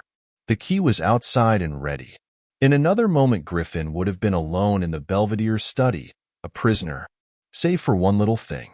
The key had been slipped in hastily that morning. As Kemp slammed the door, it fell noisily upon the carpet. Kemp's face became white. He tried to grip the door handle with both hands. For a moment he stood lugging. Then the door gave 6 inches. But he got it closed again. The second time it was jerked a foot wide, and the dressing gown came wedging itself into the opening. His throat was gripped by invisible fingers, and he left his hold on the handle to defend himself. He was forced back, tripped and pitched heavily into the corner of the landing. The empty dressing gown was flung on the top of him. Halfway up the staircase was Colonel Addy, the recipient of Kemp's letter, the chief of the Burdock police. He was staring aghast at the sudden appearance of Kemp, followed by the extraordinary sight of clothing tossing empty in the air. He saw Kemp felled and struggling to his feet. He saw him rush forward and go down again, felled like an ox. Then suddenly he was struck violently. By nothing. A vast weight, it seemed, leapt upon him, and he was hurled headlong down the staircase, with a grip on his throat and a knee in his groin. An invisible foot trod on his back, a ghostly patter passed downstairs. He heard the 2 police officers in the hall shout and run, and the front door of the house slammed violently. He rolled over and sat up staring. He saw, staggering down the staircase, Kemp, dusty and disheveled. One side of his face white from a blow, his lip bleeding, and a pink dressing gown and some underclothing held in his arms. "My God!" cried Kemp. "The game's up. He's gone." Chapter 25. The Hunting of the Invisible Man. For a space Kemp was too inarticulate to make Addy understand the swift things that had just happened. They stood on the landing, Kemp speaking swiftly, the grotesque swathings of Griffin still on his arm. But presently Addy began to grasp something of the situation. "He is mad," said Kemp, "inhuman. He is pure selfishness. He thinks of nothing but his own advantage, his own safety. I have listened to such a story this morning of brutal self-seeking. He has wounded men. He will kill them unless we can prevent him. He will create a panic. Nothing can stop him. He is going out now, furious. He must be caught," said Addy. "That is certain." "But how?" cried Kemp, and suddenly became full of ideas. "You must begin at once. You must set every available man to work. You must prevent his leaving this district. Once he gets away, he may go through the countryside as he wills, killing and maiming. He dreams of a reign of terror. A reign of terror, I tell you. You must set a watch on trains and roads and shipping. The garrison must help. You must wire for help. The only thing that may keep him here is the thought of recovering some books of notes he counts of value. I will tell you of that. There is a man in your police station, Marvel." "I know," said Addy. "I know. Those books, yes. But the tramp says he hasn't them. But he thinks the tramp has. And you must prevent him from eating or sleeping. Day and night the country must be astir for him. Food must be locked up and secured, all food, so that he will have to break his way to it. The houses everywhere must be barred against him. Heaven send us cold nights and rain. The whole countryside must begin hunting and keep hunting. I tell you, Addy, he is a danger, a disaster. Unless he is pinned and secured, it is frightful to think of the things that may happen." "What else can we do?" said Addy. "I must go down at once and begin organizing. But why not come? Yes, you come too. Come, and we must hold a sort of council of war. Get Hops to help, and the railway managers. By Jove, it's urgent. Come along. Tell me as we go. What else is there we can do? Put that stuff down." In another moment Addy was leading the way downstairs. They found the front door open and the policeman standing outside staring at empty air. "He's got away, sir," said one. "We must go to the central station at once," said Addy. "One of you go on down and get a cab to come up and meet us, quickly. And now, Kemp, what else?" "Dogs," said Kemp. "Get dogs. They don't see him, but they wind him. Get dogs." "Good," said Addy. "It's not generally known, but the prison officials over at Halstead know a man with bloodhounds. Dogs. What else?" "Bear in mind," said Kemp, his food shows. After eating, his food shows until it is assimilated, so that he has to hide after eating. You must keep on beating every thicket, every quiet corner, and put all weapons, all implements that might be weapons, away. He can't carry such things for long, and what he can snatch up and strike men with must be hidden away. Good again, said Addie. We shall have him yet. And on the roads, said Kemp, and hesitated. Yes, said Addie. Powdered glass, said Kemp. It's cruel, I know, but think of what he may do. Addie drew the air in sharply between his teeth. It's unsportsmanlike. I don't know, but I'll have powdered glass got ready. If he goes too far, the man's become inhuman, I tell you, said Kemp. I am as sure he will establish a reign of terror, so soon as he has got over the emotions of this escape, as I am sure I am talking to you. Our only chance is to be ahead. He has cut himself off from his kind. His blood be upon his own head. Chapter 26. The Wicksteed Murder. The Invisible Man seems to have rushed out of Kemp's house in a state of blind fury. A little child playing near Kemp's gateway was violently caught up and thrown aside, so that its ankle was broken, and thereafter for some hours the Invisible Man passed out of human perceptions.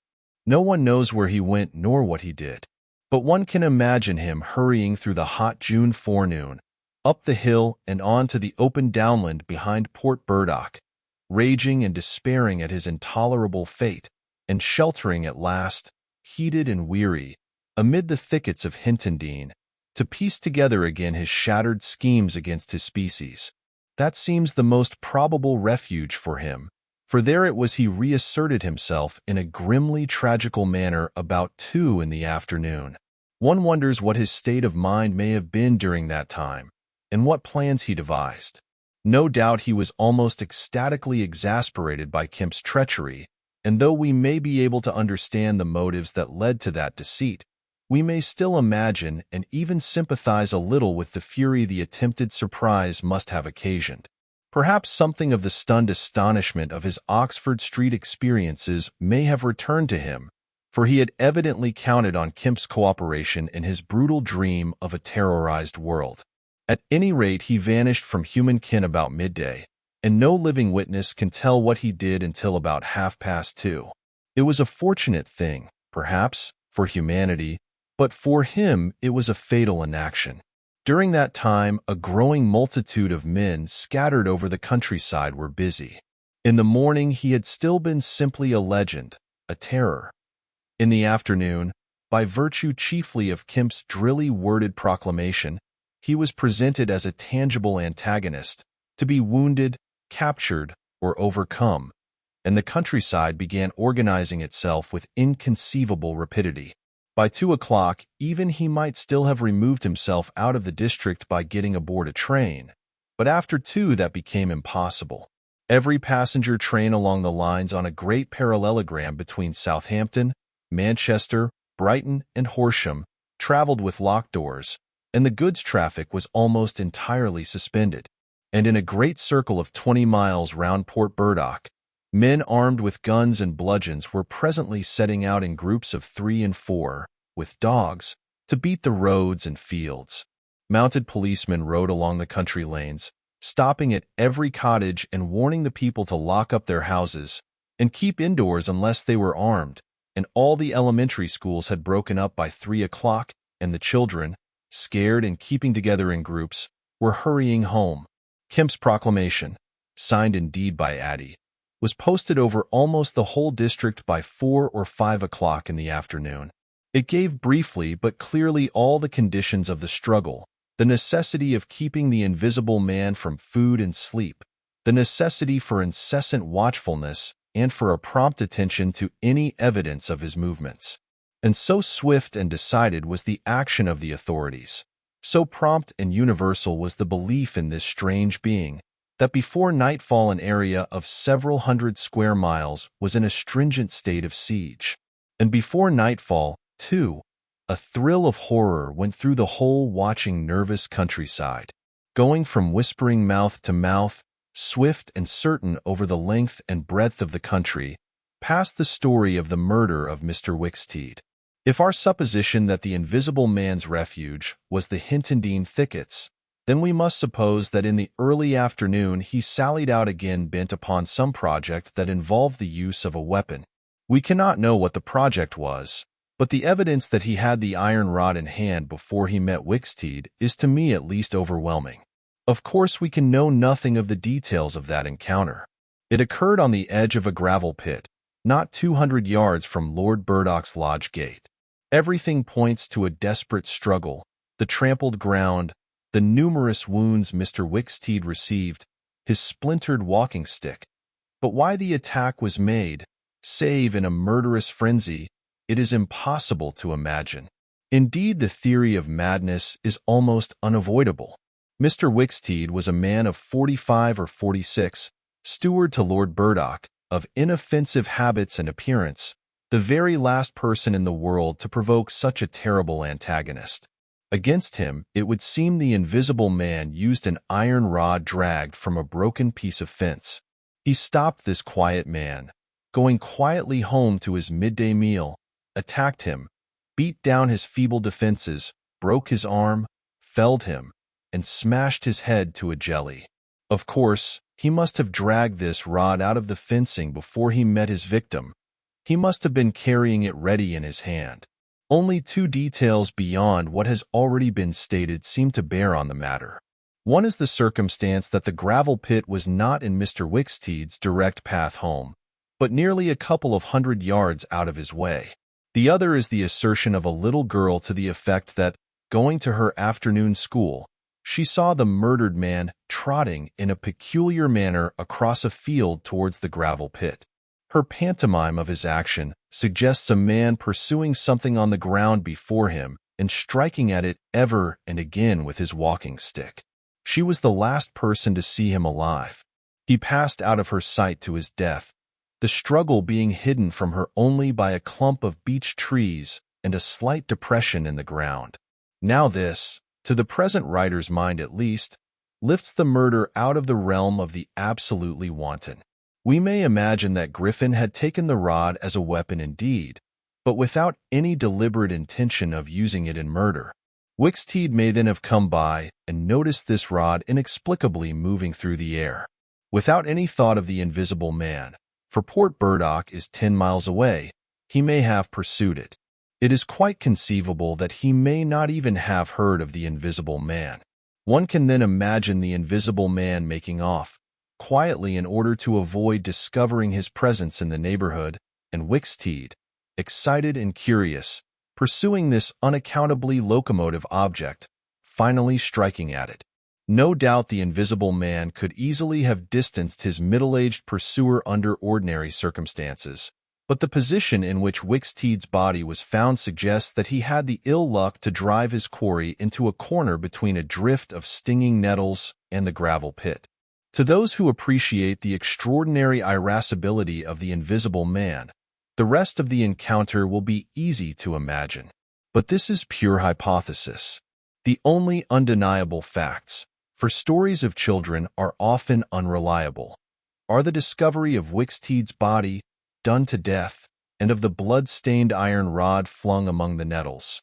The abandonment of the rod by Griffin suggests that in the emotional excitement of the affair, the purpose for which he took it, if he had a purpose, was abandoned. He was certainly an intensely egotistical and unfeeling man, but the sight of his victim, his first victim, bloody and pitiful at his feet, may have released some long-pent fountain of remorse which for a time may have flooded whatever scheme of action he had contrived. After the murder of Mr. Wicksteed, he would seem to have struck across the country towards the downland. There is a story of a voice heard about sunset by a couple of men in a field near Fern Bottom. It was wailing and laughing, sobbing and groaning, and ever and again it shouted. It must have been queer hearing. It drove up across the middle of a clover field and died away towards the hills. That afternoon the Invisible Man must have learnt something of the rapid use Kemp had made of his confidences. He must have found houses locked and secured. He may have loitered about railway stations and prowled about inns, and no doubt he read the proclamations and realized something of the nature of the campaign against him. And as the evening advanced, the fields became dotted here and there with groups of 3 or 4 men, and noisy with the yelping of dogs. These men-hunters had particular instructions in the case of an encounter as to the way they should support one another, but he avoided them all. We may understand something of his exasperation, and it could have been none the less because he himself had supplied the information that was being used so remorselessly against him. For that day at least he lost heart. For nearly 24 hours, save when he turned on Wicksteed, he was a hunted man. In the night, he must have eaten and slept. For in the morning he was himself again, active, powerful, angry, and malignant, prepared for his last great struggle against the world. Chapter 27. The Siege of Kemp's House. Kemp read a strange missive, written in pencil on a greasy sheet of paper. "You have been amazingly energetic and clever," this letter ran, "though what you stand to gain by it I cannot imagine. You are against me. For a whole day you have chased me. You have tried to rob me of a night's rest. But I have had food in spite of you. I have slept in spite of you, and the game is only beginning. The game is only beginning.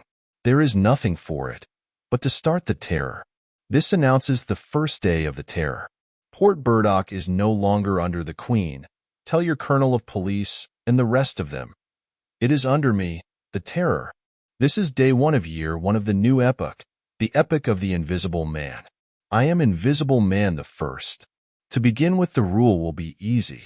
The first day there will be one execution for the sake of example, a man named Kemp. Death starts for him today.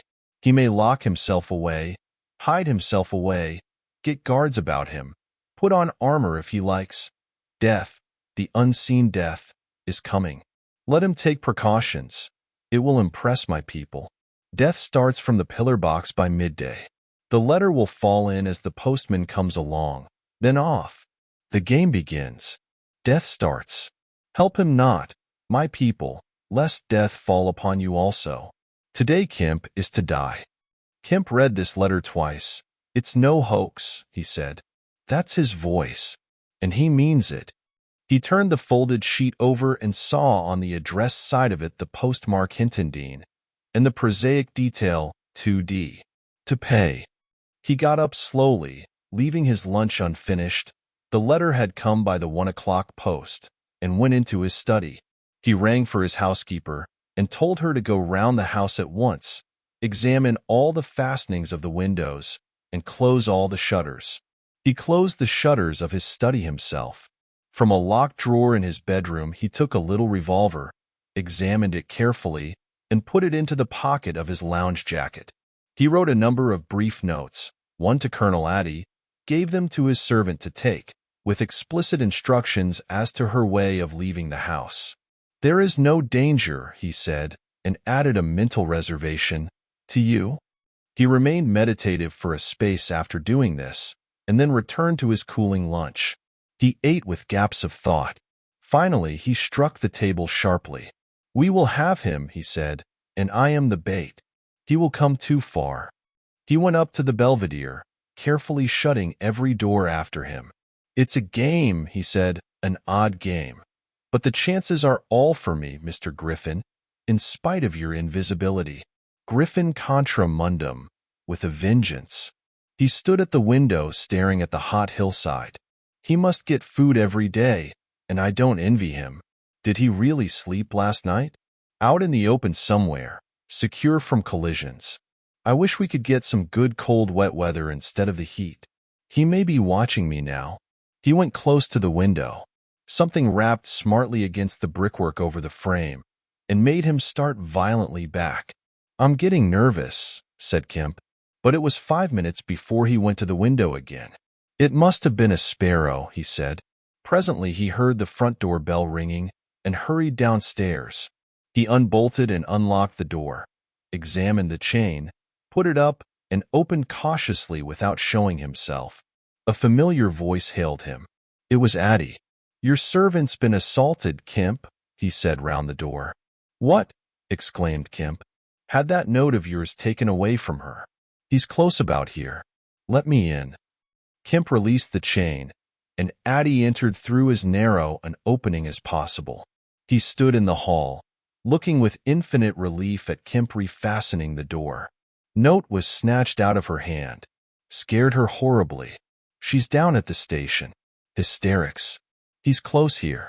What was it about? Kemp swore. What a fool I was, said Kemp. I might have known. It's not an hour's walk from Hintondean. Already? What's up? Said Addie. Look here, said Kemp, and led the way into his study. He handed Addie the invisible man's letter. Addie read it and whistled softly. And you, said Addie. Proposed a trap, like a fool, said Kemp, and sent my proposal out by a maidservant. To him. Addie followed Kemp's profanity. He'll clear out, said Addie. Not he, said Kemp.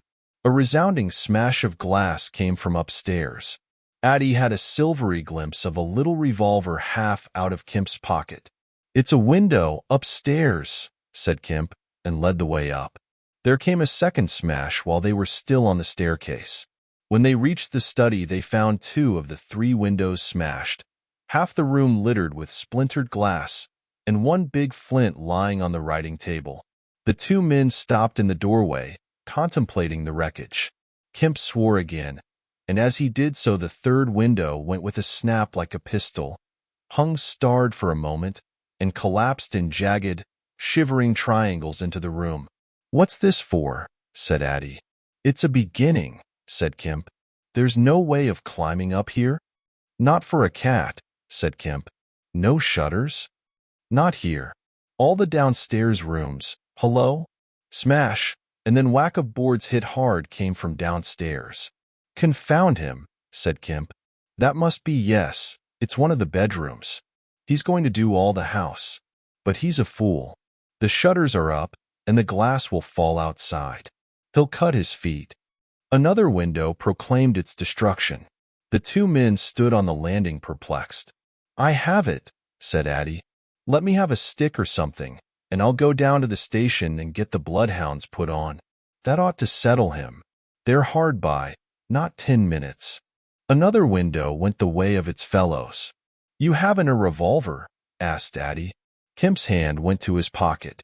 Then he hesitated. I haven't one, at least to spare. I'll bring it back, said Addie. You'll be safe here. Kemp, ashamed of his momentary lapse from truthfulness, handed him the weapon. Now for the door, said Addie. As they stood hesitating in the hall, they heard one of the first-floor bedroom windows crack and clash. Kemp went to the door and began to slip the bolts as silently as possible. His face was a little paler than usual. You must step straight out, said Kemp. In another moment Addie was on the doorstep and the bolts were dropping back into the staples. He hesitated for a moment, feeling more comfortable with his back against the door. Then he marched, upright and square, down the steps. He crossed the lawn and approached the gate. A little breeze seemed to ripple over the grass. Something moved near him.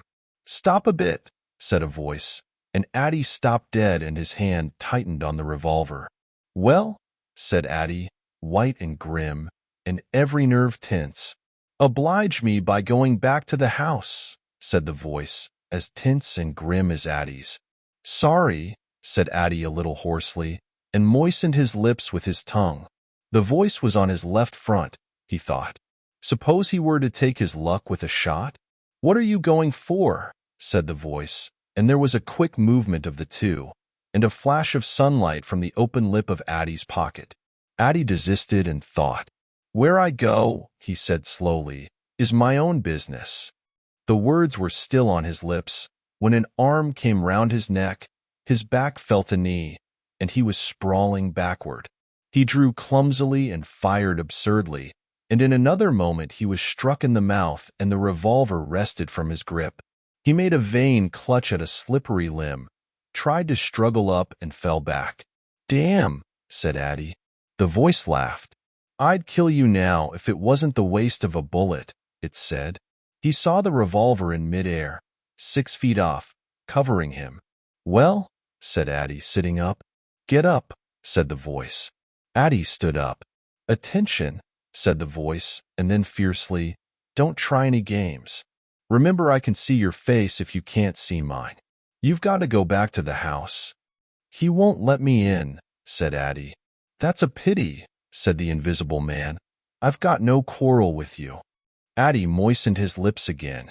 He glanced away from the barrel of the revolver and saw the sea far off, very blue and dark under the midday sun. The smooth green down, the white cliff of the head, and the multitudinous town, and suddenly he knew that life was very sweet. His eyes came back to this little metal thing hanging between heaven and earth, 6 yards away. "What am I to do?" he said sullenly. "What am I to do?" asked the invisible man. "You will get help. The only thing is for you to go back." "I will try. If he lets me in, will you promise not to rush the door?" "I've got no quarrel with you," said the voice. Kemp had hurried upstairs after letting Addie out, and now crouching among the broken glass and peering cautiously over the edge of the study windowsill, he saw Addie stand parleying with the unseen. "Why doesn't he fire?" whispered Kemp to himself. Then the revolver moved a little, and the glint of the sunlight flashed in Kemp's eyes. He shaded his eyes and tried to see the source of the blinding beam. "Surely," he said, "Addie has given up the revolver." "Promise not to rush the door," Addie was saying. "Don't push a winning game too far. Give a man a chance. You go back to the house. I tell you flatly I will not promise anything." Addie's decision seemed suddenly made. He turned towards the house, walking slowly with his hands behind him. Kemp watched him, puzzled. The revolver vanished, flashed again into sight, vanished again, and became evident on a closer scrutiny as a little dark object following Addie. Then things happened very quickly. Addie leapt backwards, swung around, clutched at this little object, missed it, threw up his hands and fell forward on his face, leaving a little puff of blue in the air. Kemp did not hear the sound of the shot.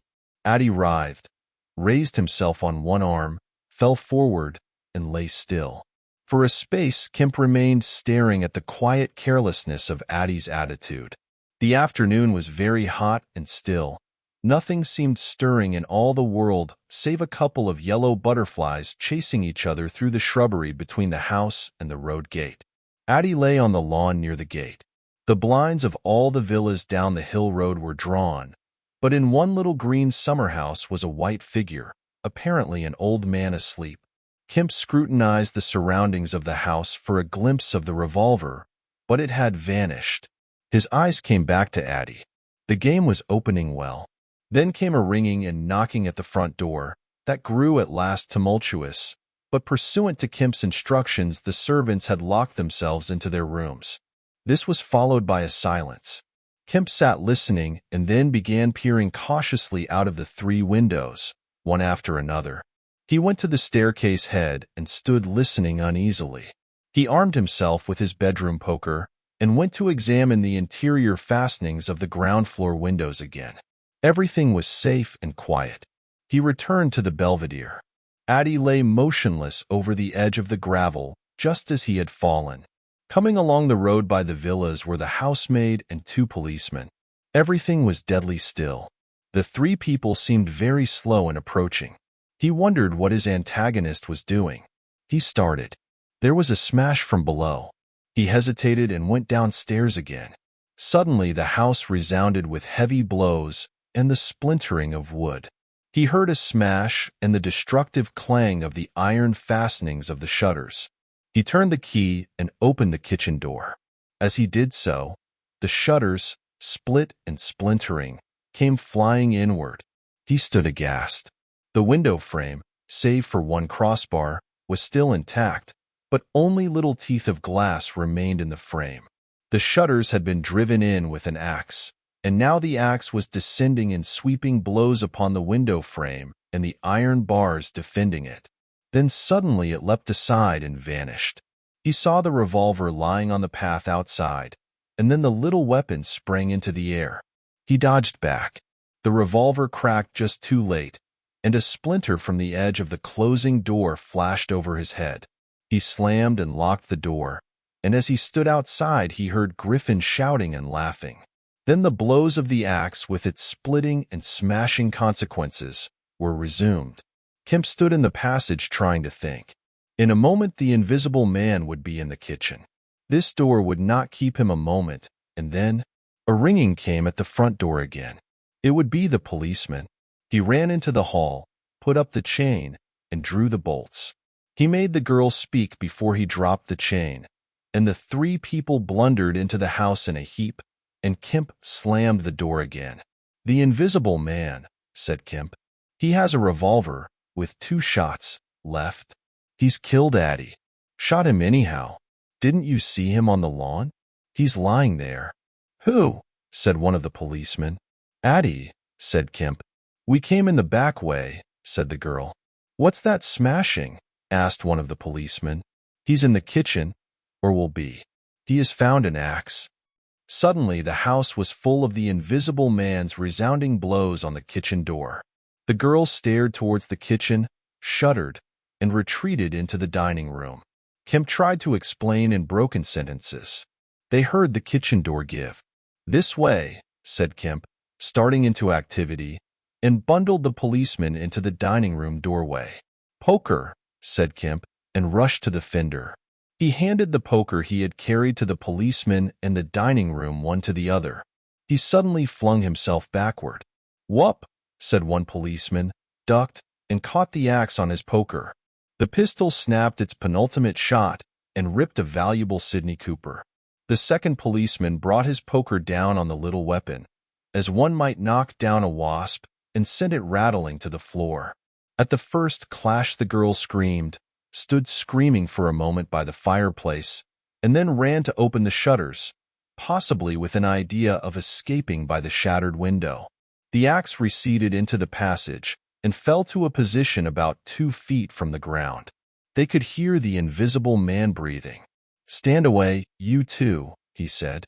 "I want that man, Kemp." "We want you," said the first policeman, making a quick step forward and wiping with his poker at the voice. The invisible man must have started back, and he blundered into the umbrella stand. Then, as the policeman staggered with the swing of the blow he had aimed, the invisible man countered with the axe.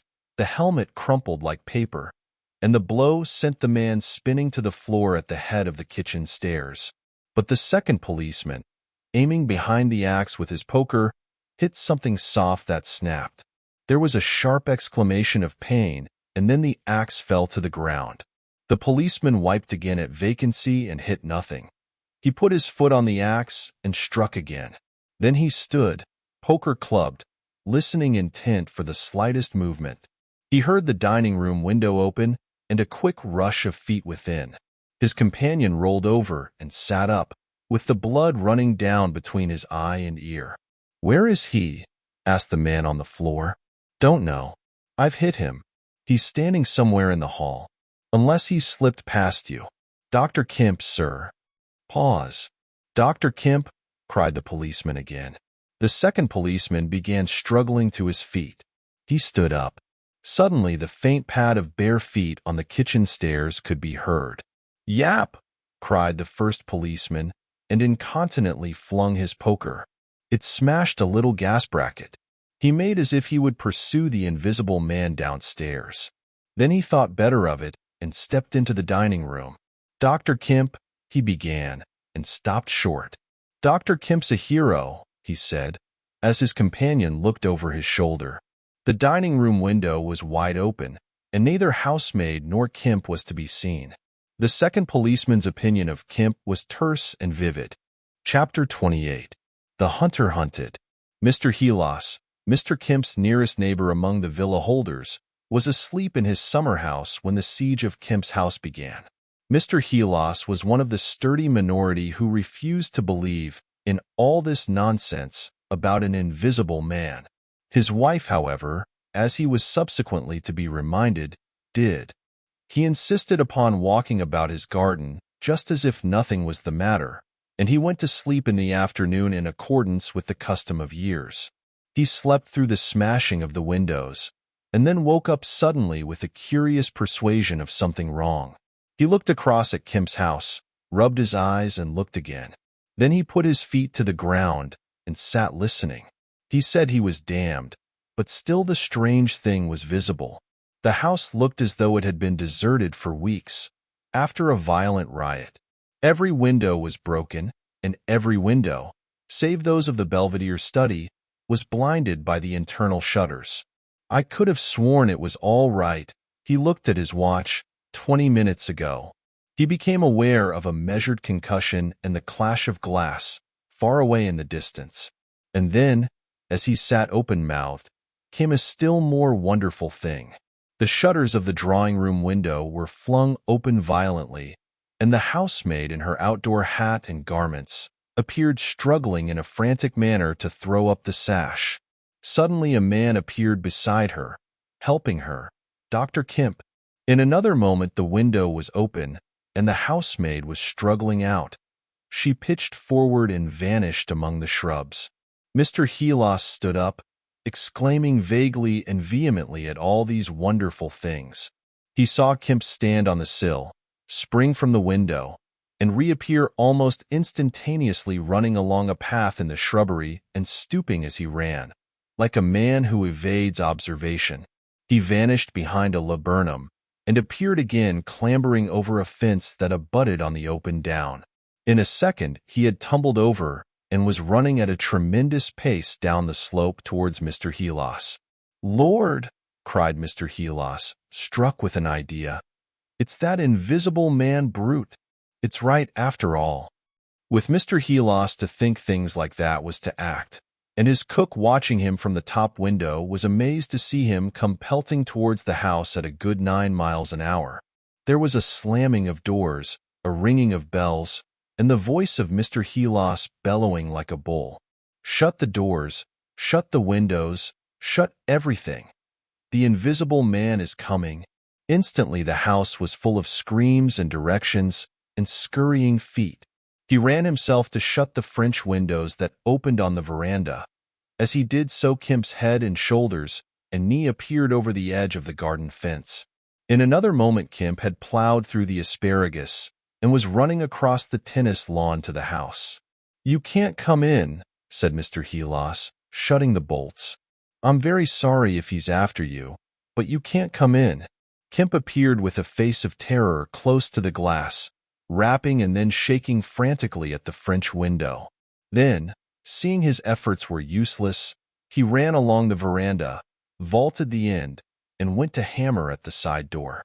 Then he ran round by the side gate to the front of the house, and so into the hill road. And Mr. Heelas, staring from his window, a face of horror, had scarcely witnessed Kemp vanish, ere the asparagus was being trampled this way and that by feet unseen. At that Mr. Heelas fled precipitately upstairs, and the rest of the chase is beyond his purview. But as he passed the staircase window, he heard the side gate slam. Emerging into the hill road, Kemp naturally took the downward direction, and so it was he came to run in his own person the very race he had watched with such a critical eye from the Belvedere study only 4 days ago. He ran it well, for a man out of training, and though his face was white and wet, his wits were cool to the last. He ran with wide strides, and wherever a patch of rough ground intervened, wherever there came a patch of raw flints, or a bit of broken glass shone dazzling, he crossed it and left the bare invisible feet that followed to take what line they would. For the first time in his life, Kemp discovered that the hill road was indescribably vast and desolate, and that the beginnings of the town far below at the hill foot were strangely remote. Never had there been a slower or more painful method of progression than running. All the gaunt villas, sleeping in the afternoon sun, looked locked and barred. No doubt they were locked and barred by his own orders. But at any rate, they might have kept a lookout for an eventuality like this. The town was rising up now, the sea had dropped out of sight behind it, and people down below were stirring. A tram was just arriving at the hill foot. Beyond that was the police station. Was that footsteps he heard behind him? Spurt. The people below were staring at him. 1 or 2 were running, and his breath was beginning to saw in his throat. The tram was quite near now, and the Jolly Cricketers was noisily barring its doors. Beyond the tram were posts and heaps of gravel, the drainage works. He had a transitory idea of jumping into the tram and slamming the doors, and then he resolved to go for the police station. In another moment he had passed the door of the Jolly Cricketers and was in the blistering fag end of the street, with human beings about him. The tram driver and his helper, arrested by the sight of his furious haste, stood staring with the tram horses unhitched. Further on, the astonished features of navvies appeared above the mounds of gravel. His pace broke a little, and then he heard the swift pad of his pursuer and leapt forward again. "The invisible man!" he cried to the navvies, with a vague, indicative gesture, and by an inspiration leapt the excavation and placed a burly group between him and the chase. Then, abandoning the idea of the police station, he turned into a little side street, rushed by a greengrocer's cart, hesitated for the 10th of a second at the door of a sweetstuff shop, and then made for the mouth of an alley that ran back into the main hill street again. 2 or 3 little children were playing here, and shrieked and scattered at his apparition, and forthwith doors and windows opened and excited mothers revealed their hearts. Out he shot into Hill Street again, 300 yards from the tramline end, and immediately he became aware of a tumultuous vociferation and running people. He glanced up the street towards the hill. Hardly a dozen yards off ran a huge navvy, cursing in fragments and slashing viciously with a spade, and hard behind him came the tram conductor with his fists clenched. Up the street others followed these two, striking and shouting. Down towards the town, men and women were running, and he noticed clearly one man coming out of a shop door with a stick in his hand. "Spread out! Spread out!" cried someone. Kemp suddenly grasped the altered condition of the chase. He stopped and looked round, panting. "He's close here," he cried. "Form a line across." He was hit hard under the ear and went reeling, trying to face round towards his unseen antagonist. He just managed to keep his feet, and he struck a vain counter in the air. Then he was hit again under the jaw and sprawled headlong on the ground. In another moment a knee compressed his diaphragm, and a couple of eager hands gripped his throat, but the grip of one was weaker than the other. He grasped the wrists, heard a cry of pain from his assailant, and then the spade of the navvy came whirling through the air above him and struck something with a dull thud. He felt a drop of moisture on his face. The grip at his throat suddenly relaxed, and with a convulsive effort, Kemp loosed himself, grasped a limp shoulder, and rolled uppermost. He gripped the unseen elbows near the ground. "I've got him!" screamed Kemp. "Help! Help! Hold! He's down! Hold his feet!" In another second there was a simultaneous rush upon the struggle, and a stranger coming into the road suddenly might have thought an exceptionally savage game of rugby football was in progress. And there was no shouting after Kemp's cry, only a sound of blows and feet and heavy breathing. Then came a mighty effort, and the invisible man threw off a couple of his antagonists and rose to his knees. Kemp clung to him in front like a hound to a stag, and a dozen hands gripped, clutched, and tore at the unseen. The tram conductor suddenly got the neck and shoulders and lugged him back. Down went the heap of struggling men again and rolled over. There was, I am afraid, some savage kicking, then suddenly a wild scream of "Mercy! Mercy!" that died down swiftly to a sound like choking. "Get back, you fools!" cried the muffled voice of Kemp, and there was a vigorous shoving back of stalwart forms. "He's hurt, I tell you. Stand back." There was a brief struggle to clear a space, and then the circle of eager faces saw the doctor kneeling, as it seemed, 15 inches in the air, and holding invisible arms to the ground. Behind him a constable gripped invisible ankles. "Don't you leave go of in," cried the big navvy, holding a blood-stained spade. "He's shamming." "He's not shamming," said the doctor, cautiously raising his knee, "and I'll hold him." His face was bruised and already going red. He spoke thickly because of a bleeding lip. He released one hand and seemed to be feeling at the face. "The mouth's all wet," he said, and then, "Good God!" He stood up abruptly and then knelt down on the ground by the side of the thing unseen.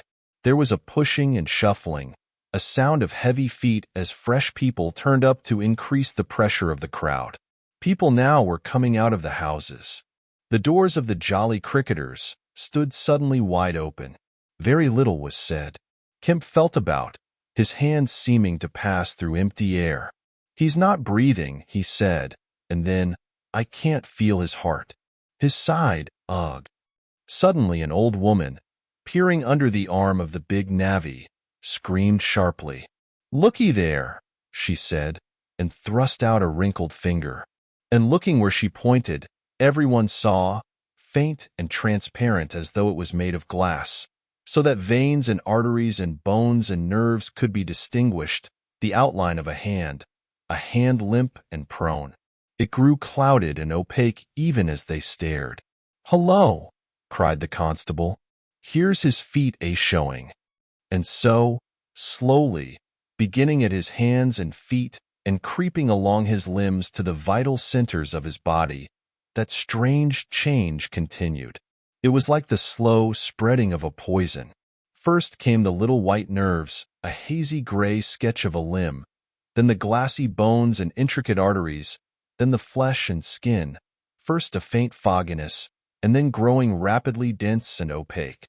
Presently they could see his crushed chest and his shoulders, and the dim outline of his drawn and battered features.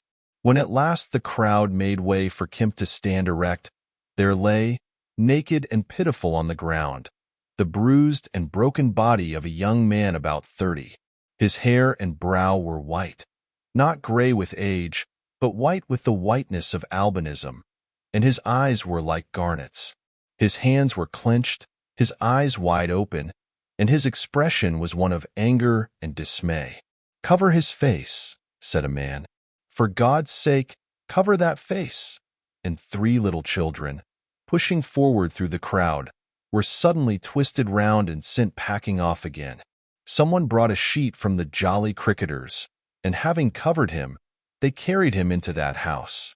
And there it was, on a shabby bed in a tawdry, ill-lighted bedroom, surrounded by a crowd of ignorant and excited people, broken and wounded, betrayed and unpitied, that Griffin, the first of all men to make himself invisible, Griffin, the most gifted physicist the world has ever seen, ended in infinite disaster his strange and terrible career.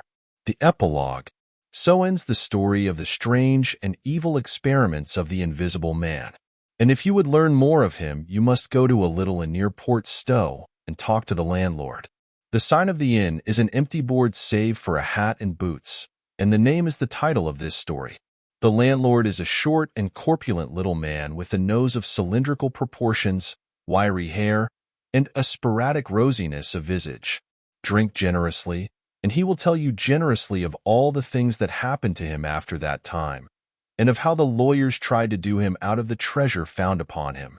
When they found they couldn't prove whose money was which, "I'm blessed," he says, "if they didn't try to make me out a blooming treasure trove." Do I look like a treasure trove?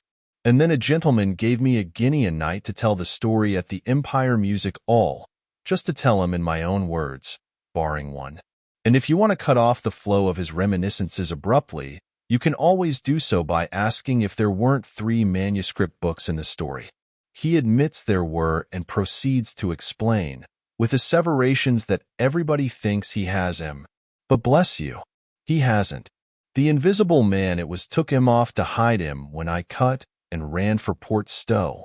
It's that Mr. Kemp put people on with the idea of my having him, and then he subsides into a pensive state, watches you furtively, bustles nervously with glasses, and presently leaves the bar. He is a bachelor man. His tastes were ever bachelor, and there are no women folk in the house. Outwardly he buttons. It is expected of him, but in his more vital privacies, in the matter of braces for example, he still turns to string. He conducts his house without enterprise, but with eminent decorum. His movements are slow, and he is a great thinker. But he has a reputation for wisdom and for a respectable parsimony in the village, and his knowledge of the roads of the south of England would beat Cobbett. And on Sunday mornings, every Sunday morning, all the year round, while he is closed to the outer world, and every night after 10, he goes into his bar parlor, bearing a glass of gin faintly tinged with water, and having placed this down, he locks the door and examines the blinds, and even looks under the table. And then, being satisfied of his solitude, he unlocks the cupboard and a box in the cupboard and a drawer in that box, and produces 3 volumes bound in brown leather, and places them solemnly in the middle of the table. The covers are weather-worn and tinged with an algal green.